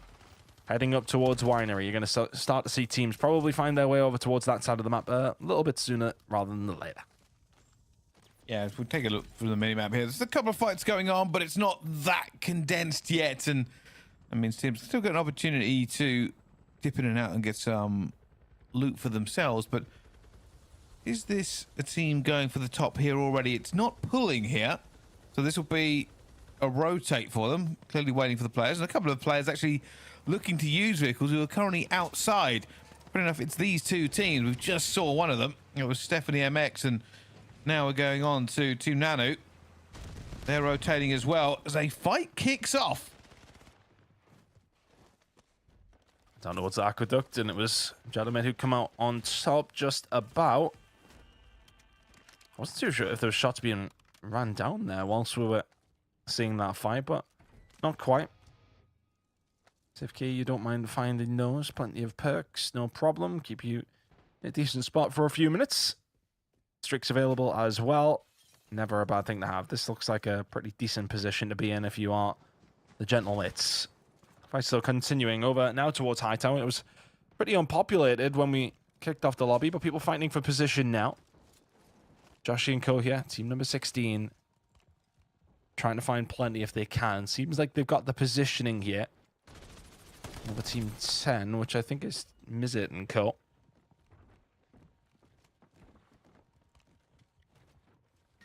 It's going to be a dangerous fight, and they're completely ignoring those pistol turrets, which you can do because you can shoot a lot faster than they can, and that was a bit of a blitz down towards the bottom. They weren't having any of it, Ton. They just went straight for them. Got aggressive, used their positioning. We've only lost 2 teams. Plenty of movement going on here, though, over towards this side. Anxi and Co. This is a team that we're expecting to do okay. Wiz, Angelica, Zakar, and Anxi. Really good player. Curious to see how it's going to work out. Him and Wiz going to get aggressive on teams. Going up against Jarvix and Co. right this second. Kind of both lost players there, though, haven't they? Now a lot of plates alongside of it. Angelica has been dropped, but damage has been done. Jarvix and Co. had to back on down, but Anxian will have to do the same. A bit of reposition. This is mostly about the fact they've lost a player and resources are low. Ixion has gone back, but Abel is still up the top there. I don't know if they're going to see him, but might be a bit of a problem. Wiz now running for his life. You can already tell he did have a ton of resources, but using that movement as quick as he can. They will be spinning the comms, but Ixion will go down, and so will Wiz. And they get wiped down to this one. It looks like they probably still do have some respawn tokens that they can use to get back into it, as it still is quite early, but you still don't want to have your squad wiped. Another squad wiped at the hands of Disrupt, Echo, FIFA Kill, and Spam.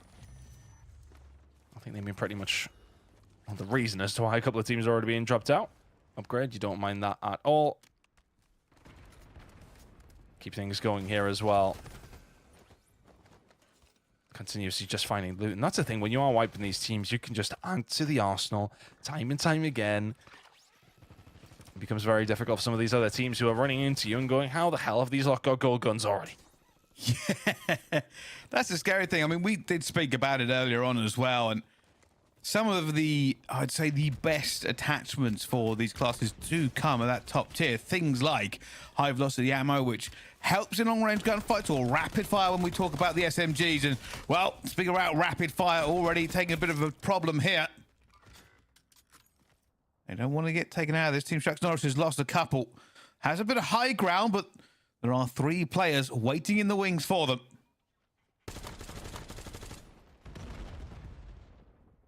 I'm still finding Vortex, though. Oh, shots coming in from down low and from behind as well. That is a big flank coming out from Blade. And that's going to cause all sorts of problems for Team Shucks Norris. Moving it on, though, to Team Menage. Just trying to find a way around there over towards the market side. I can see that they're pretty much heading over towards Winery, but they've got a little bit of competition. This team's really starting to converge over towards the north side of the map. Circle closing. At this moment in time, for another minute, we are going to have some teams really in a bit of trouble over towards Clifftown. That's where things are going to potentially get a little bit mixy. That's the problem for some of these teams trying to get themselves in a better spot. You may well start to get held by Enkyonko. They're over towards Clifftown, but you know, screens right now. Another fight here going on over towards the residences, towards Winery. These are going to be important plays, Bryce. Oh, they're looking already. Time's been taken, I'm sure. Guy was just seen. Team Pentagon is hoping to find something here. That's a sensor dart that's just gone out.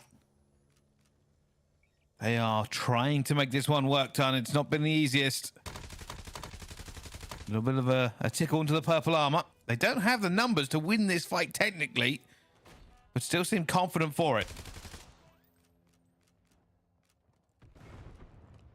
Going in, Pentagon trying to stay alive for the team here. Or stay alive for Team Pentagon, I should say.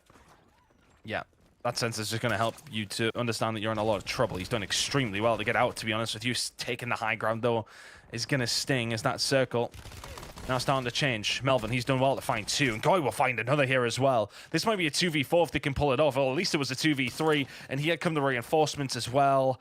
Pentagon's team dealing with this one extremely well from what felt like a really bad situation. Advantage of having that sensor dart. Kind of gave them an idea of what they were working with here, but Prizik's trying to stay alive. You can see a couple of them have basically been the team that are respawned and have just kept on them. Oh, trying to get out of it. There's just too many men. They're all running down the stairs and nowhere to go, nowhere to hide is the key one to make out from that, as they'll take those easy kills and now have to move.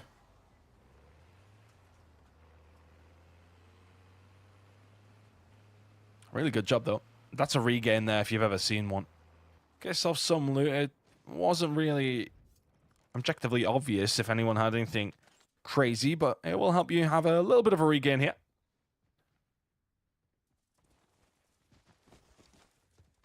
Looking over now towards the excavation site. Just some awkward fights around this area.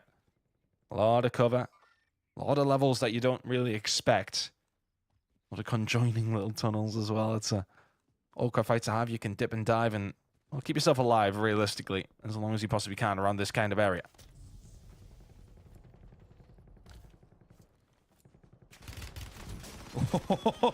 How to cover it into trouble. Trying to snap those plates back in as the rest of the team go to work here, but Nixian has gone down. Oh, he goes around the corner as well. That'll be a blow back. You can already see Energy going for it as well, but they are striking. The numbers pay out, but watch out. Here comes trouble right on the cusp of it as well. They've heard the fight. They're jumping straight into it at the same time. And Energy doesn't even know how much of a danger there is. There's players all around, one above, and find him eventually. Easy third party.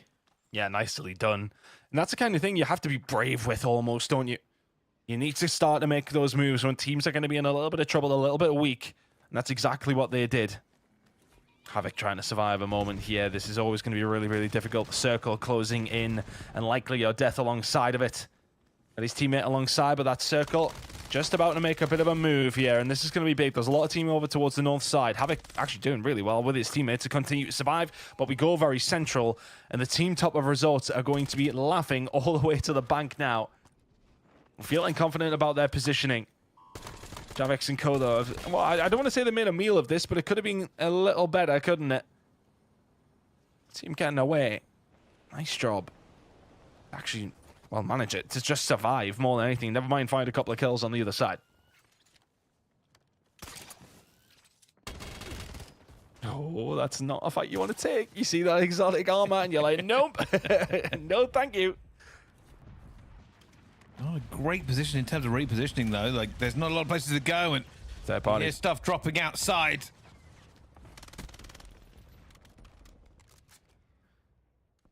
I have to be careful, though, because they're being pressured from some other teams in and around this area as well. Got a lot of players fighting for work around the hill. Winery still hotly contested. It's the team at the top of the hill here, and team number 9. Just having a look over towards who that will be. Now. Chow and Co. Yeah, that's a horrible team to have to find a push into here. Oh, Cooker is sitting up top in the mill. You've just got to kind of hope there's a distraction that allows you a door to be opened to run through. And that could be it. Switzerland gets taken down. FIFA Kill and Co are here to join the party. And that could be the door open for the teams who are currently not in the zone. They want to try and find a way up this hill and get themselves into some sort of cover. That might be your open door. And people are doing their own rotate in, but seem to have caught some people doing so. You see there's a lot of teams in this area. Almost none of them have a full squad. Team Fever Kill does, though. And, well, you thought you might have had a kill there, but unfortunately what you've done is alerted the wolves that you're upstairs. Tries to get out of it. Oh, what a grapple! All the way across and out. Stays alive. And that's why we said grapple is the most important thing you can have. The problem being is you are out of the frying pan, the fire is still raging, and down you go. Burnt alive, quite literally. Look at how mixy it is over here, and Genomates want to start getting involved here as well as team number 23 in the top left corner. All the big dogs are still very much alive. And once again, it's pulling over towards results. That is going to be such a lovely setup. For the team up top there, we may well end at result. There's so many different levels to that building. It'll be absolute chaos if that's where we end. Tippy taps. High ground here for Fever Kill. Already has 5. This team has somewhere in the range of 16 or 17. And MZia hiding in a house below them. I'm not even sure they've really made themselves known. This Team Fever Kill doesn't care. Flies in for the easy kill. Have to be careful here because they're probably going to push. They do. They're going in. Made their way through. FIFA will find one. Just about gets out, but he has been dropped. Disrupt. What can he find? It's absolute chaos upstairs in this building. The team still continuing to survive. It's just absolutely a case of trying to survive as long as you can. We said they don't know they're there, and they get away with it without dropping anybody. One thing you don't want to hear when you're hiding in a house is multiple grapples through the windows. And that's where Fever Kill was. Now, Tom, we were talking about this just a minute ago. This is a bit of a pull. There is a lot of verticality here, a lot of teams. And, well, you've got caught there. That is an unbelievably quick there by Bryce. Taking down Cooker. Yeah, they've been here for quite some time, to be honest with you. Could be good for them. Being able to get themselves set up. Put themselves in a position to maybe win this game. But you need kills to make it count. You got squad 5 below you. That's going to make a difference. But Nanu FPS and Co. Been here for a while. Yeah, Enkyo and Co have just arrived. Everybody else getting themselves involved. And this is where grapples are massively important. You can start to make your way up just like this. This is so dangerous. Everybody is bringing the party to the resort. Reception desk is manned. The top floor is occupied. It looks like Team Enkyo want to check in, but will this be an issue for them? You can already see Team Nala just waiting this one out. They're right round the corner. Trophy's working overtime here behind the desk. Nobody first to commit. Check-in doesn't open until 3 p.m., guys. Let's have another look in a second. Look at how many teams are around here. And honestly, I think plates are going to be absolutely massive for a lot of the squads. It's not going to come down to just pure survival, I don't think. But just keeping yourself alive as long as possible. Those multipliers can make a difference. But when it all explodes, it's going to entice other teams to want to get involved. And that is not something I'd want to get involved in. But then you have to be very, very careful because there's other teams staring at you. Everybody getting involved. That was like 3 or 4 different teams all exchanging within the space of 10 seconds. He's had a fight with 3 different teams and probably didn't even know. Fighting back and forth for them as well as everybody condensed. Truthfully, couldn't tell you who's walking away the winner here. Some people are in good positions. It looks like they're going a bit defensive here, but it has been Team Enkyo to take control now of reception. Still see Fifico in the mix here. Their full squad is up as well. They're moving in. As well as Team Flex. I mean, they are... This isn't a bad position. It's not the top. It's not the bottom. It might actually be an easier rotate for them, but Team Fifico are, quite frankly, insane. They've split up 2v2. Gentlemen, it's actually wiping a couple of squads. 5 squads remaining. The circle pull is going to be important as well. And that is going to be influential. On top of things as well, with the streaks coming in. And look at this as well. Sniper drone coming out from Juki's. Oh, he's found spam. There's just no way you expect it. Tibbs is trying to get rid of it. But he honestly is doing work here, if anything, for Bryson Go. Nano FPS and his team in prime position, top of the tower, as they have been for the last 15 minutes. Still 5 teams remaining. Team Juki's currently patrolling the car park. FIFA and go out. Anybody needs a ticket, and yeah, that team is gone. Still holding the very highest of the ground here and picking up a couple of kills. Not doing a terrible job here, Team Nano, and Team Enkyo still holding reception. This is pushing ever so slowly away from the resort. I want to try and see if they're in a good position here, but we've got people on every single level of this at the moment. In fact, every single team is on a different level of this building. This is what I said. If it comes over towards this, it's going to be the team at the top who have to jump down, but the team down below are in a bit of a sticky spot as well, as far as just trying to get out of that car park. And here comes the move now from Nano FPS. They had to move, and they had to move quickly. Finding a little bit of cover over towards this side. Can they find the kill and get through? Pretty much unscathed. Unscathed? Absolutely not. They'll find a wipe, but their mates are just waiting here. Gentlemates and Co. can get the kills. Dookies and Co. continue to survive as well, but everybody falls into their trap. Oh. And it's Hallow and Co. who are likely going to get this one outside of a big clutch from Showstopper. Team Juki's Showstopper's last hope, but has to get out of it. Grapples in a little bit closer. Don't even know if they've got plates, but they're going for this as well. Grummelark looking around the side, and we'll get it at the same time. Team Enkyo snatched the victory here in this drop of the second round. And now we'll see just how well they've done, because they were aggressive for the majority of that game, Tom. Yeah, I think their only problem is that they didn't quite run into as many teams as some of the others did. It's a decent kill scoreboard, to be honest, for a few different teams, putting up some good numbers, but that multiplier is going to make a big difference for some of these squads. I was curious, though, because I said as soon as I seen it pulling over towards that, if it goes to results, it's going to get a little bit crazy, and crazy it did, Brycey. Hell of an end. It certainly was. I think they got somewhere in the range of 20 kills, but we will let that all be decided by the admins. We're going to a break. When we come back, more action here at the Trials of Avalon.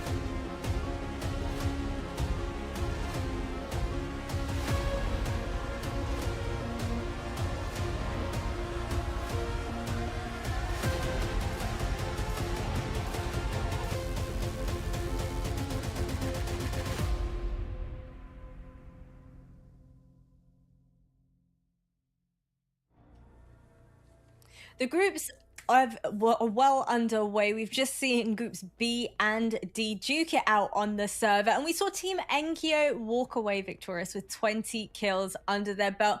This is, of course, none other than the Trials of Avalon, and this time around, we're mixing it up one more time. Infinity and Enigma. Boys, I want you to talk to me about if there were any particular differences in the approach to, playing out this game from groups B and D compared to groups A and B. I think mostly it was for the most part the same kind of strategy, right? Just try and loot up early on. Again, you got to remember that we are pretty early on here in Black Ops Royale. The dust is still settling on the way to play this entire thing, and so I think, even at this stage of the game, these teams are going to play things pretty much by the book. Just try and loot up as much as possible early on. Get control of your favored POI. Of course, it's worth saying, with different groups playing one another, you're going to see a lot different contestions with POIs that you wouldn't have seen when, for example, if you're Group B, you've just come off playing Group A, you're looking at a total different set of contestions comparatively to what you just saw versus Group D. So I imagine that there might be a small change in strategy after that matchup for those teams that might not want to face some of the best teams in the lobby. Well, speaking of those different contestants, Avalon Resort had a bunch of customers ready and raring to get checked in as we overlook our AMD moments of the match. Enigma, what did you make of that? We had like 5 teams on top of each other at the resort. Yeah, to steal a phrase from a friend of mine in Grandmaster Coach, it was layer cake action, very much so, sliced apart by various levels of the resort, and holidaymakers beware, because there was all sorts of bullets and bombs and all sorts being launched across that area. I will say I'm really surprised by how the French managed to come out on top there. It felt like they were dead to rights once they were inside lobby. Juki spoils the party of FIFA Kill and Co. with the Deadeye drone on the outside by trying to clear that path and give him a route. But that circle pull right at the end is just awful for pretty much everybody involved except for the Spanish who sat on the awning, the kind of like top of the carport area that sets out there. They kind of had control of that entire outer area, but while all the fights were going down, Team Juki's, the Frenchmen just repositioned themselves in a really nice way to get that outer hill location and mop up any third-party situations. I think when we look at the standings, there's going to be quite a lot of teams with high kill games just because of the amount of bodies that were still in those final fights and taking away different parts of teams. What do you make of that, Infinity? Were you impressed with the match that was playing out before you? Yeah, absolutely. I mean, literally, Enigma and I were just sitting there, obviously, watching the game as we're supposed to do. And, we were like, oh, there's 8 teams left. Oh, my God, the final circle is here in Resort. And you have all of these teams, as Enigma just said, like, stacked on top of one another. Mm-hmm. And it's so awkward, right? Because in those final moments, you do have to kind of think, okay, how aggressive do you want to be? Because there's a lot of kills left on the board, yes. But if you're the first team to make that first move in that situation, you spring out and try and get a kill. Even if you try and take advantage of a gunfight that's going on maybe in front of you, you could very quickly regret it and get yourself in a terrible position. I think we kind of saw that with Juki's and Co, right? Enigma mentioned the fact that they were trying to get kills with the Deadeye drone, trying to clear a path, but in the end, those last 2 players did get kind of split between the fight they were taking and the fight that they didn't want to take versus Gentlemates. So, yeah, it can be really awkward in those final situations. There are a lot of kills on the board, but also you do not want to be the one to draw first. Well, I know we've just seen groups B and D playing it out over here, but prior to entering that game 6, we took a look at the group C and D standings, and Team Huskers was sitting pretty comfortable with 200 points under their belt as well. Enigma, were you expecting that good of a performance heading into day 1 from one of our teams? I will say, I don't know if I expected them to be as dominant as they were. I thought there'd be a couple other teams, including this Enkyo roster, that were going to match it up there alongside them. But would I have expected this Team Huskers team to be at least top 2? Guaranteed. Like, this is the Falcons alongside him. They look great in the Warzone Resurgence series right now. Anyone who tunes into competitive COD, you know the lore behind the Falcons. They had the Dynasty roster, the greatest team in the world, split up at the end of last year, went out and picked up Dongi, who is arguably the best shooter we have ever seen, and Noobs, who is an incredibly underrated glue guy. And that's freed Ahsoka up. And it turns out that Ahsoka, who we all thought was an anchor for years, is gross at the game, shoots better than pretty much anybody. So what we've been doing to him, holding him on a leash for years, I don't know. But yeah, this is a ridiculously stacked team. Huskers as well. We put him in the concept creator bracket. Sure, whatever. That guy's insane. So yeah, this is a really good team. I'm expecting them to be right up there when we talk prize money come Wednesday. Yeah, it is worth saying as well with that Team Huskers, something we haven't really had a chance to talk about today. I believe that at least Hisoka and Noobs are currently in the UK. They've literally flown to the UK. I don't know if it's just for this tournament. They are currently playing in the UK. So they, at the very least, there are no ping disadvantage by any stretch. I don't know about Dongi. I didn't see. What I saw was a video. Apparently, Hisoka and Noobs were trying some of the local cuisine, like a spud place or something like that. Yeah. Oh, I saw that. I don't know what that's Spud about. Bros. It maybe Enigma knows more about the lore about the potato place than I do. But all I know is whenever Americans try British food, they always slander it. So they get that an 8 out of 10, I think, which is surprising for Americans trying British food. Either way, they are playing for the UK, and also I think it's Dongi's birthday today as well. So there's a lot going for Team Huskers this time around. I'm wondering whether or not they can close out the day with more celebrations, and not only a birthday celebration, but also remaining at the top of their group. What do you reckon? I think that they are going to be a team that avoid bad games. And in the Warzone, we often talk about where does your floor sit, because a lot of these teams are able to put up huge maps without a shadow of a doubt, but it's avoiding those ones where you get wiped pretty quickly and drop maybe a 5-pointer or something like that. This team aren't going to have that problem. They could find 5 points individually themselves. Even if they drop to a one-man early on in the map, they're going to be able to find enough kills. They're very intelligent, very strong. So, yeah, they're going to be right up there. I think it's going to be very hard to find anyone to contest with them. If we do find some squad that's able to mix it right with them at the top, look to them as a true force throughout the rest of this tournament, because you're matching blow to blow with arguably the best squad in the entire tournament. Yeah, and just to kind of tag on to that as well, the thing I would say is the only worry I have per se for Team Huskers, and this can happen, is, you know, once they've got a drop down, if teams know that they're going to be in their path, they might not bother challenging them anymore, and so Team Huskers might have to try and pick up the pace a little bit and change the way that they play more aggressive, and maybe make some errors, although I don't necessarily expect them to make some errors. Either way, I think the amount of kills that Team Huskers are going to find easily will probably decrease pretty quickly once teams figure out where they're dropping. Well, as we're heading into the later stages of today's matchups as well, have you boys felt that the pacing of the games has really changed? Maybe we're seeing more or less aggression, some more strategy coming into play? I think individual teams-wise, yes. I think that we're seeing the top teams really revel in their ability to go out and fry. Trying to make a statement. I think some of these squads, I think they're trying to make that early claim of, look, we're the best team here. We're going to lay down big numbers. FIFA Kills team is one example. We see them pushing pretty much everything, trying to get involved in the action. Will they be more reserved when we come to Wednesday's finals? I believe so. But other teams that have not had a particularly strong day and are sitting down towards the bottom end of our leaderboard, I think they're slowing up. They're turtling a little bit, trying to protect themselves and find a way to come out swinging later on in the lobby. So a big mix right now, and with the change up of the lobbies, of course, we're now looking at B and D. This means a couple of those teams are finding moments to hide before they then get absolutely run over midway through the circle, let's say. But taking a look at these teams on our screen, this is Group D that have come into this, and of course, Enkyo, that's that team on the right. I'm expecting them to do incredible bits, but I mean, I'm still looking for a bit more from that Italian roster in Vortex, Blade, Zanks, and Freddy. 4 shooters with a lot of energy that I'm expecting to not only be in the tournament finals come Wednesday, but be up there towards prize money. Well, obviously, Enkyo just coming off a victory as well, 20 kills, as we mentioned it earlier on. And now they are going up against Group B as well. Is there any other roster that really stands out to you, Infinity? Pentagon and Co. I guess that's the only big of a roster. I think that's probably the biggest team of sides. Enkyo and that in Group B. Obviously, we were having a little discussion about how good those players are. FLS, I think, in particular, is a player that stood out to me whenever I've had a chance to watch him play. I think just that roster in the whole, there is so much talent on that team, and there's so much history between all of the players on that team as well. There's not only players that are currently playing together in the Warzone Resurgence series on that roster, but also have played together in the past in World Series of Warzone. So there's a lot of chemistry on that team. Well, if anybody is only just joining us, where on earth have you been? The action is absolutely popping off over here at the Trials of Avalon. And at the very start of the broadcast, we gave you folk joining us in the chat the opportunity to vote for your Scuff Bounty Challenge of today. And the winning vote was the team with the highest amount of damage in a single game. Team Huskers currently leading the charge. Team FIFA Kill in second place.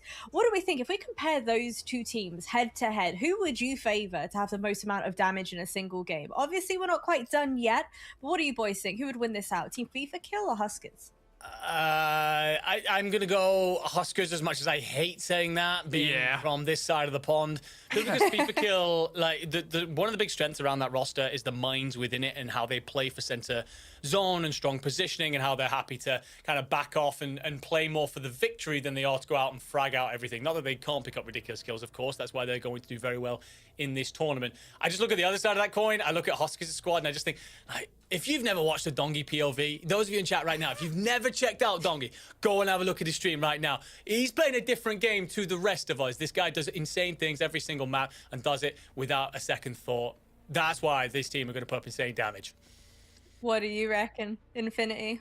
Yeah, I have to agree. Honestly, I do. It's horrible because we're European. We don't want to be saying this thing. We want to go against our fellow European brothers. Absolutely not. But yeah, I mean, that roster is just disgusting. I think the most vivid memory I have of Dongi is like 2024 EWC, where he was just frying on Rebirth Island. And that is like, it's seared into my brain as one of the top performances in Warzone I have ever had the chance to see. And ever since then, it's just like, yeah, Dongi is just that guy. There is a reason that he is on the #1 team in North America right now. And he's bringing those talents over here to EMEA. You're a traitor. That's all I have to say. Honestly, I'm disappointed in a lot of you, but it's okay because taking a look at our Group B and Group D standings, guess what? It's Team FIFA Kill leading the charge. Team Enkyo, though, not too far behind as well. What do you make about that? How about them apples? I think this is a common theme that we're seeing out of FIFA Kill's squad, which is even if they don't win the map, they pick up the most points. So it means they are getting a lot of kills. So what I said about great minds, you then balance that with the fact that they're still able to put up those huge slaying digits, and this makes them a terrifying force for the rest of the afternoon. Seeing, though, a top three of FIFA Kill's team, Enkyo's team, and Juki's team, European Warzone looking bloody good right there. Those are three superstars and stacked alongside them some incredible talents. So, yeah, I'm expecting those three to be a huge part of our storylines throughout this entire week. Well, it's about time for us to dive into Game 7, boys. It is Groups B and D duking out once more. All right, thank you so much, Veracity. Yeah, European Warzone is delectable, isn't it, at the moment? There's so much talent to be found here in the region. Yeah. We don't need none of those players coming over from America and taking the top spot in the Scuff Bounty leaderboard. We don't need that. We only need to be talking about the European players that are playing out of their damn mind at the moment. And here in Group B and Group D, things are as competitive as ever. Honestly, I'm kind of envious of Ton and Bryce for getting to cast what was an incredible end to that game. 8 teams stacked on top of one another inside resorts. I just want that game. I don't care whether there's European, American, Antarctican players in the final zone. I just want a final zone like that. Yeah, I get a lot of people reaching out all the time. And obviously, I do have some, European bias. I do have some French gentlemates bias. Of course, I do a little bit. But we're all in kind of the same boat as casters. I don't really care as long as I get some damn good COD/Warzone 2 cast. Give me that. I'm a happy man. I'll sleep well tonight. And that's what we want. A lovely little end game there. Leg cake action for sure over at Resorts. Give us another one of those, please, Mr. RNG Gods of the Circle, whatever we want to call them here. So, yeah, looking forward to what lines up here in this next lobby. Because that one felt very competitive. Again, a lot of our top teams appearing towards the top, and that's what we want to see. All of our big juggernaut teams taking absolute chunks out of each other.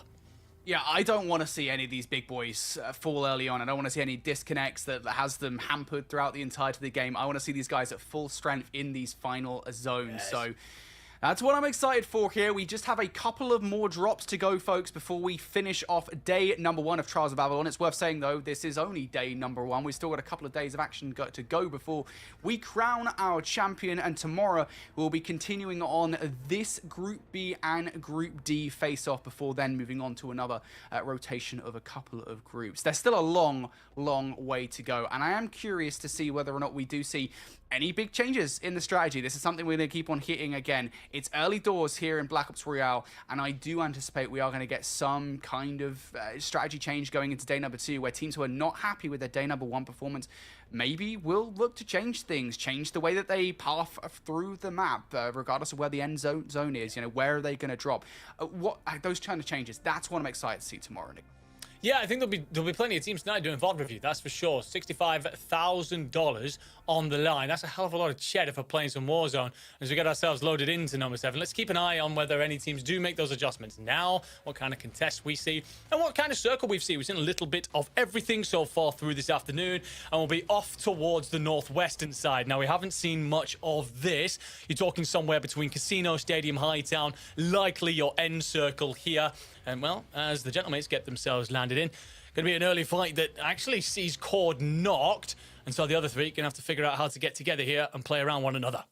Yeah, they are between a couple of teams here. So even a roster as strong as the Gentlemates probably not going to want to take a fight stupidly. Obviously, even in a bad situation against the wall, they'd probably be okay. But still, They are going to be wary somewhat. And I think other teams are equally going to be as wary of them. That's what you're seeing right now with Kunabud and co taking a very different fight. They've got a team right in front of them, and they're looking to try and take control of this team early on before they even consider taking on Gentlemates. That's one kill down. On the hunt for some more, perhaps. Not a lot in terms of coverage to work with there, but you're very easily taking that team down. And if you're that last player on squad number 5, I just get the hell out of Dodge. There's absolutely no reason to do anything silly here. Yeah, those guys just backing away, but it does mean that this early on for Team Havix and co, they're going to have to find some new loot because they don't have a lot right now. They're going to have to go flying for it. Yeah, it's one of the things about Black Ops Royale. Incredibly punishing if you lose fights. You lose all of that loot, hand it over to your opponents, and just put yourself in such a weak spot. Squad 10 is going to get aggressive here, and you're going to be running into what's left of this French roster. Grommel's going to get the high ground of the tower as well. This positioning is going to give him the lookout of the entire fight, essentially be a little bit of an eye in the sky. Unfortunately, though, Cord, he's running to the full roster. He's going to get knocked again. And oh my lord, Bashar and co have flattened the Gentlemates. Hollow next to fall. Grommel and Enko do it themselves. Oh, hold on. Enko's got a freebie. Maybe even a second one as well. Lines him up, knocking him down. There, all of a sudden, the kill feed is reversed, and that's a full squad wipe. How the hell does that happen? Well, I mean, I know, look, the Gentlemates were involved in the fight. That's kind of how that happens. But still, how the hell do you reverse a 2 versus 4 like that? Gentlemates just have special superpowers. I'm telling you that one for free. Look at this, though. Juki's involved in a pretty janky fight at the moment. 1 versus True, trying to out-movement. Goldie and Per. It's not going to happen. And oh, God, we said we didn't want to lose any of our big boy sluggers early on. That's exactly what's happened as Team Juki's. They get squad wiped there. They do. They'll get the fortune of the redeploy tokens. We will get them back in, but certainly hampered, hamstrung, with very little loot on the return. Again, as you said, you called it, we want that team to be fighting fit for the end circle. Speaking of another squad that's going to need to be fighting fit, Havoc and co, this light unlimited roster. Havoc spies one to his left, or at least here's the smashing of a door. And unfortunately, the person that you are going to find in the engagement, the player that you're going to shoot, actually has exotic armor. So not one that you really want to engage with. Havoc's going to set the extra plate in, but the circle's here. You're basically sat in a vat of oil or whatever the hell this disgusting liquid is. And, well, late on the rotation, ticking down towards your death. I'm seeing potentially a stim in the pocket. Is that going to keep you in the fight? No, it might not even be that. I can't make out exactly what it is either way. Doesn't matter. See you later, Havoc. Light Unlimited going to have to regain elsewhere. Yeah, again, though, same kind of situation. It's not a great position to be in. Your rest of your team are going to regen, so it's fine. And you yourself have a redeploy token left ready to go, so they'll be okay. They'll be fine here for the moment. Looking over towards Anaya and co, we saw her pull out a unique strategy, shall we say, towards the end of one of the zones, which was just take a helicopter. The rest of the team was down for the count and fly it in towards as high of a multiplier as you can possibly go in the end game. We didn't even actually see what happened to her earlier on in the game. Either way, right now, Adelie and co on top of team number 4. This is Stephanie and co. This is a fight you ideally don't want to take, but they're taking it, and there they go. Down goes that team, and that is a great bounty of loot that you're going to pick up off the back of those bodies. Yeah, I feel this is a team we haven't had the opportunity to talk too much about in Aya's roster, but Vazdi, Adelie, and Bani actually made it to the European qualifier finals for WRS, played largely out towards the same drop spot as the Gentlemates, and that, unfortunately, was their undoing. But considering that was the roster that eventually stopped their run, just shows the quality that they possess.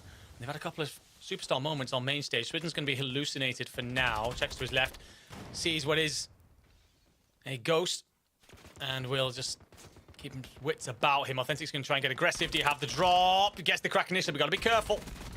Oh, gonna get one.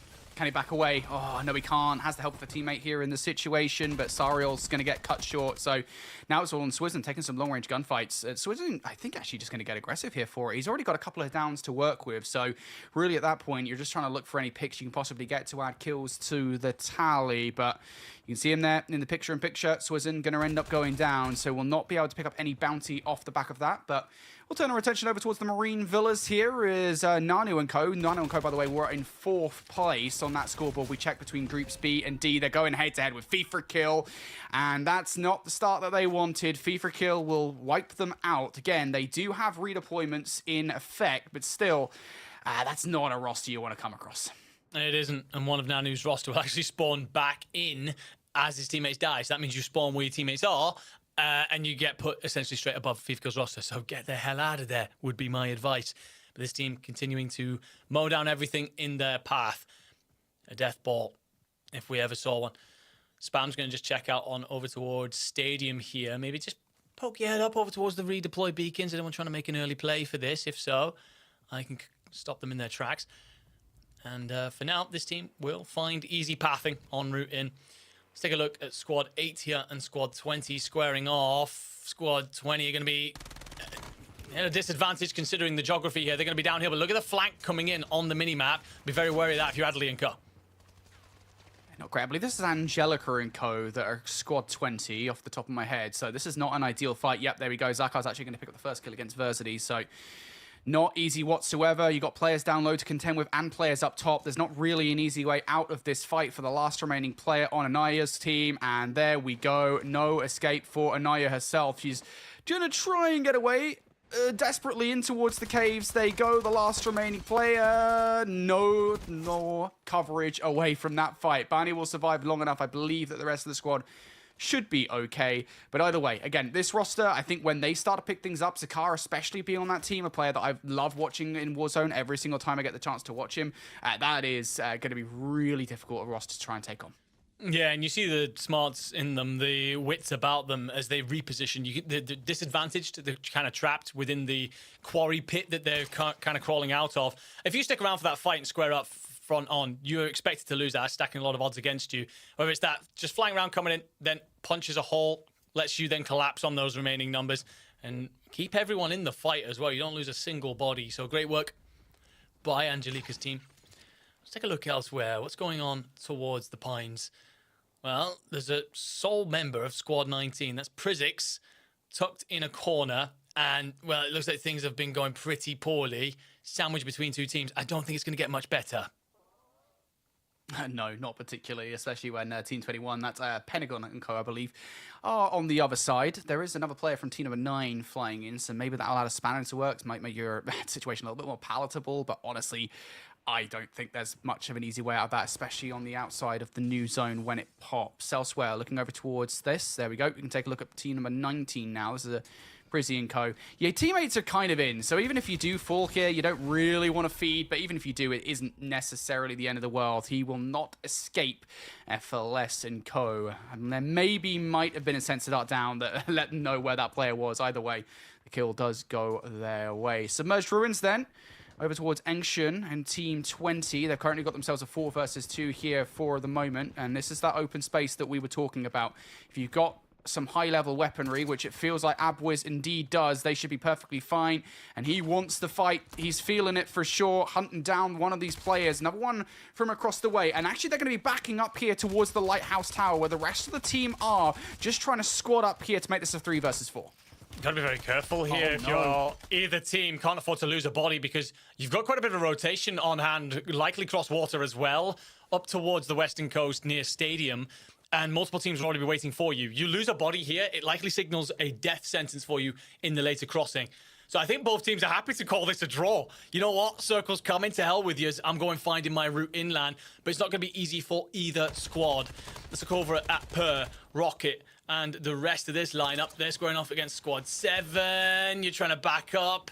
The thing is here, the wingsuits are lovely and all, and you do just about get the grapple hook off. I was about to say, it does leave you a sitting duck if your timing's off. Sensor dart goes out. That'll hand your squad the informational advantage in the fight. But what's the positioning looking like? Both teams, again, just kind of drawing their lines, assessing how to hit each other next. You just don't want to go out into the open for no real reason here, especially when the coverage out in that open is sparse. So just throwing those sensor darts down, making sure you know where your opposition is. I think I might have just heard a drone potentially being thrown out. I've got to imagine that that was FLS and co that threw that out. Nonetheless, it isn't going to amount to any kills this time around, so Robstart should count themselves lucky. And they might be thinking about it. They're starting to advance ever so slightly here in towards the play. One player separated outside of the players should be noted, so even if these 3 players do go down, that player should be able to escape. Here we go. Fights on. Initial player across the way. Cover fire being held off by the opposing shack. They know that somebody is in front of them, and that's going to turn their attention away from the fight that is happening on the other side. This one player is being such a nuisance. Cover fire for that front player as well. Whoever that is on the other side of the X-ray is doing such a good job for the other team at the moment. Yeah, it looks like a really good fight squaring up there.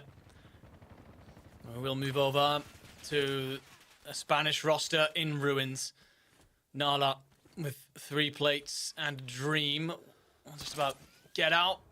Grapple hooks coming to good use. Get a quick look at our wide shot here. You can see 7 and 21 towards the northern side. They're still engaging. Looks like 21 under quite a lot of pressure. That's Pentagon's roster. Juki's though maybe gets his timing all wrong. Drops off just in the nick of time. We'll have coverage from teammates. Plates are going to go in. But I'd argue that if you're Juki's roster, you kind of strand a little bit in the open here, and you lose Juki's in the follow-up. Gui will be knocked amongst the madness, but Melvin's there for the instant trade, and suddenly a fight that favored the Brits will turn in favor of this Pentagon roster. You send the rest of those boys packing, and you can now punch your way back down towards the golf club and in towards the next circle. I think if you're a team Juki's there, you were kind of hoping that Juki's positioning down. It's not ideal that you've lost a player in that situation, but you're kind of hoping to kind of turn the favor of that situation and that, hey, listen, some of the players from Team FLS will try and draw them out in towards the open. And we can take them out when they try to take them down. But now we're going to see them looking for the redeployment tower here. FLS and Co. going to fly. Showstopper out in towards the open. Does he get the redeploy off? I don't know that he did. I don't think that he did. The redeploy not through, and things go from bad to worse for Team Juki's there. They lose that fight, but now you're under pressure for Team FLS because team number 1 here, it's Rocket, Rukit, Cooker, Per, and Goldie. They are taking shots from afar. You're going to have to reposition somewhere else to get into the zone. Yeah, incredibly brazen play that, by the way, from Showstopper. Just trying to lie on that redeploy. I get that you want your boys back in as quickly as possible. Circle's coming. You don't know if you're going to win a 2v4 fight, but that was asking for a moment of magic without a doubt. Off screen, by the way, Melvin just wiped Light Unlimited. They'll fall in 13th, so will not hit that 1.6 multiplier for top 10. And now for Zakar's team, who hold Stadium. Honestly, if you can control this portion of the map correctly, you likely hold a lot of win condition. Someone who certainly won't will be Echo, as Enkyo turns him into dust. They're on the hunt for the last remaining player as well. That player is stuffed. He's trying to get the redeployment player tower. FIFA. Oh, it's FIFA kill on the other side. Oh, good effort, FIFA kill, but that's a huge team to take out if they've done it all the way through. Gentlemates trying to hunt some of the biggest names to make their late game easier. We talked a little bit about it, Enigma, as we got into this one. We want to see those big names survive as long into these games as humanly possible. We lost Team Juki's for sure off the back of that play. I'm not entirely sure if Team FIFA Kill just went off the back of that play. I think that they did, though. Yeah. Either way, things are going to get easier now for Gentlemates into the final zone. Challenge is we get a look at where it polls. Trinity Stadium is still going to be important for now, but it's likely going to be the villas slightly off towards the northeast of them, where Team 24 sit. That is as close to Central Zone as can be. Give you guys a heads up, that is Woodsy's roster with Resolve, XJ, and Volcom. Haven't seen much of them this afternoon. What a time it would be for them to come alive. But look at everyone starting to collapse inland. Multiple 4 stacks as well. So a lot of full teams going to square up. This is where it should calm for a moment, though. Everyone's waiting for that 11th roster to be eliminated so that you can get yourself the multiplier, some bonus points for free. And the Italians, they're happy to just continue to take their time. And this is that squad we were talking about. They're sat center zone right now. It's a very difficult location to defend, though. Plenty of routes in. And while, yes, there's a lot of open land around, that cradle bomb slightly to the north is going to be a pain. It will cover over any team that plays inside of it. And also just be a nuisance while you're trying to watch all the madness around you. Positioning here for Team Vortex could be an issue for FLS and Co. And it will be. Melvin has been taken down. Second player potentially across the way. This is a very high-level weapon with some beautiful shots coming out from Freddy, but he's going to get double-tagged as well. Oh, he looked like he was getting some freebies, but no. Everything has a price here in these fights. Pentagon now still in danger because there's another team involved in the mix. It's the team right below them. It's going to be Leono here, I believe. Sol's Exam and F5. Pentagon down for the count now. The last remaining players, it's so difficult with the amount of open space here. Do you want to go for these kills, try and avenge your team, take some pot shots? Because you have to also think about the gas starting to encroach in. Unfortunately, backing off is the wise decision. Again, we're not inside top 10 yet. If you can hold out for just one more team, you get an extra 0.2. Vortex will find the initial knock onto 1. There's the cleanup through the skull of another. HKD's coming in. You shoot these out, they'll land quicker for you, which means they can get after your opponents. The problem is for the Italians, if they're your HKDs, you've called them in, hoping that they'll kind of get involved amongst a third-party kind of situation, find you a couple of freebies. Everyone's dispersed in various directions. Get a last look at what was left of Leo No Hero, and there goes the 10th squad. Everyone now inside that 1.6 multiplier. And honestly, if you are a solo, might be better to just hide low, wait out, and try and see if you can get that 1.8. Another look at Circle. Trinity Stadium, very importantly, still in the mix. Team 23, that's the Gentlemates. They will have control of it. If they get the high ground, they're watching out over so much open land in front of them. FLS just trying to do what he can here. Has the teammates back in this situation, but he does need loot for those teammates that have arrived back in. Manages to find one down, and that's actually going to be a full wipe on that player. So Freddy, Vortex, and Blade now left up, scarred from the back of that battle. Again, gas to their right. This is not the best position to be in. 4 teams effectively in front of them. Even if they do take out these players from afar, they've still got a lot more damage to do, and they are going to go on the hunt considering they've just knocked the first player on towards FLS. The last couple, they are being hunted down. Again, gotta remember that there is another team in close proximity. Melvin doesn't have any plates to work with here, neither does Gui, and this looks like it's gonna be all she wrote here for Team Pentagon. That's exactly the case. In towards the top 8 we go now, but the woes for Freddy and co aren't over. Look at the amount of squads that are upon them. Yeah, and the fact that you hop the quad here might give you a quick reposition if you are Blade, but it's going to let everybody know where you are. So you're trying to be cut off by Team 1. That's going to be Rocket. These guys have had a good map already. And they're trying to hold off as well Team 3. That's Shucks Norris, Prodigy, Wars, Gabs, a heavy hitter if ever we've seen one. Circle will start to push those lads inland. And about 50 seconds you've got to kind of figure out this next fight and reposition. And even long-term planning, there's also Team 22 on the map for the next kind of big POI that you could potentially get control of. So there is a lot to consider here. There's a Deadeye drone in the air as well. That's going to make things even more difficult as Solds and Exam left alive here. 2 versus 3. How many more kills can you get the Deadeye drone? Apparently none. Running out of bullets. This is aggressive from Solds, trying to get in a position to maybe take some pop shots to the players that are stuck between 2 fights, perhaps a third party elsewhere. Here is the gunfight from the other side. What can Solds get out of this is the question for me. Per having to jump over the way. Solds will pick up a couple. That's Wars down, and that's the squad wipe. But now if you're Solds, you push yourself into that fight, you can't escape it. Yeah, he's done very well initially because you're only a 2-man, so you're just trying to find whatever you can. You need to get top 5 now, though, so Zam's just going to have to find a corner and lay low. Zone's actually going to pull to him, so for me, don't take a shot at a damn thing. Just hunker this roof, find yourself a corner. Don't bother. Why? Let everybody else fight. Maybe he's trying to nick a couple of extra points away, but like right now, you'd be doing far better just to find that 1.8. Yeah. Team 24 down beneath. That's going to be that Woodsy roster. They've been here for a very long time. I don't foresee many kills, though, considering they've basically been uncontested for a large portion of this game. Team 1 are arriving quickly. Team 20, that's Angelique and co. They're trying to find their way in. It's not nice against the gas. There is a redeploy beacon nearby, but you'd be a very brave soul to let everybody know you're here as a 2-man. I don't think that's a good idea, do you? I don't think touching that redeploy drone is a good idea, or redeploy power, excuse me, is a good idea whatsoever. Woodsy and co. sat inside the house. Obviously, there is Zara up top, and team number 1. Top there 5. goes Abwiz. That is another big name off of the board here. I don't think there's that many left in the lobby. Becky G's done well to last that long. And never mind, I say it, I don't think there's that many left in the lobby. And the one that I stupidly forgot is still hanging around somehow. Gentlemates are over here, but Corrid is now in trouble, and you got to remember that they are right down low. There's the squad wipe coming through, and now it is a total free-for-all. Topside control in favor for Team 1, and the rest of the teams have to try and find a way up there.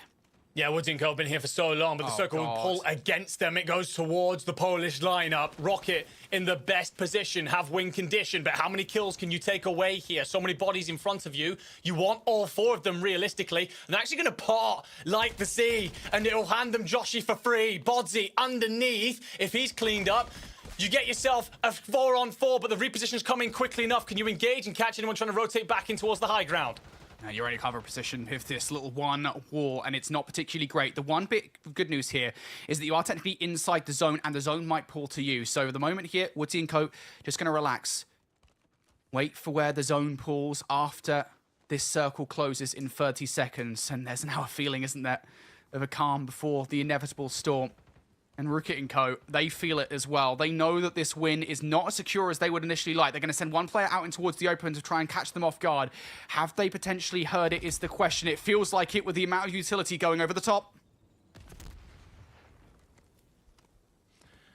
Cooker sees one, but were you spotted on the opposite side? And that forces Cooker to reposition. Where does this circle decide to go? Where did the gods call their fate? To nobody! It goes basically between them both, and the rotation is on. So high ground still being with the poles, that gives them the advantage for now, but it's all about this first blood. Who draws the open? Yeah, Cooker's going to have to get ahead of the game here. Catch these players off guard. That's exactly what he does. He's going to make a ton of noise in this situation. He's sat in the corner ready for it to strike on towards the players. Can only find one. It's a trade out. Woodsy gets the first and gets the kill. Now down to a 3 versus 3. Goldie looking for the player to drive up top. He gets it. And it's all just down to 1 or 2 players now coming through for Team Woodsy. Another one knocked. One player sat on the roof. It's a 1 versus 1 down low. Goldie down low. Valcom just going to fly. Shots out. How much armor do you have? Can you get away? Dipping and diving between all of these different walls. And Valcom is just sliding across the way. Drone out, nade out. All your utility being sent in this 1 versus 1. And Valcom thinks, yeah, I'm just going to sit on this roof, mate. Yeah, we'll play this game.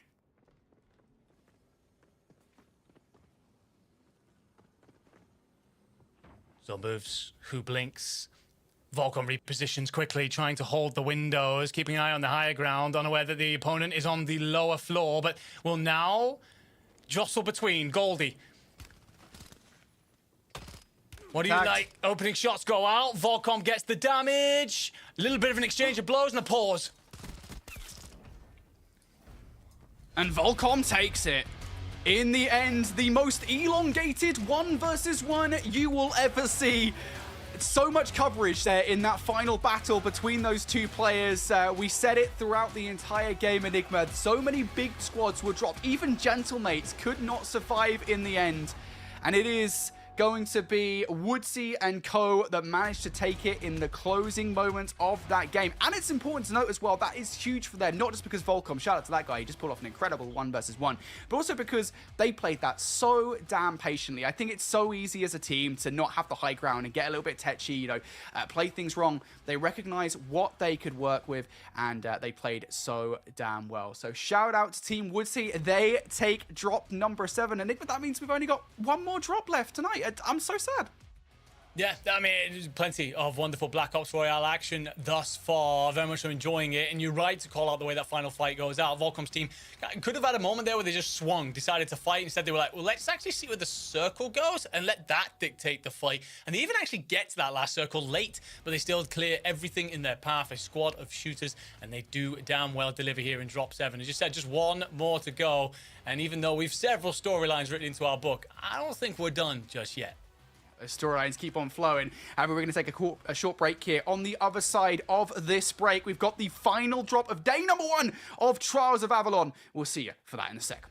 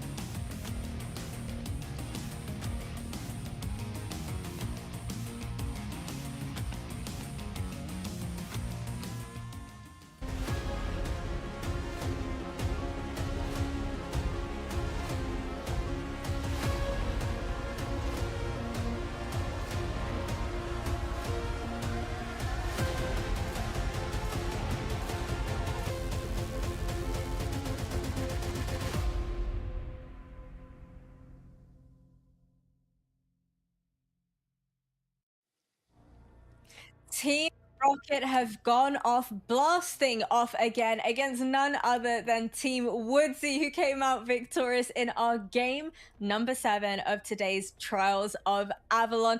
Infinity, I have to quiz you on this. What exactly was it that ended up bringing us down to a 1v1 situation against these two teams of Team Rocket and Woodsy?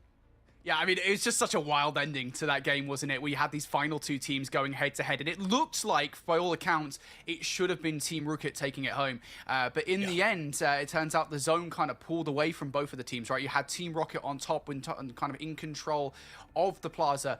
Down low, you had this team that ended up winning the entire thing, and they made the crucial decision, all right, we're not going to push this. We have the tiniest bit of coverage. Let's see where the zone pulls to. The zone pulls away from both of the teams, and they both kind of scramble to get control of it. There's a lot of chaos in that situation, in that final house. It comes down to that 1 versus 1 between the remaining teams, and in the end, Valcom, he takes it home. But honestly, I've never seen so much running around a house in my life. It's insane in that last 1v1. That was certainly one that had us on the very edge of our seat. So as we go ahead and recap our moments of the match powered by AMD, Enigma, I want to get your thoughts and feelings, because at one point during that match, Team Jukies had the most risky redeploy. I have to ask you, would you have gone for it if it were you? No, I don't think so. I mean, it's easy to say in hindsight. I get the impression that this was very much a desperation play, and they were hoping that the team that were chasing after that Pentagon roster, I think they were hoping that they were just going to hold back, be a bit more passive. But with so many of these top teams these days, the standard is so high that you show them a tiny crack in the armor and they will find a way to smash straight through, and they certainly did that. So yeah, the wrong play in the moment, and they'll know that looking back. They're probably thinking not just in that moment, but they're like, okay, but if we do then somehow win this fight against Pentagon's roster, we're going to have to go the rest of this lobby with just a 2-man if we don't pull this off right now. So they're thinking, go big or go home. Unfortunately, it was go home. No risk, no reward at the end of the day, am I right? I want to give special props, of course, to Team Enkyo as well. From being fully squad wiped in a 2 versus 4 and then coming on back towards the final stages of that match, I think they did pretty damn well. What do you guys make of that? I don't think there's ever a situation where I want to count out Team Enkyo, to be honest with you. Those guys, I mean, look, they're the best European Warzone team for a reason. They're one of the best teams in the world for a reason. They're just frankly insane. And, you know, I think just the fact that they consistently are able to get to these positions as often as they do, I think is a testament to just how good of a team they actually are, to have that trust in one another. You know, if there's a couple of players left alive, you know that those guys are going to find a way back in towards the game. And it should be said as well, that was a game where a lot of the top teams were dropping pretty consistently. You mentioned Team Jukies there, dropping in the way that they did. It wasn't just them. Team Pentagon also dropped in the middle of the game. The fact is that Team Enkyo, they didn't just have a great game, they outlasted some of the best teams in the entire tournament in that lobby. Well, I'm keen to go ahead and recap our standings for groups B and D. And Enigma, you can give me your thoughts and feelings on this one. Who's really been standing out to you? I mean, it's going to be my Frenchman at the top in Enkyo, but my lord, it's very close in behind. FIFA Kill is going to be hot on their heels. Pentagon Rocket's going to be there. They'll be feeling like they should be sat in 3rd place and should have won that final engagement, but either way, it's not a bad start. Team Becky in 5th. I'll give them plenty of credit. They're definitely not a roster that we've talked much about. This is Energy, Joshi, and Bodsy. Now, look, Joshi carried my backside to Iridescent in Warzone, okay? And this guy, I know he can fry. He's been sat on a lot of those rosters that kind of they're there and thereabouts, but they're not really grabbing the headlines. This could be one of those moments you have a big tournament here where you're not expected to. Suddenly, a lot of eyes are going to turn your way and go, actually, you know what? Maybe this guy's worth a chance on a bigger roster. So I'm really glad to see them putting on. Now, do you guys think that the approach to playing this game is going to change whatsoever heading into the final match of the day? I know people are going to be feeling a little bit tired. It's been a long day of plenty of games, a lot of brain power being used throughout as well. But strategically, Infinity, I know you said heading into tomorrow's matches, you're expecting some of these teams to change up the strategy. Could this game be the one in which they begin to implement a little bit of that? I don't think so, to be honest. I think making a risky strategy change this late into the day can be a little bit silly at times, right? You know, just try and keep things standard. If a team is getting in your way and they're being a nuisance from the last couple of games, look, maybe try and avoid them a little bit and maybe change path ever so slightly. But I don't see any of these teams making some grandiose change to their plans in this final game. Just keep things standard. You can do the VOD review overnight and then maybe make some changes tomorrow if you need to. The final game of the day is underway. It is Group B taking on Group D. Let us know who you're rooting for in the chat. I'm going to leave you in the very capable hands of the boys, Infinity and Enigma. Oh, I didn't know we were going to be called The Boys. That's a new one for me. I don't know. I feel like I'm part of a boy band now or something. The Boys. That's who we are as we get into this final drop of the day. Listen, we said it as we got into drop number 7, Enigma. We said we wanted all of the big boys. So we're the boys. They're the big boys. In the late zone. We wanted them in the late game, and we didn't get that. They kind of dropped like flies through the entirety of that matchup. I want something more like that result finish, where we have some kind of insane finish with all the teams stacked on top of one another. I just want to see some of these teams, you know, not have such a maybe not so great start to the game, right? Because that's what happened with Team Jukies. We talked about it, right? Where they got wiped almost immediately. Obviously, they managed to redeploy, but that definitely affected the way that they're able to take those fights later on. So I think I want to see some of these top teams have better fortune early on. No, 100%. You are in a situation where if you fall early, you've lost like several of your lives, essentially. You're on this moment where it's like, okay, now I've got to be very passive about what's coming on forward. We can't be as aggressive because if we get knocked now, well, we're out of here. We're sitting on the sideline, and that occurs for a long period until that redeployment window shuts. And then it's a case of, okay, now we're back on the playing field, but we've got to go and find more kills to get the points because we couldn't earlier. And it's just an awful way to be playing out your game, let alone what it does to your economy. So yeah, got to get off to a better start if we are our big teams and give us that glorious end to day one that we all deserve. Yes, please. Let's load us in. Drop 8. We're off and underway. The VTOLs are in the sky. Taking a look over. Let's get a crack at the circle, and it is heavy towards this southwestern corner. Talking firing range, or maybe even beyond that. A lot of those teams landing off towards the north or the west are going to have a very fast rotation on their hands.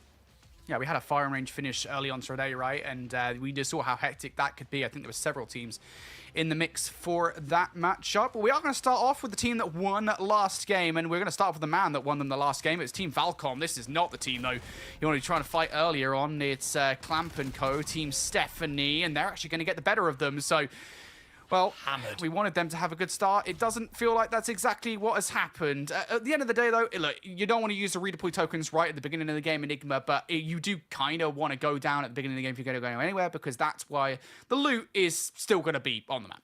Yeah, there'll be plenty of places to regain, especially as well looking at some of those landing spots. A lot of people went inside circles, so there'll be a lot towards the north and out towards the east where you can go and freely regain. It's just going to be one of those. Again, you can't be as aggressive in these early fights, so you won't get the kills. It means later on you got to try and compensate for that. Move mind. This roster we haven't seen much through this afternoon. Going to try and push up now on the LATAM roster. And oh my god, a shimmy and a shake and an absolutely sit on your ass. PTC gets slammed. Oh my god. That's the first. Sorry, not PTC. It was whoever we were tuning into. It might have been Move Mind himself. Either way, some great work. And this is why this LATAM roster are often so feared. Capable of awful games where their floor absolutely drops through negative numbers sometimes. But when they go big, they go massive. And that was incredible stuff to watch. It's always fun to see someone get schmooved in a game, isn't it? And PTZ now is playing a world-class game of hide and seek. He will take one player down with him, but almost immediately does get traded on out. And yeah, I do love watching this roster. I think they, like you said, they can be volatile at times, but Team Stephanie, I think for sure, just have such a high ceiling as a team that it's always interesting to see them play in a competitive environment. Looking over towards a team that also has a very high ceiling, and we've seen them reach that height over and over again. It's Team Chow, currently trying to fight the team that got second in the last game. That's Team Rookit, and they are currently looking to try and play escape, or at the very least play reposition against this roster. They know who they're fighting, and this is a difficult fight to take. Certainly is. Going to get ahead of them just quickly enough to cut them off for a half moment. Sorry, Ellen Cohen. I like Charles' idea here. Scoop the heli, pick my teammates up, and get us to some sort of safety. That being said, these choppers aren't the old Verdansk rosters. They will... Wait, Chow dices them, lands on Cooker and Rocket and cuts them to bits. I was like, oh no, wait, the chopper's going to go up. Got to get out. and does just about enough to flee. Per then finds Sariel tucked away as well. So down to a 2v1. How far can you go? Not very. Chow with a masterclass of a move. I thought he was going to try and do some sort of SEAL Team 6 action. Get low, scoop his boys up, get the hell out of there. He says, no. These blades are sharp, and I'm going to slice your entire team to bits. Insane stuff from the Frenchman. I'm fairly certain I've seen that in a Tom Cruise movie. If I haven't seen it, it definitely exists. That was a hell of a move with the chopper to try and slice up the opposition. It's something I think they definitely would have been having a giggle about in the comms for sure. What a beautiful move to kick things off. What's going on? We've seen some movement. We've seen a helicopter play at the right beginning of this game. It feels like all the shenanigans are coming out here in drop number 8. Or drop 3, I should say, of B and D. Either way, right now, looking over towards a roster I haven't had a chance to really see much of today. Rumi and Co. bringing Jamafando, Quicker, and Porky to the lobby. They're going head-to-head with Team 13. I believe that's Prince Rasso, Predax, Kruger, and Crums. And so, again, it's just trying to figure things out. Very early on, you'll be kind of looking to try and find some of those sensor darts to figure out where the opposition is. If you had one right now, you'd see him lead it across the way to get some kind of idea as to what is going on. They know there's players here. They just want to try and figure out exactly where they're hiding in the building before they go for it, and I think they might have that information now. It's all about timing now. Figuring out the moment to strike. Please tell me that wasn't a Deadeye drone that you just wasted. No, that might have actually... Yeah, it's just a standard needle drone that you're trying to pilot manually. This one he's going to let go off auto. Essentially clears the room, lets him know that no one's inside, but again, it's about timing this correctly. It's essentially a 3 and a 1 against a 2 and a 2 in terms of the split. Jammer's going to land heavy. They heard it. They heard it for sure. Grappling up towards the top, gets a refill on those grapples as well as soon as he lands here.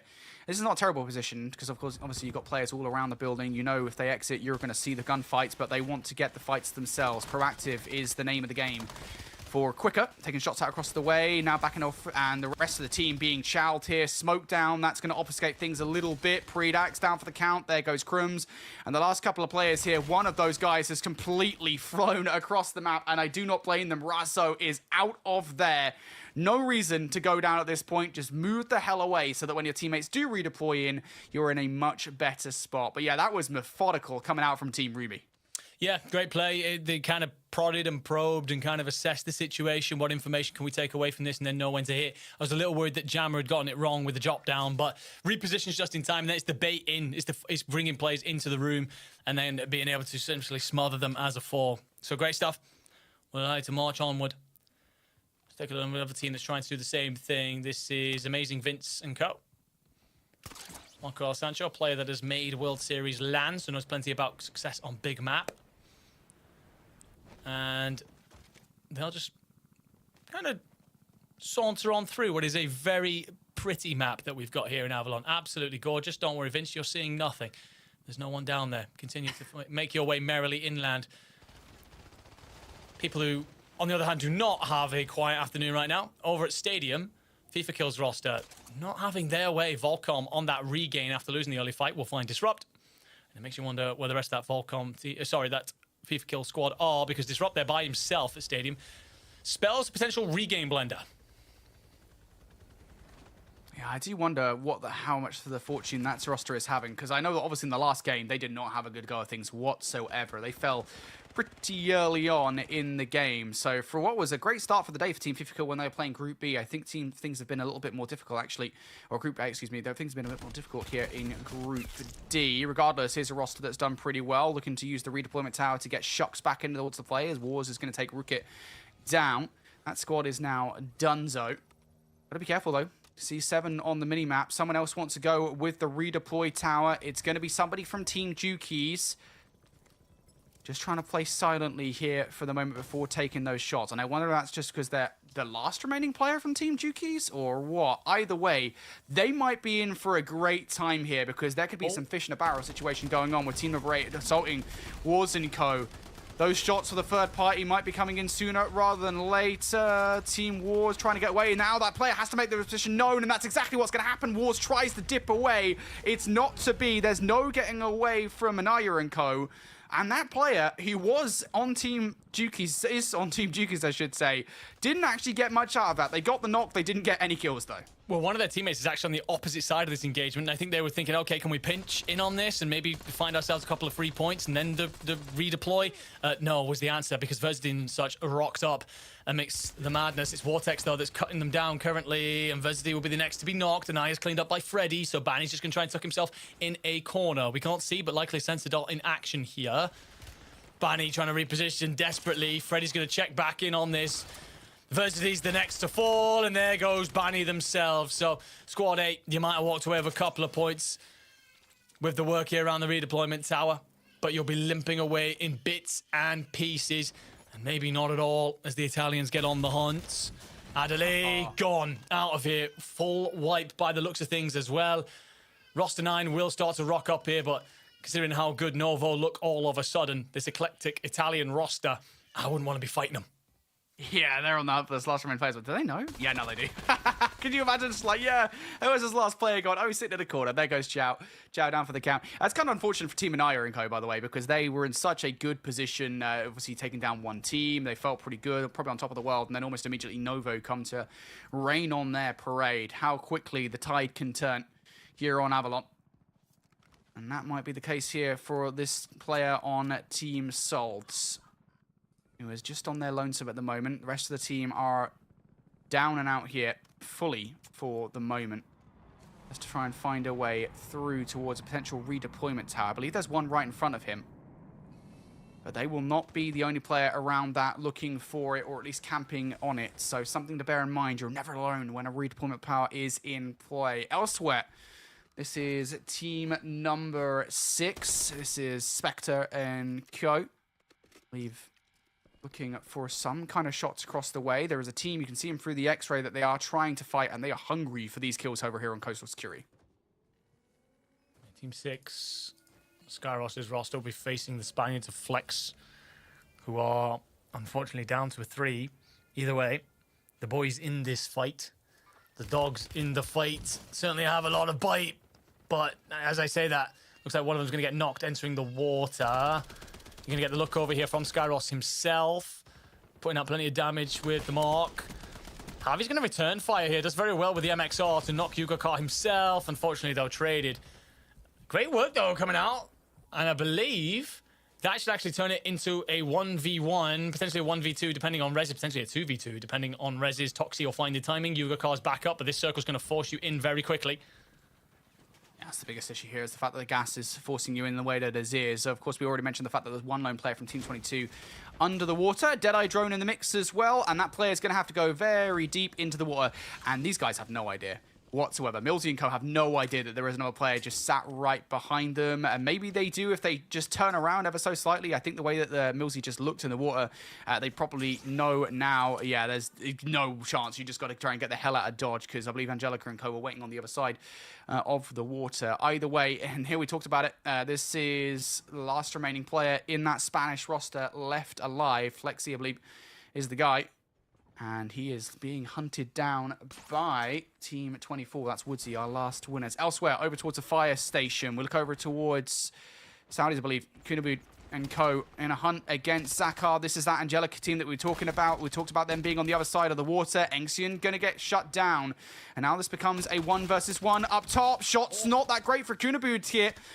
Shield is where they expected that player to go, but they have gone. All smokes and mirrors like. Kunabud going to take a reset here in the 1v1. Both players doing exactly that. Sensor dart down. Now he knows where he is. Yeah, that's what I was about to call him. Sensor dart bottom right. Calm yourself, take a breath, assess what you have, utilize it. I'm also seeing one plate in the pocket. There is a box right there. Should you need a second wave of this fight, one plate will not cut it. Maybe just needs to take a half second. Player's going to be in the tower. Not an engagement you ever want to be in. Another sensor dart. It's going to tell you there's actually 3 opponents. Circle's coming. Gotta move. Going to get in beneath. Takes a lot of damage. Going to find one player's a little bit out of sorts. Going to be lacking on loot, but I don't know if that's going to do much for you right now. Gets above. Going to have to try and send it. I don't think you belong for this world, though. Abood! No, cut down. Abwiz with the finish. Great patience out of Zakar there. This team will live to see another day, although not with the greatest loot. need to hold out another 3 teams for that top 10 multiplier. Here we see the last remaining player again on Team Jukies. This time it's Showstopper. Unfortunately, they have had a disconnect here in this game. So Showstopper trying to make the best of a bad situation, and he will do exactly that. First kill on towards Havoc is pretty easy. Second, I think, is just trying to get the hell out of dodge on Cursed Rock. Of course, we know this is Protocol. Yes, we most certainly do. I was just thinking, this is damn Protocol. I know this map. I've lost many in S&D on this map. Showstopper in this 1 versus 1. It's no longer a 1 versus 1. It's a 1 versus 0. That player has got the hell out of dodge. And again, I think it's for the best. I think even in a 1 versus 4, you never want to underestimate a player like Showstopper. Elsewhere, we're seeing more of those Deadeye drones that have been prevalent here on day number 1 of the Trials of Avalon. Skinner, I believe, was the player utilizing it. Very separated away from his teammate. And right on the edge of the zone. Not a great place to be, per se. And actually look over towards the map view. Those players are about as far away from one another as you could possibly get. A couple of big teams, though, center circle. Gentlemates will hold fort side. By the way, this end circle is going to be disgusting because it essentially sits over a body of water split into 3 islands. So everyone basically gambling on the pull. But Gentlemates will have one side. Pentagon will have the other. A lot of squads now fighting over the firing range, which is the north side. Between those 3, you're kind of hoping it's gone in your direction as the sniper drone rips this Italian team apart. And FLS now has an understanding on where this player's crossing. And there's the first with the sniper. And, well, yeah, coveted, this guy. An anchor of the ages. Beautiful with any weapon in his hand. And makes light work of his opponent there.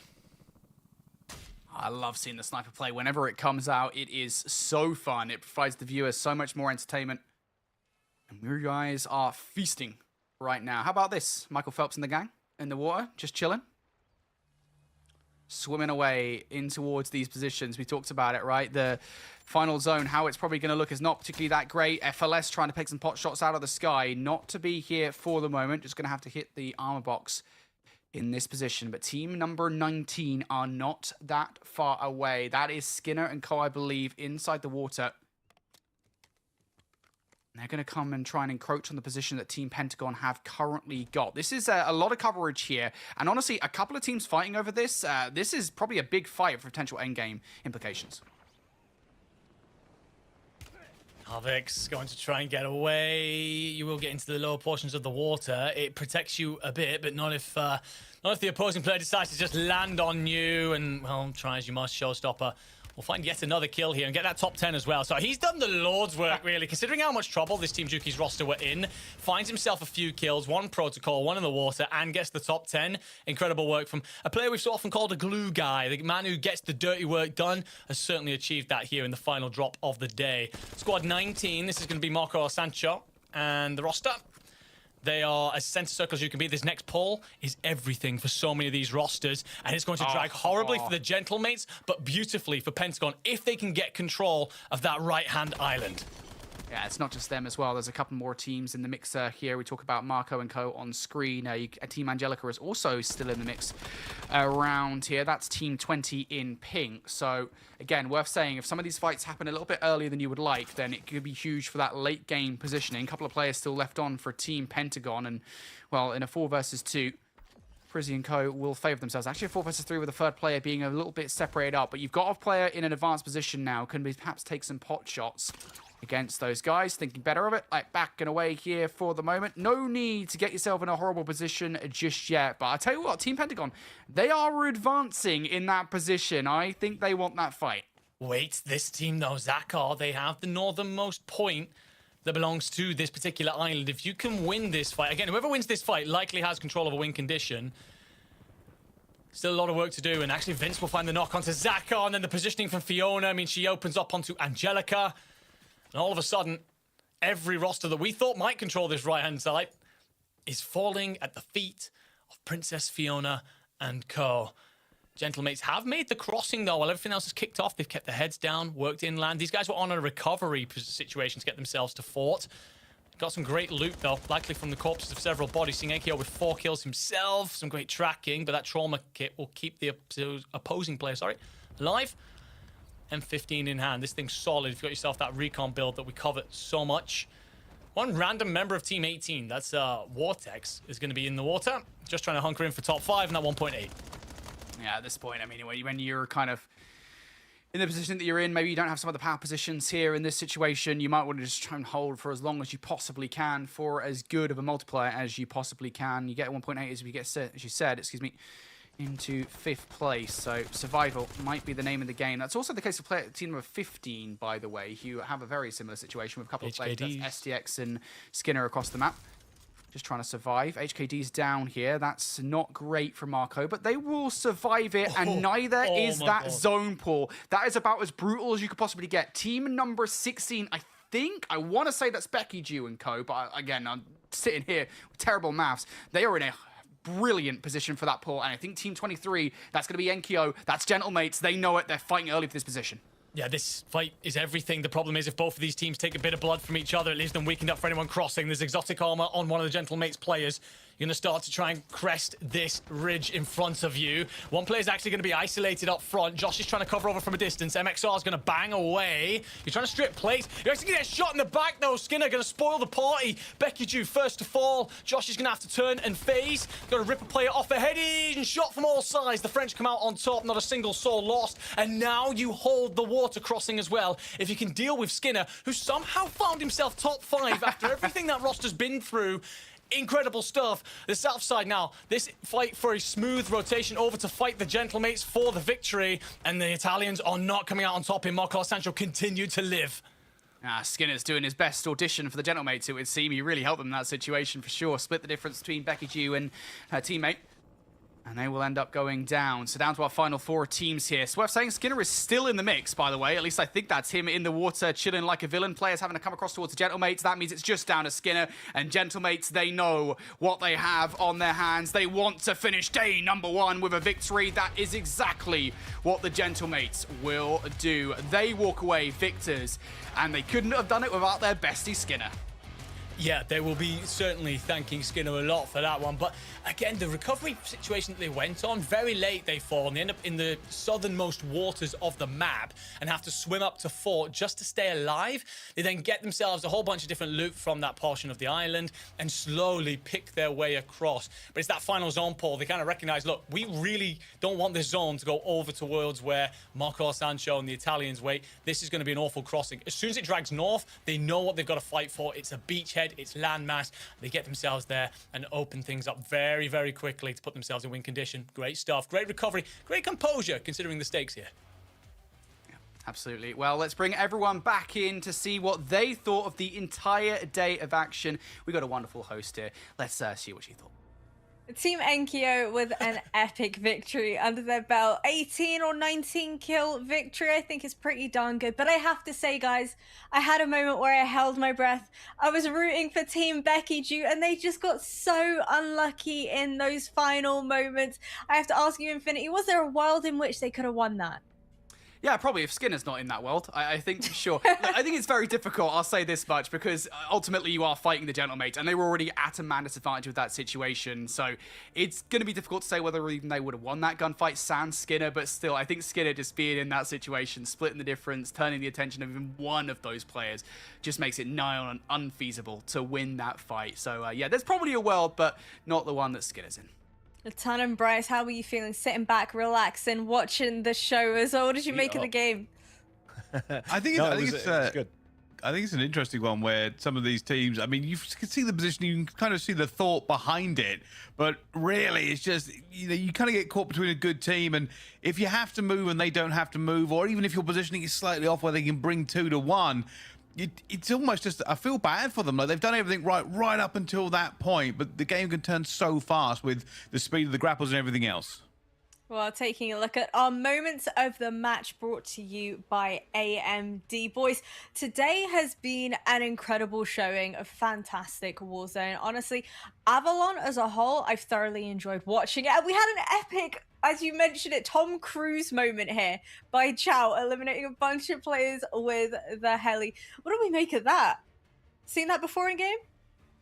Oh, yeah, I mean, I remember, like, back in the day when choppers were so prevalent at the beginning of games, like the whole team's kind of landing on it as well on big maps, back obviously Verdansk time. They can be influential, and yeah, Chow has had some moments in his career, hasn't he? And that'll be up there. That was an interesting one. How about for you, Enigma? I know you were thoroughly surprised by that one. You were expecting him to stop by, pick up his teammates, and then take off again.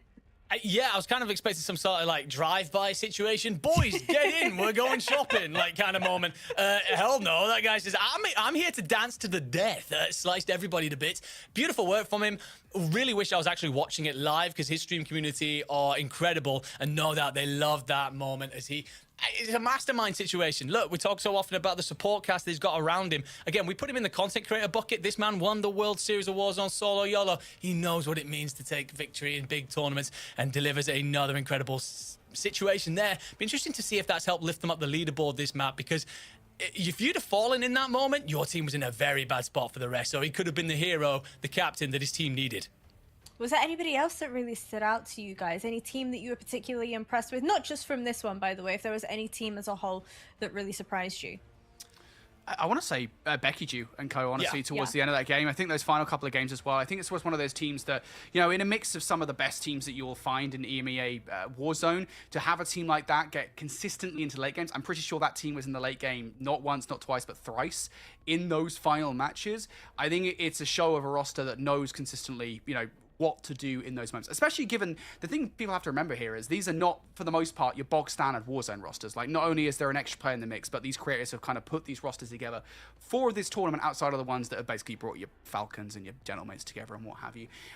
So I think for that roster to get as far as they did without the superstar player, I think is really commendable. Anybody else want to take it? I agree. Again, I think that for Joshi and Bodsy, this could be a statement tournament, which is a weird one because this isn't necessarily on our main competitive circuit, but it's a big tournament, huge money on the line, so many players, you know, kind of adapting to these new rule sets, etc. And it's a case of, yeah, we've discounted this team. We've talked about, you know, again, your Gentlemates and so on. These boys are putting up alongside their teammates and kind of, again, seeing late games, seeing out tough situations. And other than being sandwiched between a rock and a hard place there, could have walked away with a map to end the day as well. So looking forward to seeing what they do through the rest of this tournament. I see. I think for me, I think I'm gonna take a ton point and just say the FIFA Kill team. I think every time we saw them was being aggressive, right?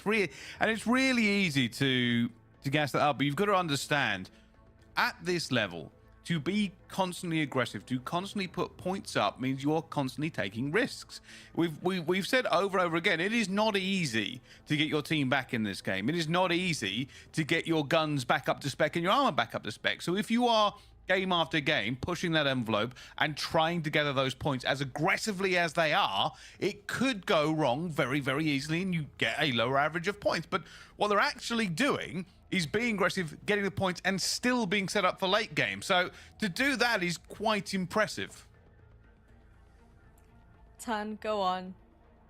I know he took your answer. I don't want to necessarily go into it, like, but I think honestly the Gentlemen really impressed me towards that backstage in those groups. Did fantastic. We've seen obviously a couple of big teams meeting up against each other, and those can be sway moments, right, where they're able to take that gunfight, and I think it takes away from the other team who are competing with you at the top of that leaderboard. Look, they'll be advancing through, you would like to imagine anyway, but it's nice when they get one over on these big teams at this stage in the game. Some really, really good moments from both those two squads across every single game that we've seen today, and we got plenty more to go tomorrow.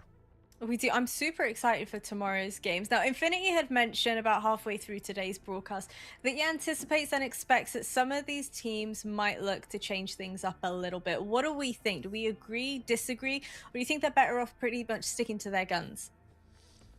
I think I'll jump on it straight away and just sort of say I think some teams have to and some teams don't. Like the teams down towards the bottom half. I mean, I think for some of them, you know, obviously like they're out of contention now to a certain degree. There'll be some that will really struggle. They have to change something. The mid-table teams who are just on the cusp, they're the ones who you have to stick or you twist, right? I think probably give it a go with how things been going for you originally with your original spots, but then if it isn't working again and you need to put up some numbers, you have to change your ideas heading into the game. So yeah, let's see how things go on tomorrow, but there's still plenty of games to play for. I don't think anyone will be doing anything too drastic straight away.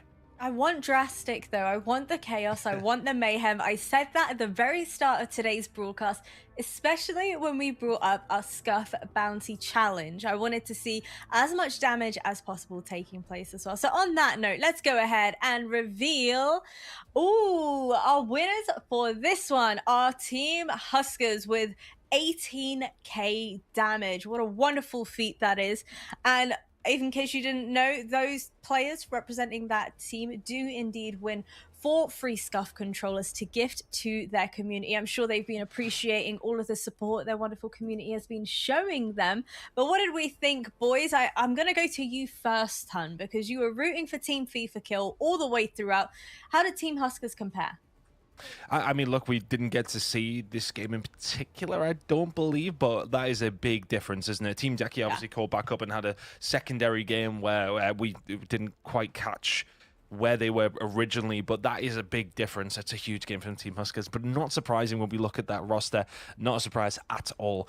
Can they kind of repeat that tomorrow? I'd imagine we'll get to see them a little bit more. I'm curious to see how they are going to do, but putting up that score, not a surprise that it's Team Huskers to get it done. How about the rest of you boys? Are you impressed with an 18k damage? Yeah, absolutely. I mean, that's more damage than Chris Tunn has ever got in his entire career. So I think that's pretty high numbers. I have really enjoyed the roasting of Chris Tunn today. This has been glorious. You guys can lay off him. I don't think he's ever done anything wrong. I'm hoping to see him in a couple of days in Birmingham. I'm just going to try. Though. You just need new content. You need to step it up. I'm going to pass on the torch for you, Enigma. When you see him in Birmingham, I give you permission to carry on the roasting. Don't worry, I will take that mantle on with pleasure. I very much so. It's going to be a great time. Now, of course, looking forward to seeing my man. But yeah, what you said about the 18k damage, that is ridiculous numbers. Are we surprised with the Falcons and Huskers? No, Huskers is probably putting up 8k with a sniper just pinging bullets miles out and ripping plates off people. So yeah, disgusting squad. Really looking forward to seeing them tomorrow, because as I said, we didn't get to see them today. Decky's roster, though, coming in second. They went on that late resurgence. They had some success early on in the day, but have really picked it up as well through the late stages. So, and that's a very dangerous team. We know plenty about them here in Europe. Well, having a peek at our overall standings for today, like I said, we've had some incredible matches throughout today. 334 points. My oh my, what an incredible showing from Team Huskers. It is no surprise, of course, that they ended up having so much damage amongst them as a team. Is there anybody that you think maybe heading into tomorrow, Bracey, is going to come into it looking a little bit stronger, perhaps? A team that you want to see a little bit more showing from? I'm going to say Team Enkyo. I think they look good today, but truth being told, you know, fourth is fourth, and it's a bit of a gap between first and fourth. So, yeah, even the top three got 50 points on them overall. I mean, it's not that big in context of how many games we played, but Team Huskers being so far ahead, I think Team Enkyo are a good opportunity to really kind of start pushing it here. I mean, Team Natasha as well. We saw how well they did earlier. I feel like they may have just dropped off the pace a bit. So if they can get up there and make this more competitive tomorrow, I can see it happening. I'm thinking maybe Team Jukies has a little bit more spice for us. What do we reckon, boys? You think Team Jukies has got it in them? Yeah, I think there's a lot of teams in around that 12th to 16th that have definitely got more on the locker, but will also probably be playing full placement just to make sure they do get through. It's sometimes it's hard to read into what you're seeing out in the groups, obviously with so many teams playing against different groups already, and it's hard to balance it out until we see that final scoreboard, and we'll surely see that by the end of tomorrow. That should be interesting to see. But yeah, not a lot of work for some teams to do, but plenty of catching up for some others. Well, boys, I want to thank you all so much for joining me on broadcast. It's been a blast as per usual, apart from Ton, of course, but we'll get to that for tomorrow's games. Don't you worry about it. I want to give a big shout out to everybody on Way of Production for keeping this show running, and of course my wonderful talents for joining me on the show as well. Without further ado, we will catch you folks tomorrow for more Avalon action.